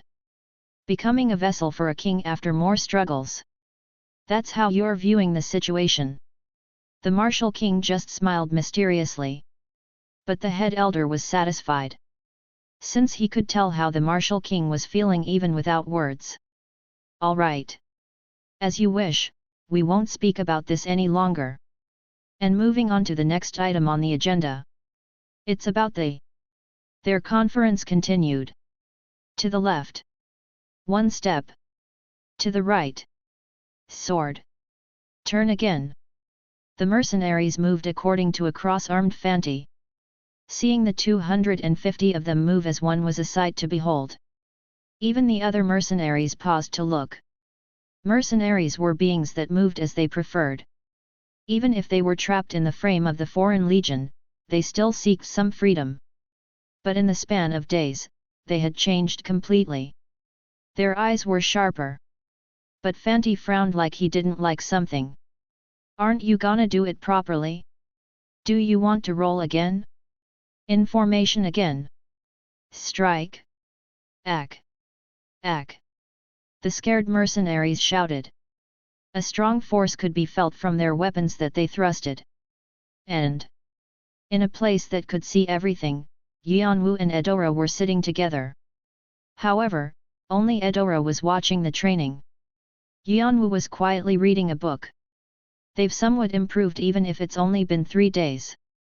Yeon-woo raised his head from his book at what Eudora said. He used draconic eyes to look at Fanti Training Team 2 and nodded his head. "Definitely. They've become useful." What Fanti was teaching the soldiers was a modified version of the 8 battle formations that the tribe used to teach lower warriors called sword formation. Sword formation was a type of jinbyup that thought strategies like defense and offense. It was able to be learned quickly. It was especially useful in a battle where various events happened. So he had specially requested Fanti to teach it to Team 2. But it was much more effective than he expected. That guy, he has the ability to teach people effectively without that dirty temper. No, it's the skill to lead people. He realized why Fanti was a candidate for king. At first, he didn't know how such a simple and violent person could be the king of a tribe. But he owned strong attributes that outshone those weaknesses. Leadership and charisma. Yeon-woo had led a legion in Africa, so he knew talent when he saw it. It wasn't something easily taught. It was something Fanti owned because he was born with confidence and pride as the martial king's son and studied rules and tasks of the royal family. Since one had to be sure of themselves to lead others. "I can relax and just leave it to him from now." He thought he would be able to hand over all his authority of Team 2 to Fanti during his stay with Red Dragon. Although Fanti would throw another tantrum if he found out. Of course, he was planning on kicking him back to Karam if he rejected. Yeon-woo continued watching their training for a while, and looked down at his book again. Eudora approached him. "But what are you looking at since earlier?" "The second section of the 8 extreme fists." Eudora's eyes widened. She knew he completely memorized the first section, but she couldn't have imagined he received the second and last sections from the Martial King. That was how much the Martial King trusted him. Eudora felt proud for some reason. "Is that so? But I guess the second section is hard for even you. Since 4 days have passed but you're still peering at it." Eudora slightly laughed at Yeon-woo's human side. The 8 extreme fists was one of the most superior mujongs the Martial King made. It became harder as it went to learn it, and a considerable amount of time was needed for it. It took several years to just understand it. A few of the elders breathed the 8 extreme fists day and night, but they still didn't understand it. That seemed to be Yeon-woo's case as well. He had shown rapid growth, but he had only begun mujong. It was obvious it would take time. On the other hand, Eudora was happy she could help with something. She already knew all of the 8 extreme fists and she could freely help Yeon-woo since the Martial King hadn't said she couldn't help. She thought she could stay by his side to help him. Just the two of them. Cozily. However. No. I memorized the form, and I'm learning the steps little by little. But I'm just trying to see if I understood it right. Checking if I didn't miss anything. Eudora was shocked that her thoughts were completely wrong. Now, Yeon-woo seemed like a monster. He finished memorizing that. The second and last sections of the 8 extreme fists were made up of 32 and 16 steps, respectively, and it became even more difficult as it went. But he had memorized it in 4 days? Eudora remembered that Yeon-woo had made a mujong just like that in 4 days recently. She still couldn't get used to this. Fanti is gonna pull his hair out again. Eudora shook her head imagining Fanti. But there was something she was missing. Yeon-woo wasn't memorizing 8 extreme fists, but incorporating into his heaven wing mana control. 8 extreme fists in incredible as it is. But to use it with my magic circuit, a little adjustment is needed. This was only possible with the understanding of the 8 extreme fists, so it was surprising. But it was just something obvious to Yeon-woo. He was receiving the help of the trade dragon's knowledge, and fixing it according to the flaws he saw with his draconic eyes. But it was still a great feat that couldn't be accomplished without motivation and tenacity. So Yeon-woo was frequently seeing the same messages these days. The gods and demons of the 98th floor are observing you with interest. A few gods and demons are discussing you with amusement. Hermes is looking at you proudly. The fact that the gods and demons of the 98th floor were observing me. There was even a familiar name. Hermes. He thought of Hermes, who he had met in the treasury, and shook his head. At first, the attention was cool, but now it was annoying. Making the 8 extreme fists was even more important now. So as he was about to focus on his book. Oh. You seem to be getting on fine. Yeon-woo folded his book at someone's presence, and turned his head in that direction. It was familiar. Bahul smiled satisfactorily at Yeon-woo and the training of Team 2. Everyone was flustered at the Supreme Commander's sudden appearance. The mercenaries stood up straighter, and the team leaders quickly rushed over to greet him. But Bahul waved his hand as if saying it was unnecessary, and turned back to look at Yeon-woo. I heard you had a tight grasp on the mercenaries. You seem to be fitting in well. Thank you. Sure, how is it? Do you think you can jump in now? Yeon-woo's eyes flashed in understanding. It was the order to start moving now that he had gotten the Legion under his control. That means it's time to start. It was time to continue with his plan. Yeon-woo nodded his head without a trace of his thoughts on his face. We can move anytime. Good. Then there's a place you secretly. Before that, I actually have something to say. Instead of getting mad at Yeon-woo who dared to cut him off, Bahul showed curiosity. Yeon-woo was a lucky charm that brought interesting things his way. He was curious what he was going to pull out this time. What is it? Yeon-woo slowly opened his mouth. Did you know the Saber God's son was staying on the 16th floor? Bahul's eyes became bigger. Chapter 122, Mission 2. The Saber God has a child. At the unexpected words, Bahul fell silent, and slowly opened his mouth. His narrowed expression showed suspicion. It was completely unknown that the Saber God had a family. The Saber God lived and breathed the sword.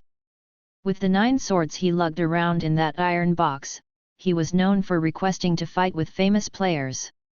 He was focused on becoming stronger. Also, he was well known for not becoming close to women during his entire life. But he had a child? Did you know that the Saber God has been struggling these days because of the lack of his magic power?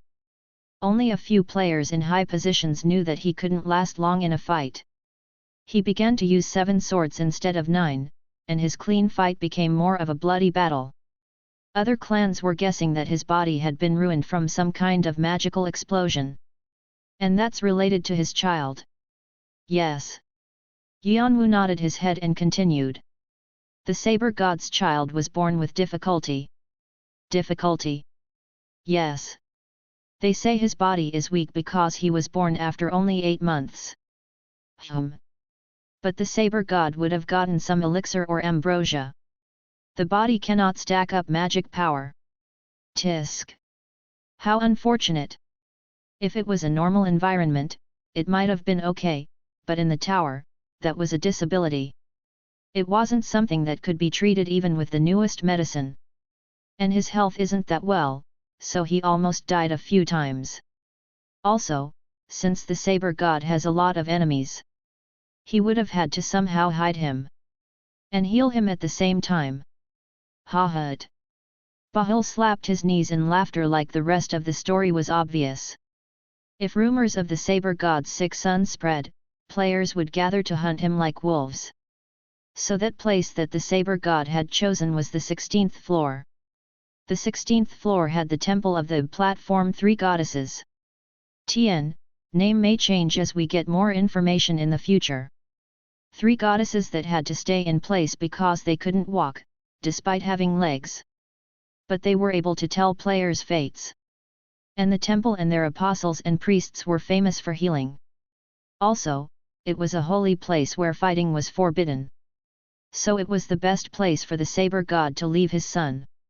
And he's continuing to pull out magic power to heal his son's illness. Is that how I can interpret it? That's what I know. Bahul nodded. If he needed more magic power than what was normal, he couldn't use the fighting methods he normally used. And that must be the reason why the Saber God hunted the legendary beasts. He has no reason to refuse if Jeong-woo lets him have the Neodon and the hearts. Yeon-woo's eyes sunk.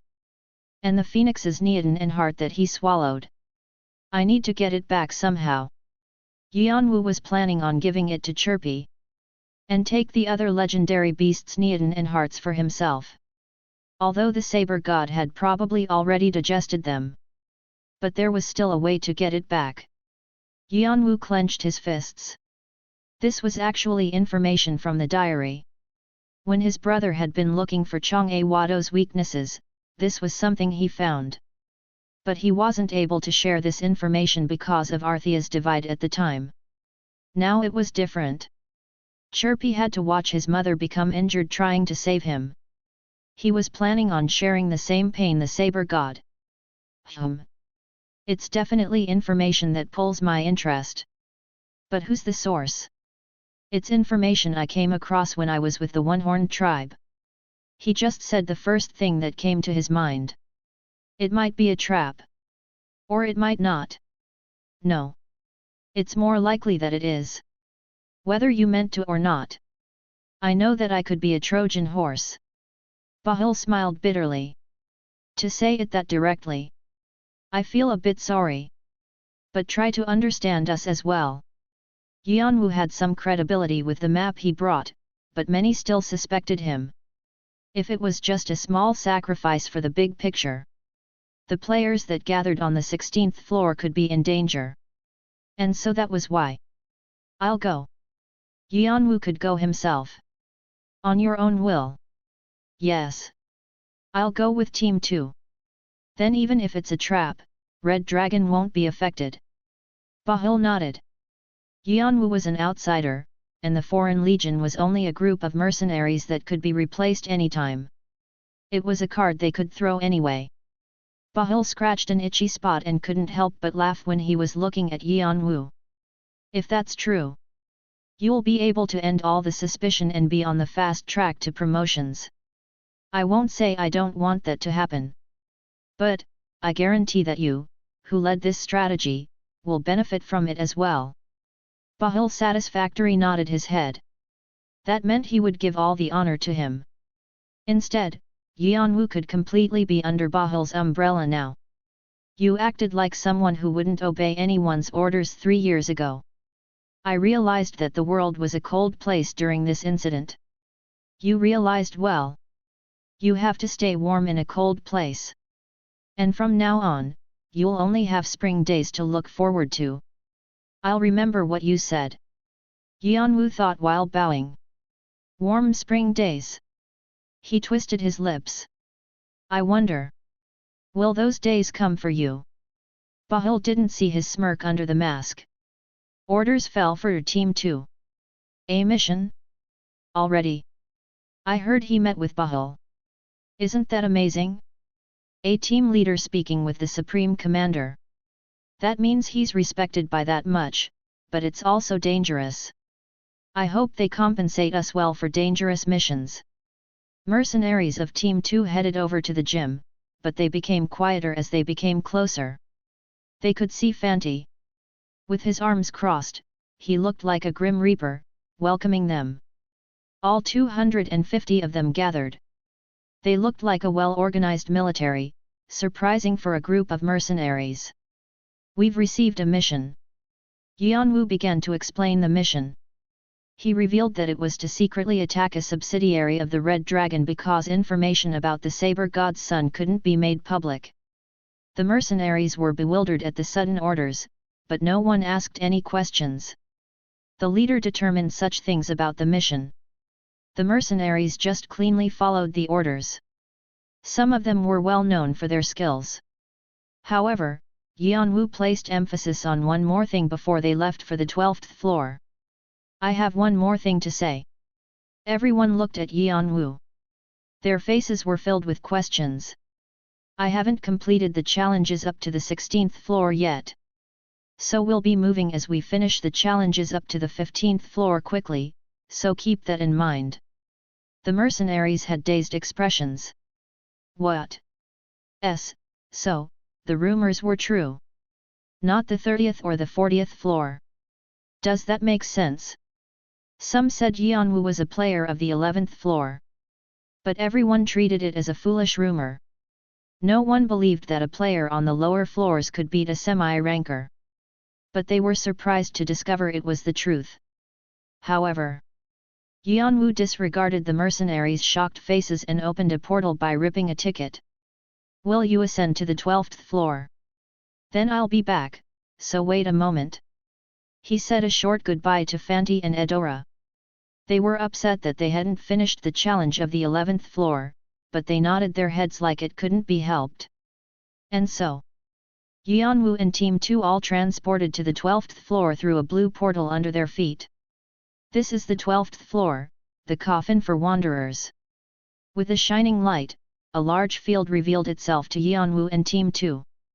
The endless horizon was flat, and no clouds could be seen. The ground was cracked like a turtle shell, showing the desolate environment.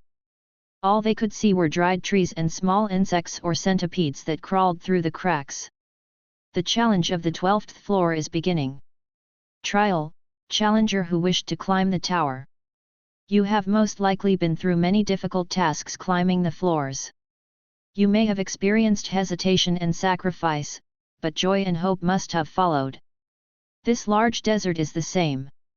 There isn't a single strand of grass growing because the water has dried up, and it has become a land of death where wanderers are filled. So cross this land of death with only your powers. If you have the strength and motivation to cross, you will be able to retain your balance in any trials you come across in the future. Sigh. To think that I would come back here. I never wanted to come back here.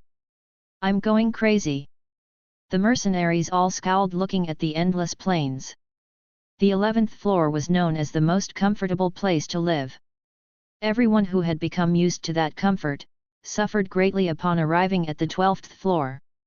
Since it's so different from the 11th floor. The 12th floor was known as an arduous place to live. Like the message, all the water had dried up and not a single strand of grass grew here. It was impossible to find water. Food as well. Chewing dried up bark or eating the insects and centipedes was a luxury. It was similar to Section F of the tutorial in many ways.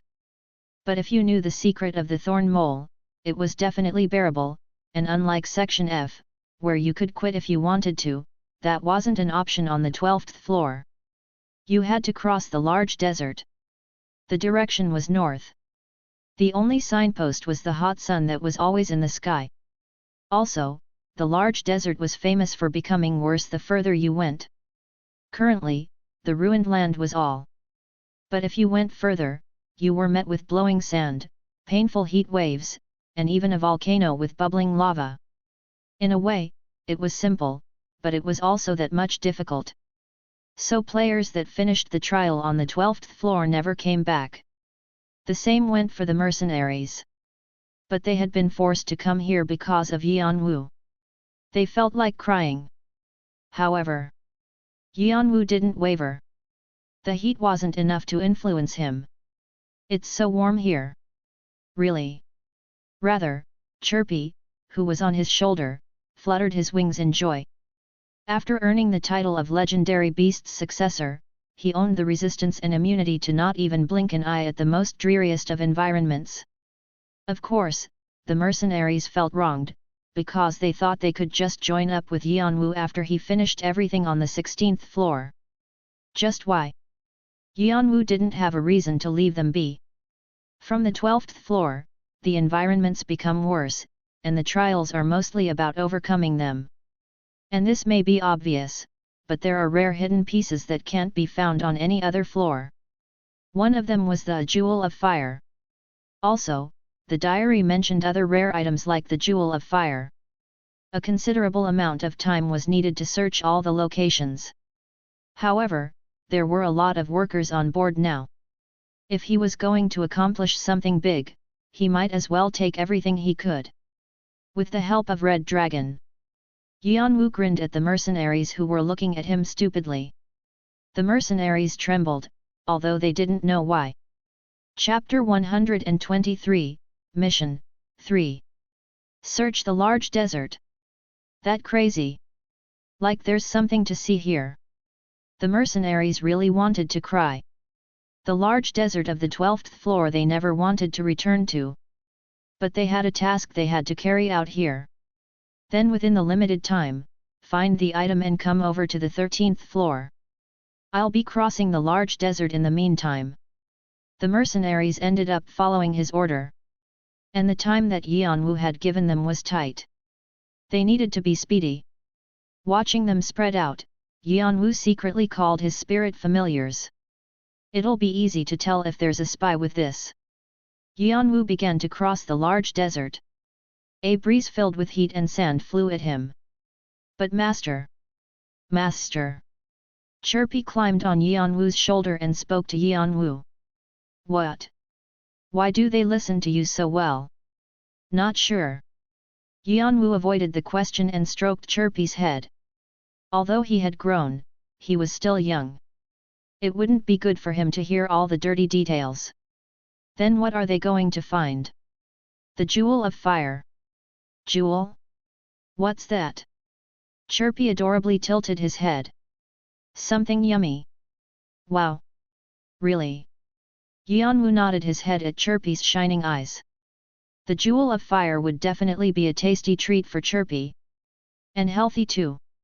I'll give half to Chirpy and the other half to the spirit familiars.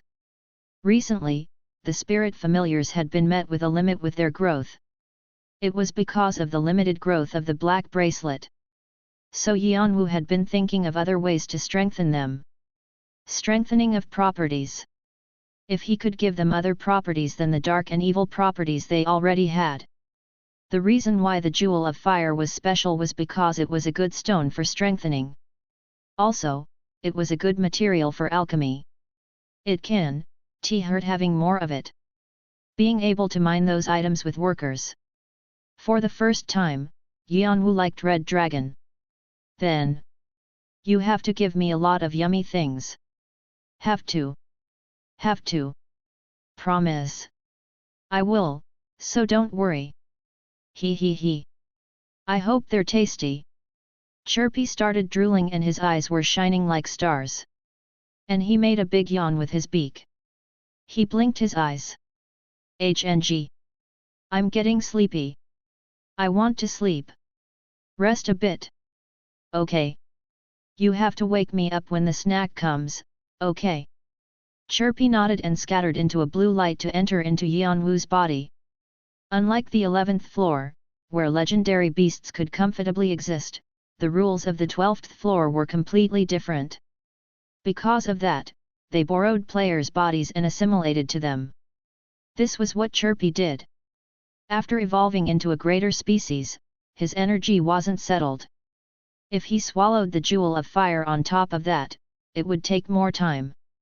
So Chirpy was sleeping for most of the day to take care of his energy. However, when Chirpy entered his body, the resting area was a bit special. Stone. It's here again. Yeon-woo licked his lips feeling the stone that was located next to his heart. It was only a minuscule bit, but Yeon-woo could feel the stone moving a few times. It didn't give him energy, or do anything. It just acted as a brazier for the fire that the phoenix left for him, and now it was a shelter for Chirpy. Once, he had asked Chirpy why he rested in the stone. And Chirpy tilted his head as if he didn't know and responded. I'm not sure. It's just nice in there. Nice. Yet. It's warm and cozy. So sleep just comes to me. Totally. He thought it was because that was where the phoenix's fire was. But after some observation, he realized that wasn't the case. Chirpy's energy settled faster inside the stone. And sturdily. Better than the magic circuit. Like it was different from how it looked like on the surface. That might be the reason why the spark from the phoenix settled there. Yeon-woo's gaze sunk while trying to feel the stone. It's only a minute amount, but I can feel parts of the void in there. And the saber-toothed tiger's remains were tightly wrapped around it. He realized that the stone he thought was a failure wasn't a failure after all. It was just incomplete. It was ready to be completed if only given the materials. And the parts of the 4 legendary beasts might be materials as well. However, Yeon-woo couldn't leave such an uncontrollable and creepy thing alone. He didn't know when it might be a poison to him. He didn't like that it was the result of the sacrifice of multitudes, and if he couldn't control it, it was useless. But it wasn't like there was a way to get rid of it. And it became more difficult now that the legendary beast's vestiges were there, and because Chirpy thought of it as his shelter. Should I just complete it? Or should I think more about how to get rid of it? Yeon-woo clicked his tongue at the stone that had become weak again. And he stopped thinking about it. Since Chirpy was using it, it probably couldn't harm him for the time being. So he was going to focus on crossing the large desert first. All trials have been finished. You have accomplished the miracle of crossing the large desert without a single break. Additional karma is being rewarded. You have received 5,000 karma. You have received an additional 3,000 karma nov, l, by, n, com. The received karma is being added to the total karma. Will you put your name on the Hall of Honor? You have denied registration. You can change your mind regarding registration whenever you want as your accomplishments are being recorded in the history of the tower despite not being revealed. Will you ascend to the 13th floor? Yeon-woo stepped inside the blue portal. As he had expected, it wasn't that difficult to cross the large desert. Rather, it was almost fun, like he was hiking. Since he could incorporate training. Although the sand that sunk with every step and the atmosphere that was boiling hot enough to leave burn marks wasn't that great. Not only was he able to increase his physical resistance to outer influences, it was also a big help in increasing his property of holy fire. And he had installed additional cores, so he was finished with 108 cores. He didn't forget about training while crossing the desert either. Fanti and Edora would have shaken their heads if they saw him. Yeon-woo looked back at the large desert he had crossed, and was about to cross over to the 13th floor without any regrets. But then... Please wait just a moment. A portal opened mid-air and a rabbit guardian fell with a plop. It was Laplace, the guardian he met on the 11th floor. Yeon-woo looked at him with slightly surprised eyes. Why was someone that hadn't appeared once during the 11th floor here? Yeon-woo thought for a moment that he shouldn't be caught here, but he shook his head. The guardians of the tower were limited by the tower's system and couldn't interfere in players' businesses. Then why was he here? Yeon-woo stopped walking and started at Laplace. Without any questions. Just a dry gaze. As if asking why he was here. You're just like when I met you in the past, quiet. You seem to be busy, so I'll just get straight to the point. Yeon-woo didn't make any reply. Laplace smoothed his face with his hands. He checked himself to see if he was smiling because he thought it might be interpreted in a different way and spoke. Currently, player number is heading towards the Platform 3 Goddess Temple, am I correct? Yeon-woo's eyes distorted under the mask. Even if it was the Guardian, no one liked their destinations being tracked. But Laplace just waved his arm as if saying not to worry. Don't worry so much. Us Guardians only exist to ensure a smooth environment for the players. We won't ever bother player number or spread rumors, so you don't need to worry about such things. Yeon-woo just looked at Laplace's red eyes. He didn't know what he was thinking. Now that he thought about it, even his brother had a hard time dealing with the guardians. Especially the highest-ranking 12 guardians. And from what Yeon-woo knew, Laplace was the Zodiac's rabbit. Rabbits have lots of curiosity and like to stick their nose and interfere in others' businesses. He wasn't a trustworthy fellow. Then, why are you here? I'm here to deliver the words of the higher UPS. Higher UPS. You might not be aware, but us 12 Zodiac Guardians have another role. It's to be a messenger of the gods and demons. Messenger. Yeon-woo widened his eyes at the unexpected response. I'm here to deliver the words of the demons. Laplace's smiling face while he was talking suddenly fell. And the atmosphere turned cold. The heat of the large desert disappeared and a dark and cold aura spread into the surroundings. Laplace's eyes turned into a bitter blackish-red color. A shady aura blew in the air. Magi. Yeon-woo read the energy exuded by Laplace and frowned. Laplace spoke in the demon's voice. Out of the platform. 3 goddesses. Beware of the oldest. After he finished speaking, and Magi in the air faded away like it was never there. The heat of the large desert returned, and Laplace's eyes became red again. Beware of the platform 3 goddesses? What does that mean? And who's the demon that delivered those words? Laplace shrugged. I am only a messenger, I don't know the details. Even if I do, I can't say it because of the limits of the system. Player number needs to determine the specifics. Laplace laughed as he responded, but Yeon-woo didn't focus on what he was saying and was lost in thought. The oldest should be heard. But why? Yeon-woo became annoyed. Now he was about to put his plans in action. But because of a variable, they were paused. It was the first time the messages that the gods and demons were observing him felt so annoying. Why are you delivering this to me? I wouldn't know. Would a mere errand runner like me know what the gods and demons think? Isn't that so? Yeon-woo thought Laplace was twisting his words. But even after this warning, he couldn't not go to the 16th floor. It would be stupid to blindly trust the demon's words. A demon was a demon. They were a species that had a sly tongue. No, aside from that, he was annoyed that they were trying to move him however they wanted to. So he was planning on ignoring it. And I was expected to make the 3 goddesses mad anyway. It was obvious they were going to leave the temple in ruins trying to take the saber god's son away. He didn't think he would get a good reputation with the 3 goddesses after this anyway. Like I expected, you don't seem to want to listen. Then, I hope you go your way. I've taken extra care, so on your way to the 16th floor, there won't be anyone to bother you.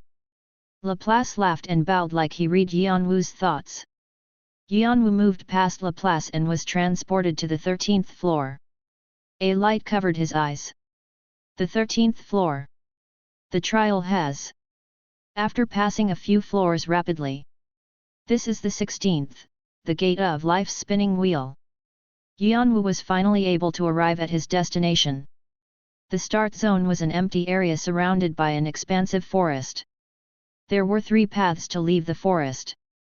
The mercenaries were taking a break after having already arrived at the area. But they looked a lot different from when they had just left the 11th floor. It was the result of them searching for hidden pieces like the Jewel of Fire. Yeon-woo flicked his finger to toss them his holy fire and spoke. Then pull out everything you've gathered. An indifferent attitude without recognition of how hard they worked. The mercenaries all looked like they were going to cry. This is like collecting money.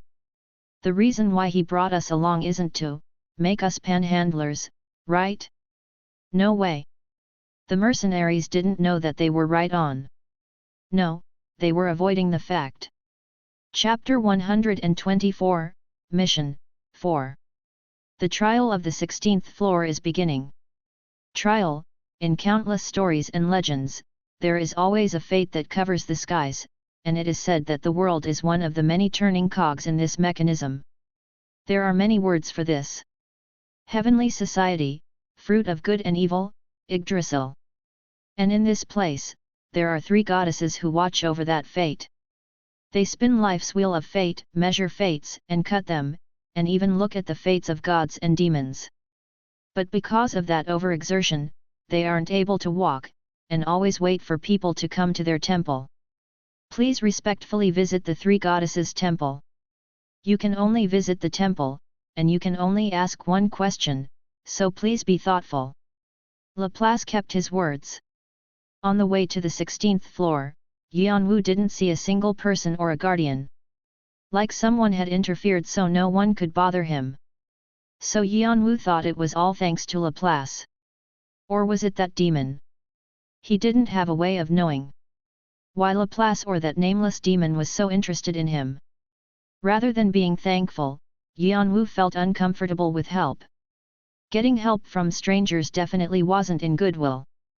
But there wasn't a way to reject the help as of now, so Yeon-woo just accepted their help and got to the 16th floor.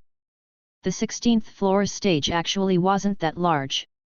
Following a large forest in the center, there were 3 different paths that led to different places. Each path led to a different path, and when you went on a certain path, there was no turning back. So when choosing a path, you had to be extremely careful. Verd of the past. Verdandi of the present. Skuld from the future. From Asgard's legends, they were the 3 goddesses that lived under the well beneath the tree called Uroarbrunner. They spinned the wheel of fate. So their temple was always full of believers who followed them, and a few gods and demons wanted to meet with them. No matter how powerful you are, you'll be curious about your fate.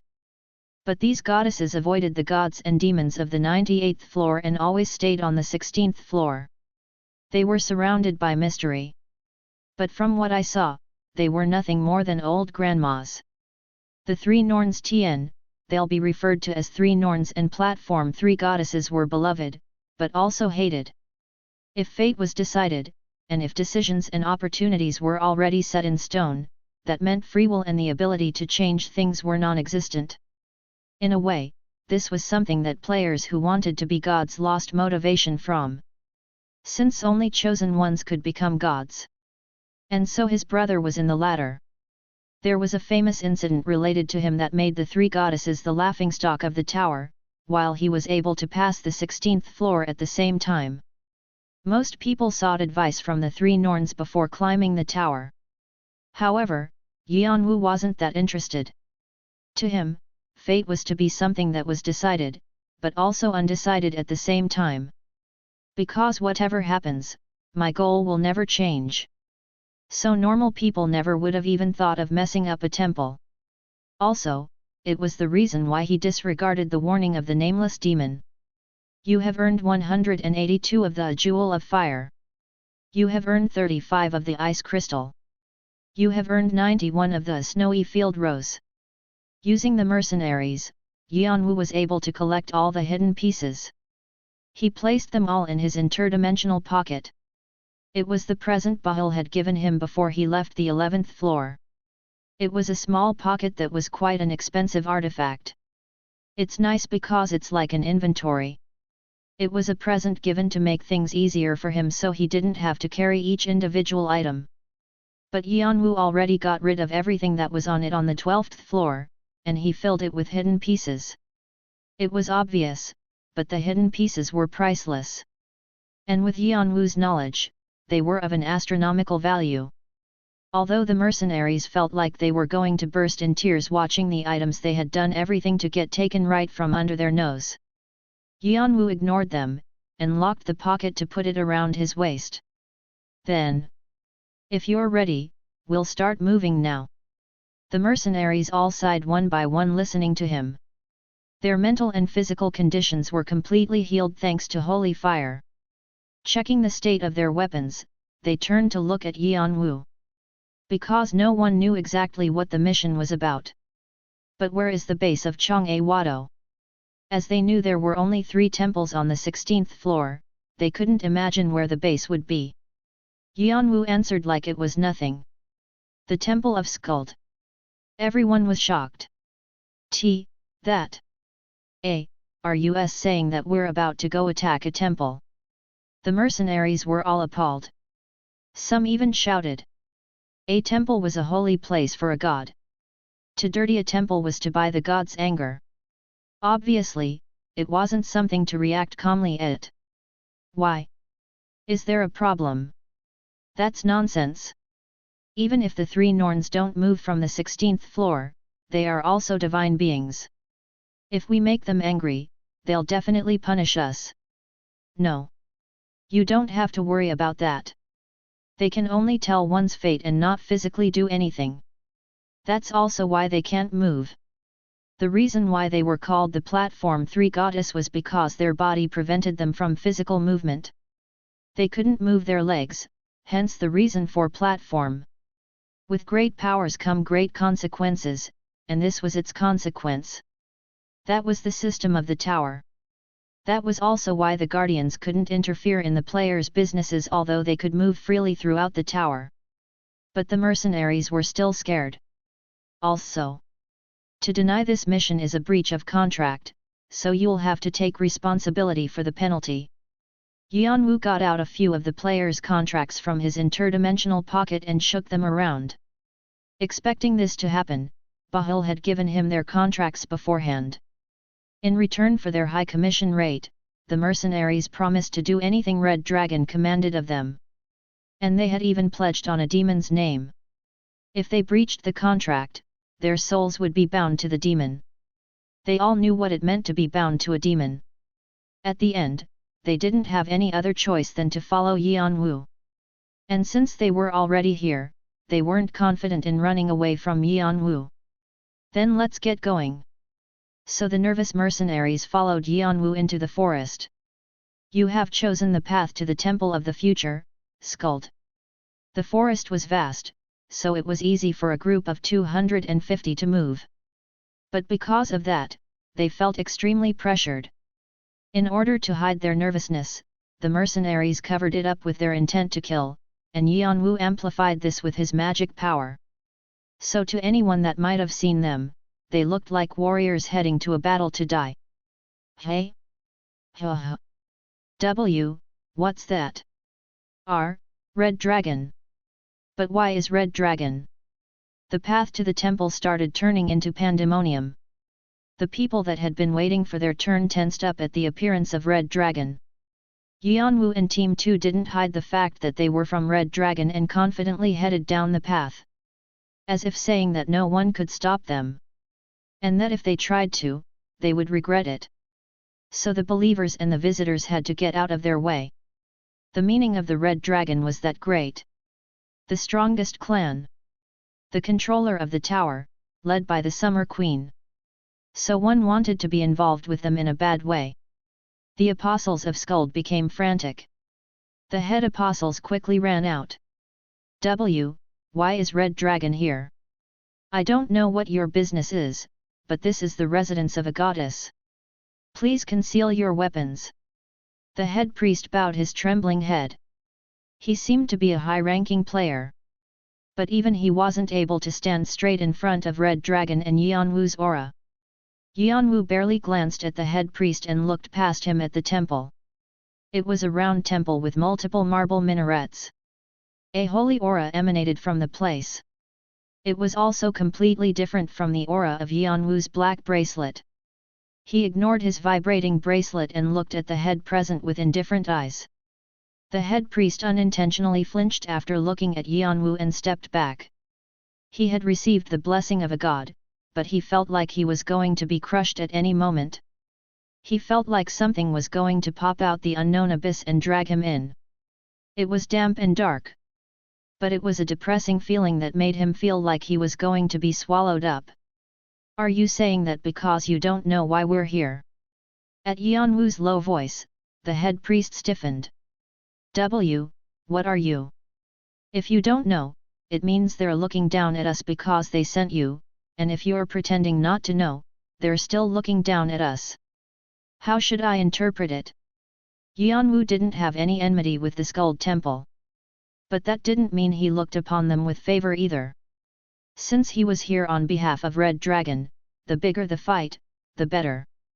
Also, the more I wreck this place, the bigger the story will be when Jeong-woo Cha and the Saber God here.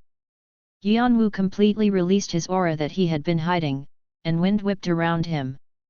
The high apostles and priest that had come out to dissuade him paled and fell to the ground. Updat DFRM Novel B, I, N.C, O, M. The believers and visitors quickly began to escape from the place. There were screams from everywhere. And so amidst all the confusion, Yeon-woo pulled out Vigrid and swung it around. The blessing of the sword. Yeon-woo chose the temple as his enemy, and so the sword became stronger as the apostles, priests, visitors, and believers were all recognized as his enemies as well. And with the power of the 4 legendary beasts, he had a colossal amount of magic power. The strong winds lashed around like they were going to rip the sky into pieces and flung the roof of the temple off. There should have been many defenses and spells in place to protect the temple, but none of them worked. Seeing the broken temple, the apostles, priests, and all the visitors that were running away looked at it with their mouths hung open. They were so surprised that they couldn't move. And during that time, the mercenaries acted on orders given beforehand to enter the destroyed building. They disarmed the soldiers of the temple with ease and entered. Yeon-woo followed them, walking through the path they had made. The high priests and apostles ran at him saying he shouldn't do that, but he ignored them and stood in front of the 13th room. He burst the door open to where the Saber God was. And it was then. Chapter 125, Mission 5. As if they had been waiting, a group of soldiers attacked him. They were soldiers the Saber God placed there to protect his son. But Yeon-woo already realized their presence and lightly used Shunpo to escape them, and simultaneously used Heaven Wing Mana Control to input magic power into Vigrid. He swung it around, lighting up holy fire along the knife's edge. A series of soft explosions split the air and their head exploded. It was a neat strike. The mercenaries who had been looking on widened their eyes. They knew what type of soldiers the Saber God would have placed there. And so they couldn't believe it when Yeon-woo took care of them so easily. He looked stronger than an average semi-ranker. But in a way, that was to be expected. He had absorbed the power of 4 legendary beasts at once, and he had almost finished his draconic body. With his 8 extreme fists and Heaven Wing Mana Control improved, it would be weirder if he wasn't that powerful. Yeon-woo carelessly looked away and entered the 13th room. Beyond the burnt black corpses, there was another door inside. He flung it open. And at that moment, a scent entered his nose. Yeon-woo frowned. Drugs. Hum. Laplace hummed a song and entered through a portal. The gazes of multiple guardians turned towards him, but they just turned back towards their jobs thinking he was being himself again. The Laplace they knew was always in that state of excitement, and his subordinates struggled because of it often. When he was excited, it was better to just avoid his eyes. Laplace walked past the guardians into his own office. But as soon as he did, he stopped humming. Instead, he narrowed his eyes at the person who was sitting in his chair. Ivilka.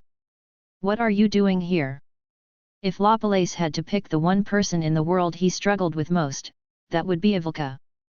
Ivilka pushed his glasses up and lightly chuckled. Ohio here.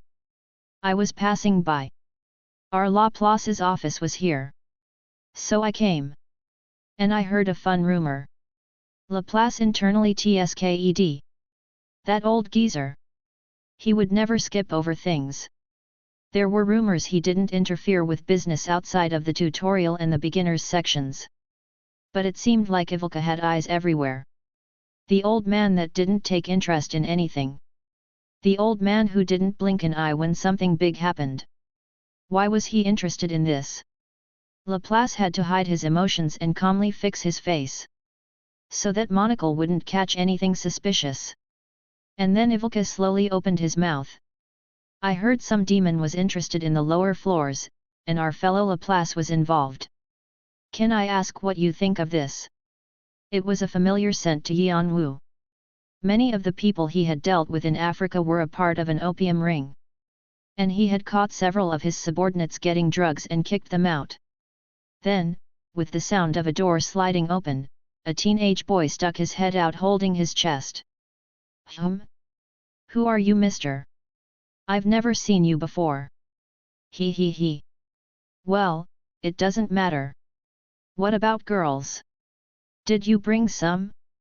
These are too boring now. Change them for me. The room was a mess.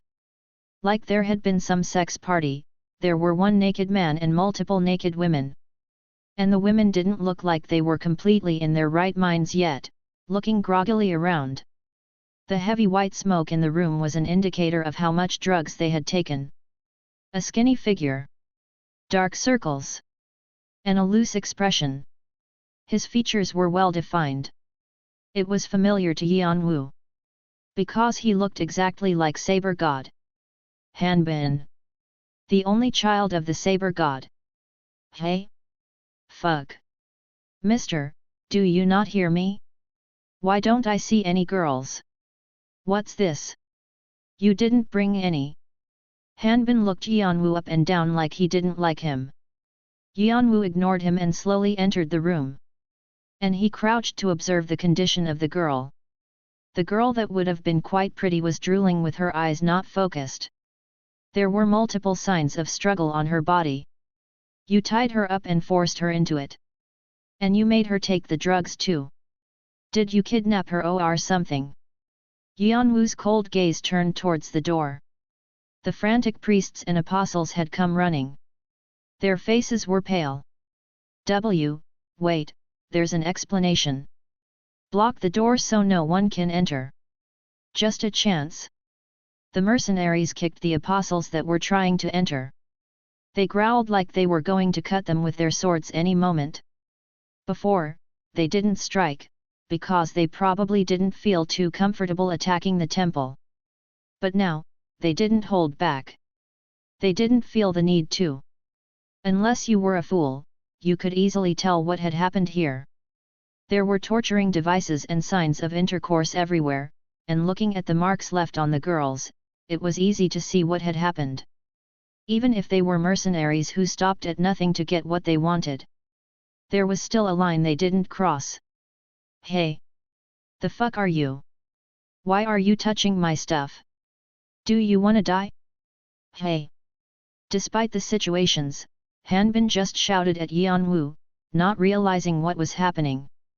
Bring him here. The senior officers of Team 2, Dylan, and June forcefully Hanbin out. His face fell. ACKKK. Let go. Let me go. Do you know who I am? Hanbin continued to scream and fainted when a hand hit the back of his head. Yeon-woo lightly shook his hand in the middle of the air. Holy fire burned up all the white smoke in the room and sucked up the effects of the drugs in the girls' bodies. Saber God. His love for his son made him blind. He could somewhat guess what happened here. Hanbin had to struggle throughout his entire life because of his disability. And the easiest way to escape from that was drugs. Obviously, as his resistance to the drugs increased, he had to keep on increasing his intake. And after that, he had probably turned to sex to feel high. Kidnapping or human trafficking had most likely followed. Even the Skull Temple wouldn't have been able to interfere. It was the Saber God's son they were talking about.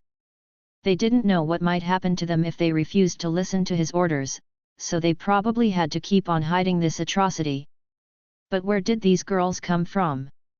If they got them from outside, there would have been rumors, so they had probably used believers of the goddesses. A temple that uses its followers as sex slaves. Crazy bastards. They were colluding with Hanbin. They might have used the fact that the three Norns couldn't physically interfere to do this. Here, is, this. He made sure the girls woke up, and he left with the mercenaries in tow. Hanbin followed, bouncing up and down on Dylan's back. The priests and apostles trembled looking at the situation.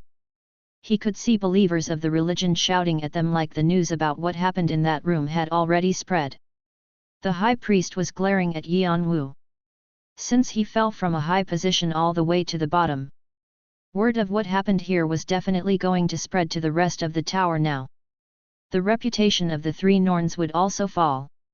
But Yeon-woo knew that the reputation of Saber God and Jeong-woo would fall along with them, so he smiled. The high priest glowered, thinking Yeon-woo was laughing at him. Yeon-woo ignored him and ripped the ticket. Soon, as he passed through the red portal with the rest of the mercenaries, the familiar 11th floor base of Red Dragon came to view. Oraboni. Hyung-nim, you're here? I can tell you've made a big mess again. Edora and Fanti, who had been waiting for him, stood up. Bahul, who had also been waiting in a corner, slowly stood up. With an amused face, he came towards Yeon-woo. His gaze was fixed on the Hanbin, who was on the senior soldier's back. Is it this guy? Yeon-woo nodded. Yes. Clearly. He looks exactly like the Saber God. If he gets some wrinkles, he could pass for the Saber God. Haha. Bahul laughed. If you knew the Saber God, you would immediately think of him upon seeing Hanbin's face. To get this card without lifting a finger. He felt refreshed. Meeting Kane this year was my greatest luck. I was doubting it, but to think this trump card would come my way. The Summer Queen was looking for a replacement because her dragon heart was broken. To lure Leant, no, the stone out, he had to do things meticulously. And so actually, he had a plan. He reported it to the Summer Queen, and barely got her approval. If I'm right, Leant's stone was incomplete. If there was a way to complete it, even that suspicious bastard would come running. And he had already secretly prepared the materials to finish the stone. He was going to accidentally let the information slip, and lure Leant out. Since his obsession with the stone wasn't normal. But there was a flaw in his plan. Leant suspected the Red Dragon and Bahul, so before he checked the materials for himself, he wouldn't do anything drastic. So he was trying to find something to move him. And the Saber God's son fell in his lap. The Saber God was enough to push Leant to pull the stone out. Since he had his son, the Saber God would be Bahul's marionette. Of course, he could throw his son away and choose Jeong-woo. But Bahul knew that wasn't going to happen. If the single-minded Saber God was willing to share his magic to protect his son, his obsession for his son definitely surpassed his obsession with his clan and martial arts. Let's wake him up first. The senior soldier who had been waiting for his command slapped Hanbin's face twice. Red markings were left on his face. Hanbin shot his eyes open and came to attention. He wasn't able to judge the situation with a bunch of strangers, and he began to shout. I'm gonna tell my dad and he's gonna kill. But Hanbin wasn't able to finish. The moment his eyes met Bahul's, his consciousness that wasn't completely woken up yet because of the drugs snapped back to normalcy. And the first emotion he felt was fear. He instinctively knew. The person in front of him was someone who could kill him like he was an ant. Even his father, who was among the strongest in the tower, wouldn't be able to deal with him easily. Then he opened his eyes to his surroundings. The flag they had above their heads. It was the symbol of the Red Dragon. He was in the middle of enemy territory. So you're a little similar to your dad in that you can read people. You're not completely retarded. Bahul saw Hanbin's fear-stricken face and laughed. So he really was that beast's kid. Since you're pretty quick to understand, you probably know what I'm about to do. Right. Bahul had a violent smile on his face. First, let's go with your pinky finger on your left hand. How's that? Yeon-woo just silently looked at Bahul. With this, the oil was poured. Now. It was time for the fire to spread. Oh my. Hanbin. When the Saber God heard the news that Red Dragon had destroyed Skuld's temple, he thought the sky was falling on him. the woman that had approached him when he thought he wasn't going to have any women in his entire lifetime. His son was the only remnant of her he had. And that son was taken. And by his enemy, Red Dragon. He wanted to find his son, but because he didn't know where he was, he had to twiddle his thumbs. He was planning on going wherever, taking his iron box with him. He was even ready to give his life up. But the moment he went to get his iron box, inside the tent he was staying, there was a tiny box, along with an anonymous letter. If you want to find your son, bring the stone. A letter with just one sentence. He didn't know what it meant, but Saber God's head went blank. With a shaking hand, he opened the box. And inside, there was something he never could have imagined to be there. A pinky finger that looked like it was his son's. For the first time in his life, the Saber God shrieked in horror. Chapter 126, War Preparation, 1. Volume 6 Chapter 1. My head hurts. The Sword God pressed down his annoyance that kept on swelling up. After he had declared independence from the One-Horned tribe along with the Spear God, the world was just a big wall to him. Wherever he went, there were obstacles and trials. But every time, he won in the end. He dropped his enemies, stole, stepped on them, and stood back up. And eventually, his surroundings were filled with people like him, and now they were able to be Jeong-woo Cha's foundation. So to the Sword God, the world was a wall, but it was also something that he just needed to keep on overcome. In the past, it was Arthea, and now, it was Red Dragon. But unlike Arthea, which he was able to easily destroy, Red Dragon was like an iron wall that he couldn't ever break down. That was probably to be expected, however, because Red Dragon was a clan that was considered to rule the tower. And they were the only group strong enough to stand against Alforoni. A fight could only be difficult. Although Jeong-woo had comparatively less players, they had the more skilled ones. So occasionally, some people said that the only people able to be on equal standing with the Red Dragon was Jeong-woo. However, the owner of Jeong-woo, Sword God, knew that it was all bullshit. Even if Jeong-woo gathered all their full strength, they were still rookies compared to Red Dragon. The famous 81 Eyes was only the beginning.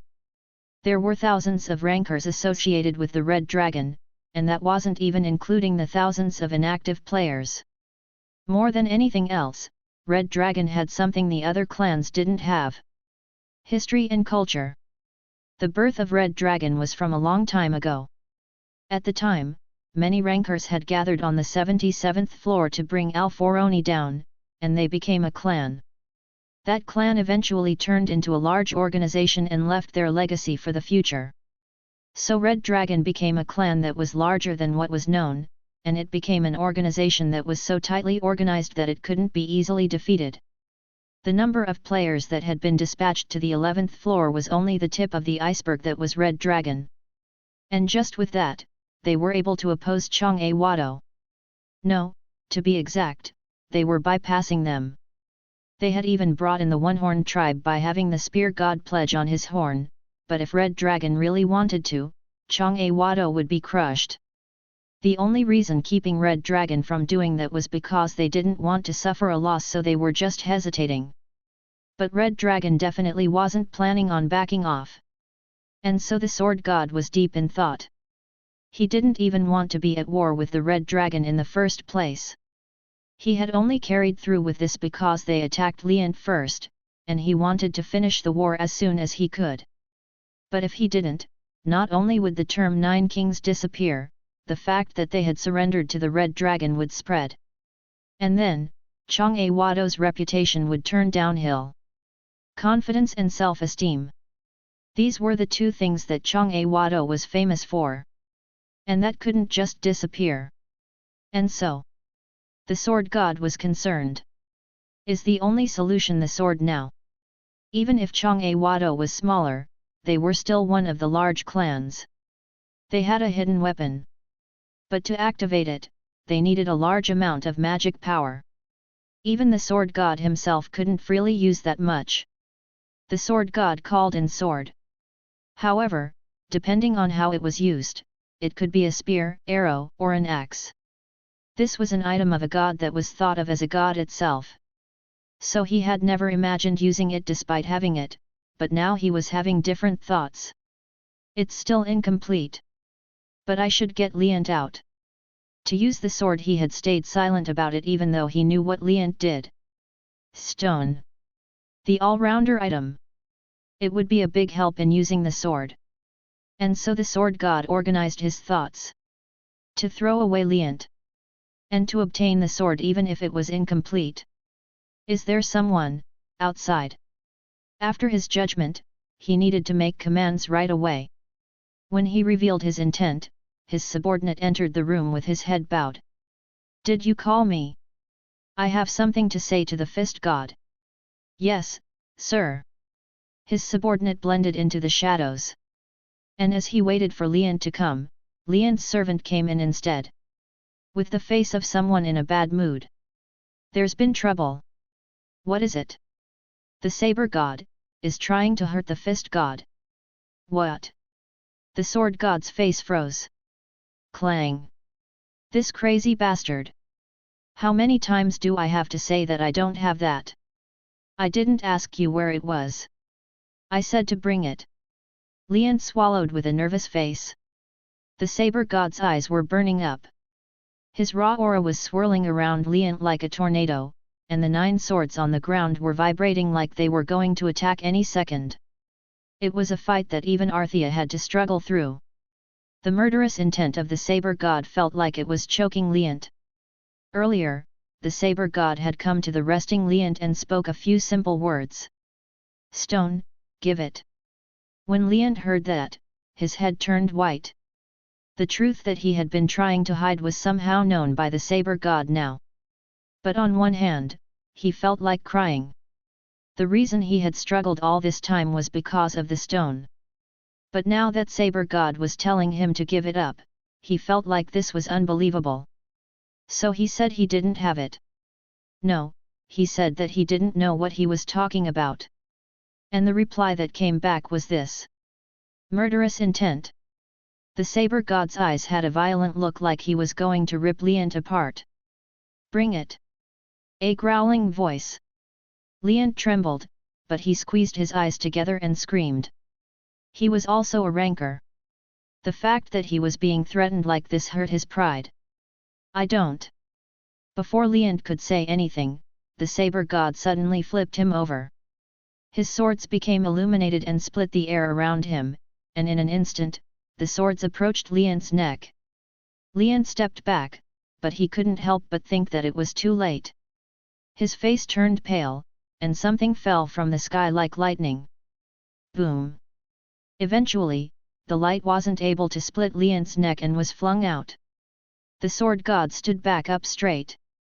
And like a beast, he looked at the spear that landed right in front of him and glared at the spear god who lightly stepped in front of him. What are you doing? Move, spear. I don't have anything to do with you. Saber. What are you doing? Red dragon is right in front of our nose but you're fighting friendly fire? Did you really go crazy these days? The spear god twisted his lips. He didn't like Liant, but as the same clan members, he thought it was necessary to keep basic manners. But what the saber god was clearly what enemies did. It was a distraction for the clan. It was unacceptable. Move. But the saber god acted as if he didn't know and stepped forward, pulling out another sword. The spear god got into position again.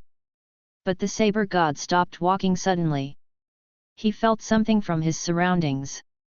When he turned his head, the bow god was smiling coldly down at him from the top of a tree.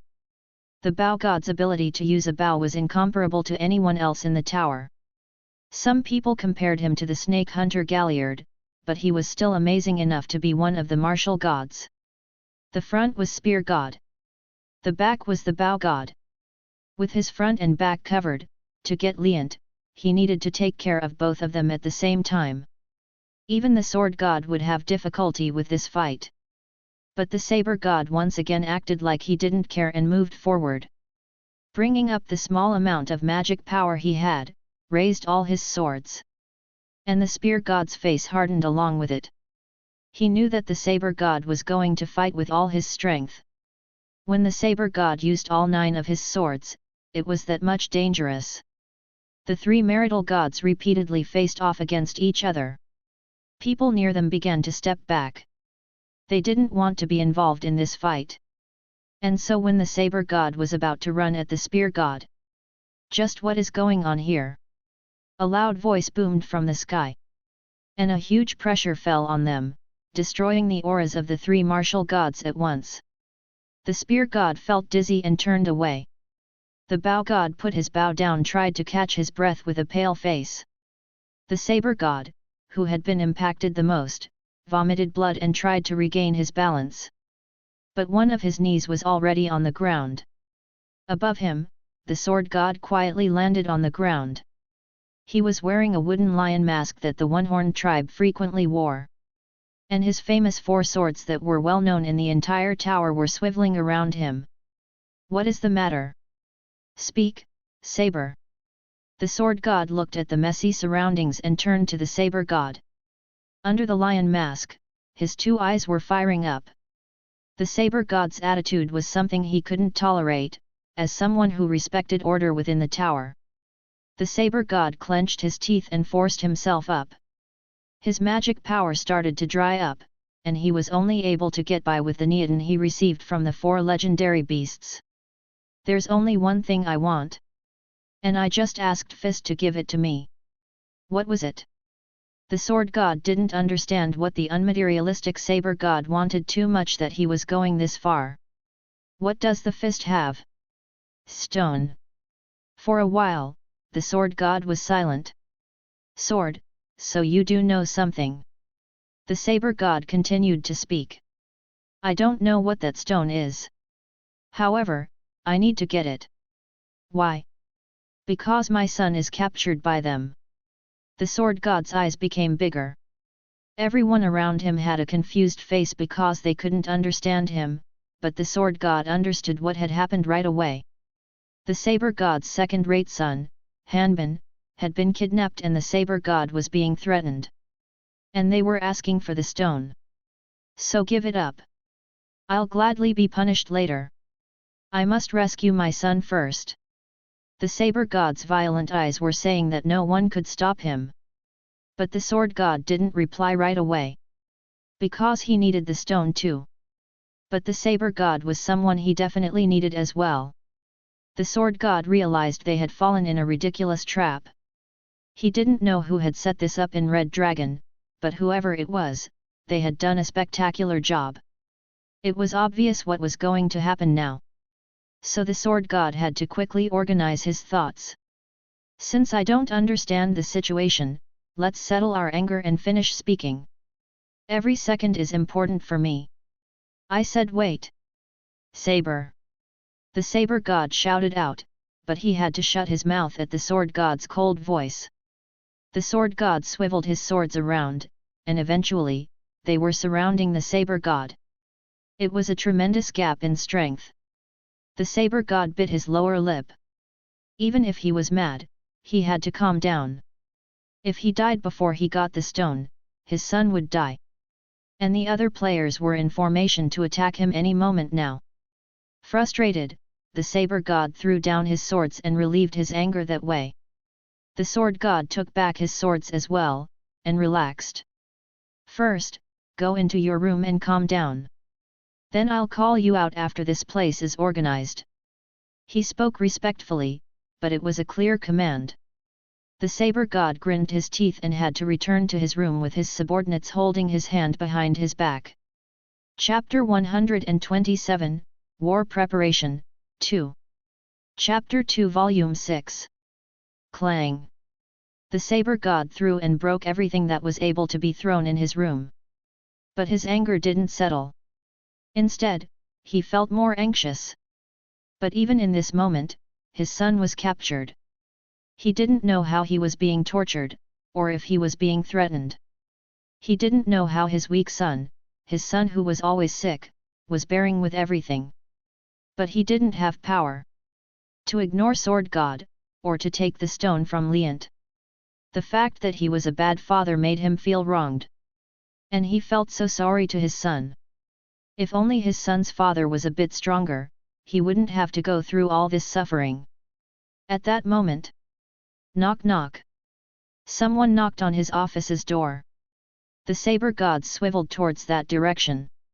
He was locked in his room, so without permission, no one could enter his room. But who was it? And the presence suddenly disappeared like it never existed. It meant that the stranger's skill wasn't below his. Perhaps. The saber god shivered. A bad feeling swept past him. It was the same feeling when he opened the box his son's finger was in. The saber god frantically opened the door.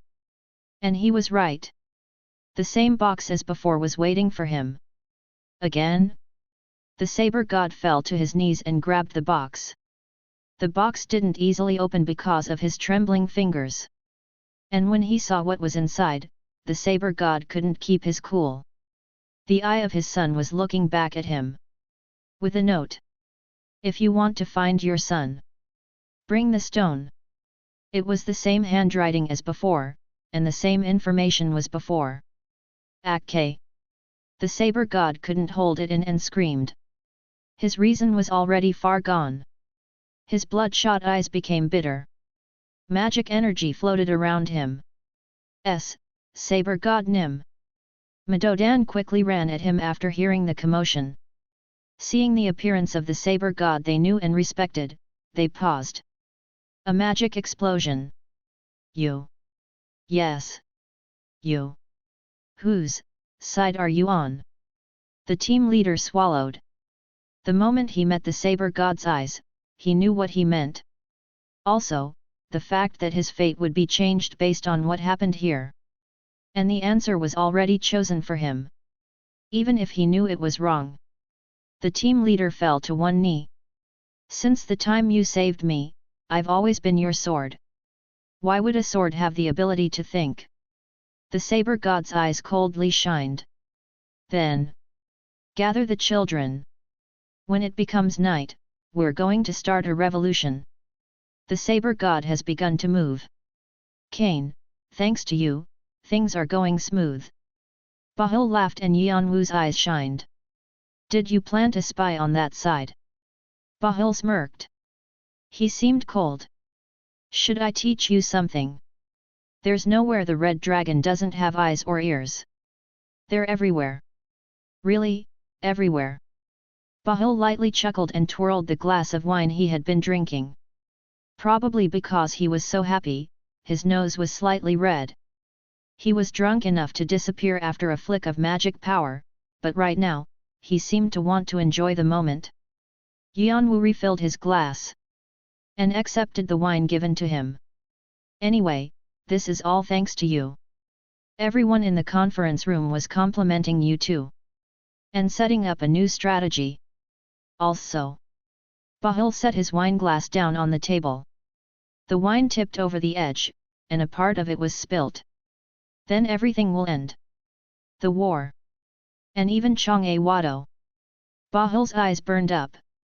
He was well known for his constantly smiling face, unfitting of his nickname, Flaming Fist, but right now, his steady and flaming eyes were shining, completely fitting of his name. And after that, my reputation will be set in stone. All the crazy bastards who called me a betrayer will be regretting it. Also, you'll be streamlined for promotion. It'll be a win-win situation for both of us. Only good things in our future. From now on, let's keep on growing together. Me in the front, and you in the back. I'll pull, and you push. How's that? Isn't that a nice picture? Bahul laughed again. Like he was over the moon. And like these moments were waiting for him in the future. Also. Yeon-woo remembered seeing this in the diary. It was when Arthea was first made. The image of his brother, Bahul, Leant, Hanova, and the rest of the original members laughing happily, drinking wine. His brother kept that memory in his heart until he died. However, Bahul seemed to have thrown away all those memories already. Guilt aside, he looked like he forgot about everything. He only desired promotions and power, and he wanted to step on everyone below him. And using his past comrades to do that didn't make him feel a thing. Yeon-woo knew he was talking about himself like he was his savior, but he knew once his usefulness was gone, he was going to be thrown away. And so, Yeon-woo couldn't smile in front of the laughing Bahul. He had never been more grateful he was wearing his mask. He said it was somewhere. And so Yeon-woo muttered to himself inwardly. In Arthia. He probably meant it was you. From the beginning. Yeon-woo returned to his room. Inside, Fanti and Edora were waiting for him. You've returned? How was the drinking? It was one with the Supreme Commander, so I'm sure there were girls and Oraboni. Ahem. Anyway, did you get anything? Fanti coughed after seeing Edora glaring at him. And he narrowed his eyes and asked. It's like what I expected. The saber god will be jumping around like his feet are on fire, and Chong-a Wado will be split. Red Dragon won't miss that chance and start their attack. Hee hee. Now I'm finally free. Fanti snorted and spoke. He wasn't feeling too good that he wasn't able to go to the 16th floor with Yeon-woo, and now thinking about being able to run free made him feel a lot better. And the Foreign Legion had made a great impact on the strategy this time, so they had received permission to take care of it. However, unlike the happy Fanti, Edora had slightly concerned eyes. She understood Yeon-woo's intention to catch the saber god, but she was worried that the situation was too much for him to handle now. Actually, it didn't matter whether or not the situation was too much. She was just worried that it would get out of hand for Yeon-woo. But she knew how detailed Yeon-woo was, so she was less worried. However, she wasn't able to help him, or know exactly what he was planning. The most important thing to her, at the end, was Yeon-woo's safety. But if she expressed it, Yeon-woo would only say he was okay. He never let anyone know what was on his mind. That was what was happening this time, too. Fanti and Edora headed over to where Team 2 was expecting, waiting for the command to attack to fall. Everyone was on edge because they had already received orders to be ready. During that time, Yeon-woo calmly meditated in his room alone. In the room that was given to players that were at least of the team leader's position, people couldn't see inside that easily. However, he still used his magic power just in case and completely blocked out the outside. Before we leave, I need to prepare. Bringing Hanbin had already readied the game board, and Bahul was ready to break the game board now. And once he got what he wanted and threw away what he didn't need, Yeon-woo needed to get ready for that. And preparing for that required strengthening of all my power. He needed to pull up everything he had. Yeon-woo got out his interdimensional pocket. Everything he had done from the 12th to the 15th, making the mercenaries gather all the hidden pieces, was all for this moment. Come out. As he entered magic power into the black bracelet on his right wrist, his bracelet trembled and started to spread an ashy fog. And the ashy fog began to gather into a loose shape. Boo bowed to him. Gre, Eddings, to my, Aster. Was it because he was originally a player? Unlike the other soul familiars, Boo was somewhat able to speak now. Although it was only a few words here and there. But that became the reason why Yeon-woo chose Boo. From now on, what I'm going to do requires something that can think at least a little bit for himself. Yeon-woo had only read about it in the diary, and never actually tried it out. From now on, I'm going to give you items in order. Absorb them in the order I give them to you. Be careful that not even a slightest bit of magic power leaks out. I understand. Be warned. If even a little leaks out, everything will be ruined. I understand. Boo nodded with certainty. Yeon-woo was a little worried, but he believed in the power of the black bracelet. Absolute loyalty. With this, the soul familiars always showed a strength that was unimaginable. Especially when he ruined the alliances of the clans, they had shown incredible strength. The order is 2 of Jewel of Fires, 5 ice crystals, 9 golden flowers. Yeon-woo gave the hidden pieces to Bu in the order that they were in the diary. Bu began to absorb them without any suspicion. Like when he swallowed the spirit beads. Bu, soul of the witch doctor, has successfully absorbed the 2 of the Jewel of Fire. Fire property increased by 1. Fire property increased by 3. Yeon-woo carefully took the hidden pieces out in order. If there was even the slightest mistake, he had to do it all over again from the beginning. The mercenaries got a lot of hidden pieces for him, but there was no need to use more than what was necessary. Also, after Bu became stronger, he needed to use it on the other soul familiars as well. If this works, Bu will evolve to a greater level than before. Yeon-woo didn't blink looking at Bu, watching with his draconic eyes to make sure there wasn't any magic power creeping out. What Yeon-woo wanted right now was Bu's evolution. Baeluk called the result of his endless experimentation strengthening item. Like its name, it was a power that strengthened power. However, the rest of us shook our heads seeing that. We knew it wasn't simply something that strengthened us. The strengthening item, after using the blood of monsters, bodily parts, and countless hidden pieces, had the ability to even change the foundation. Chapter 128, War Preparation, 3. So it could be more pure. More efficient. Normally, as you climbed the floors, the rank of the magic power would increase correspondingly. However, the impatient Baeluk found another way to raise the rank.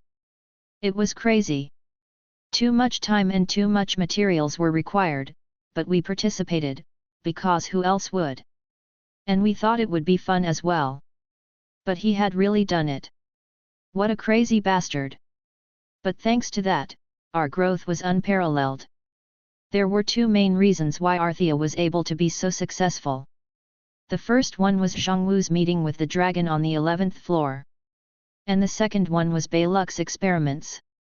The dragon called it as Tien, may be different from how past TL spelled it. This is the dragon that gave Jeong-woo his draconic eyes. Body still wasn't ready, but I wasn't worried about it because it would be finished soon. However, the strengthening item was different. His brother hadn't written exactly how it was made, because it wasn't interested in alchemy. He just thought it was something amazing that Baeluk created. But he had still written the basic ingredients and their ratios in case he needed it in the future. And that was left in the diary for him.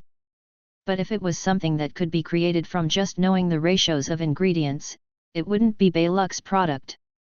When making it, some ingredients had to be frozen and some had to be dried, so it took a lot of work.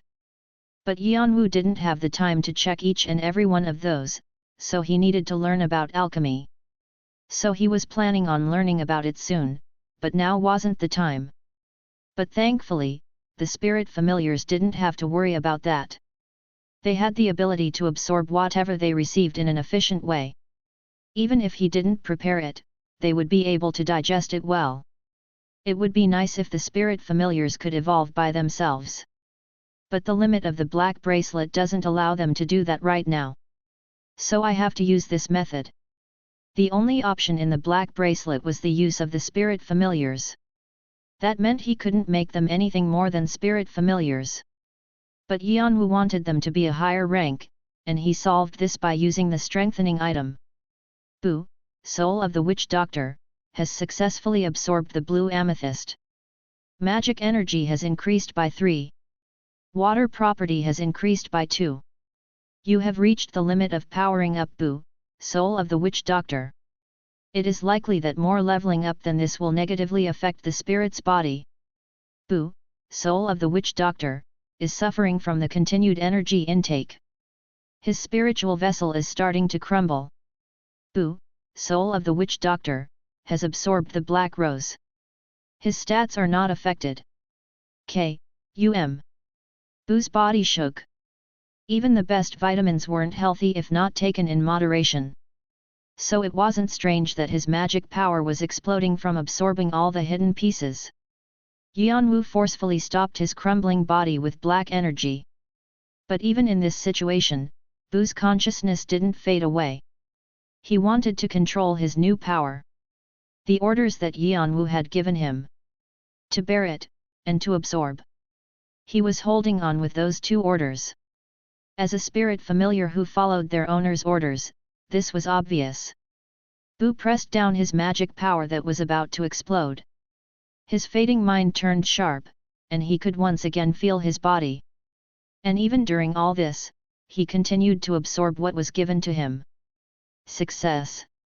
However, you must. This is the reason why I chose you, since you have the ability to think for yourself. Yeon-woo continually gave him black energy.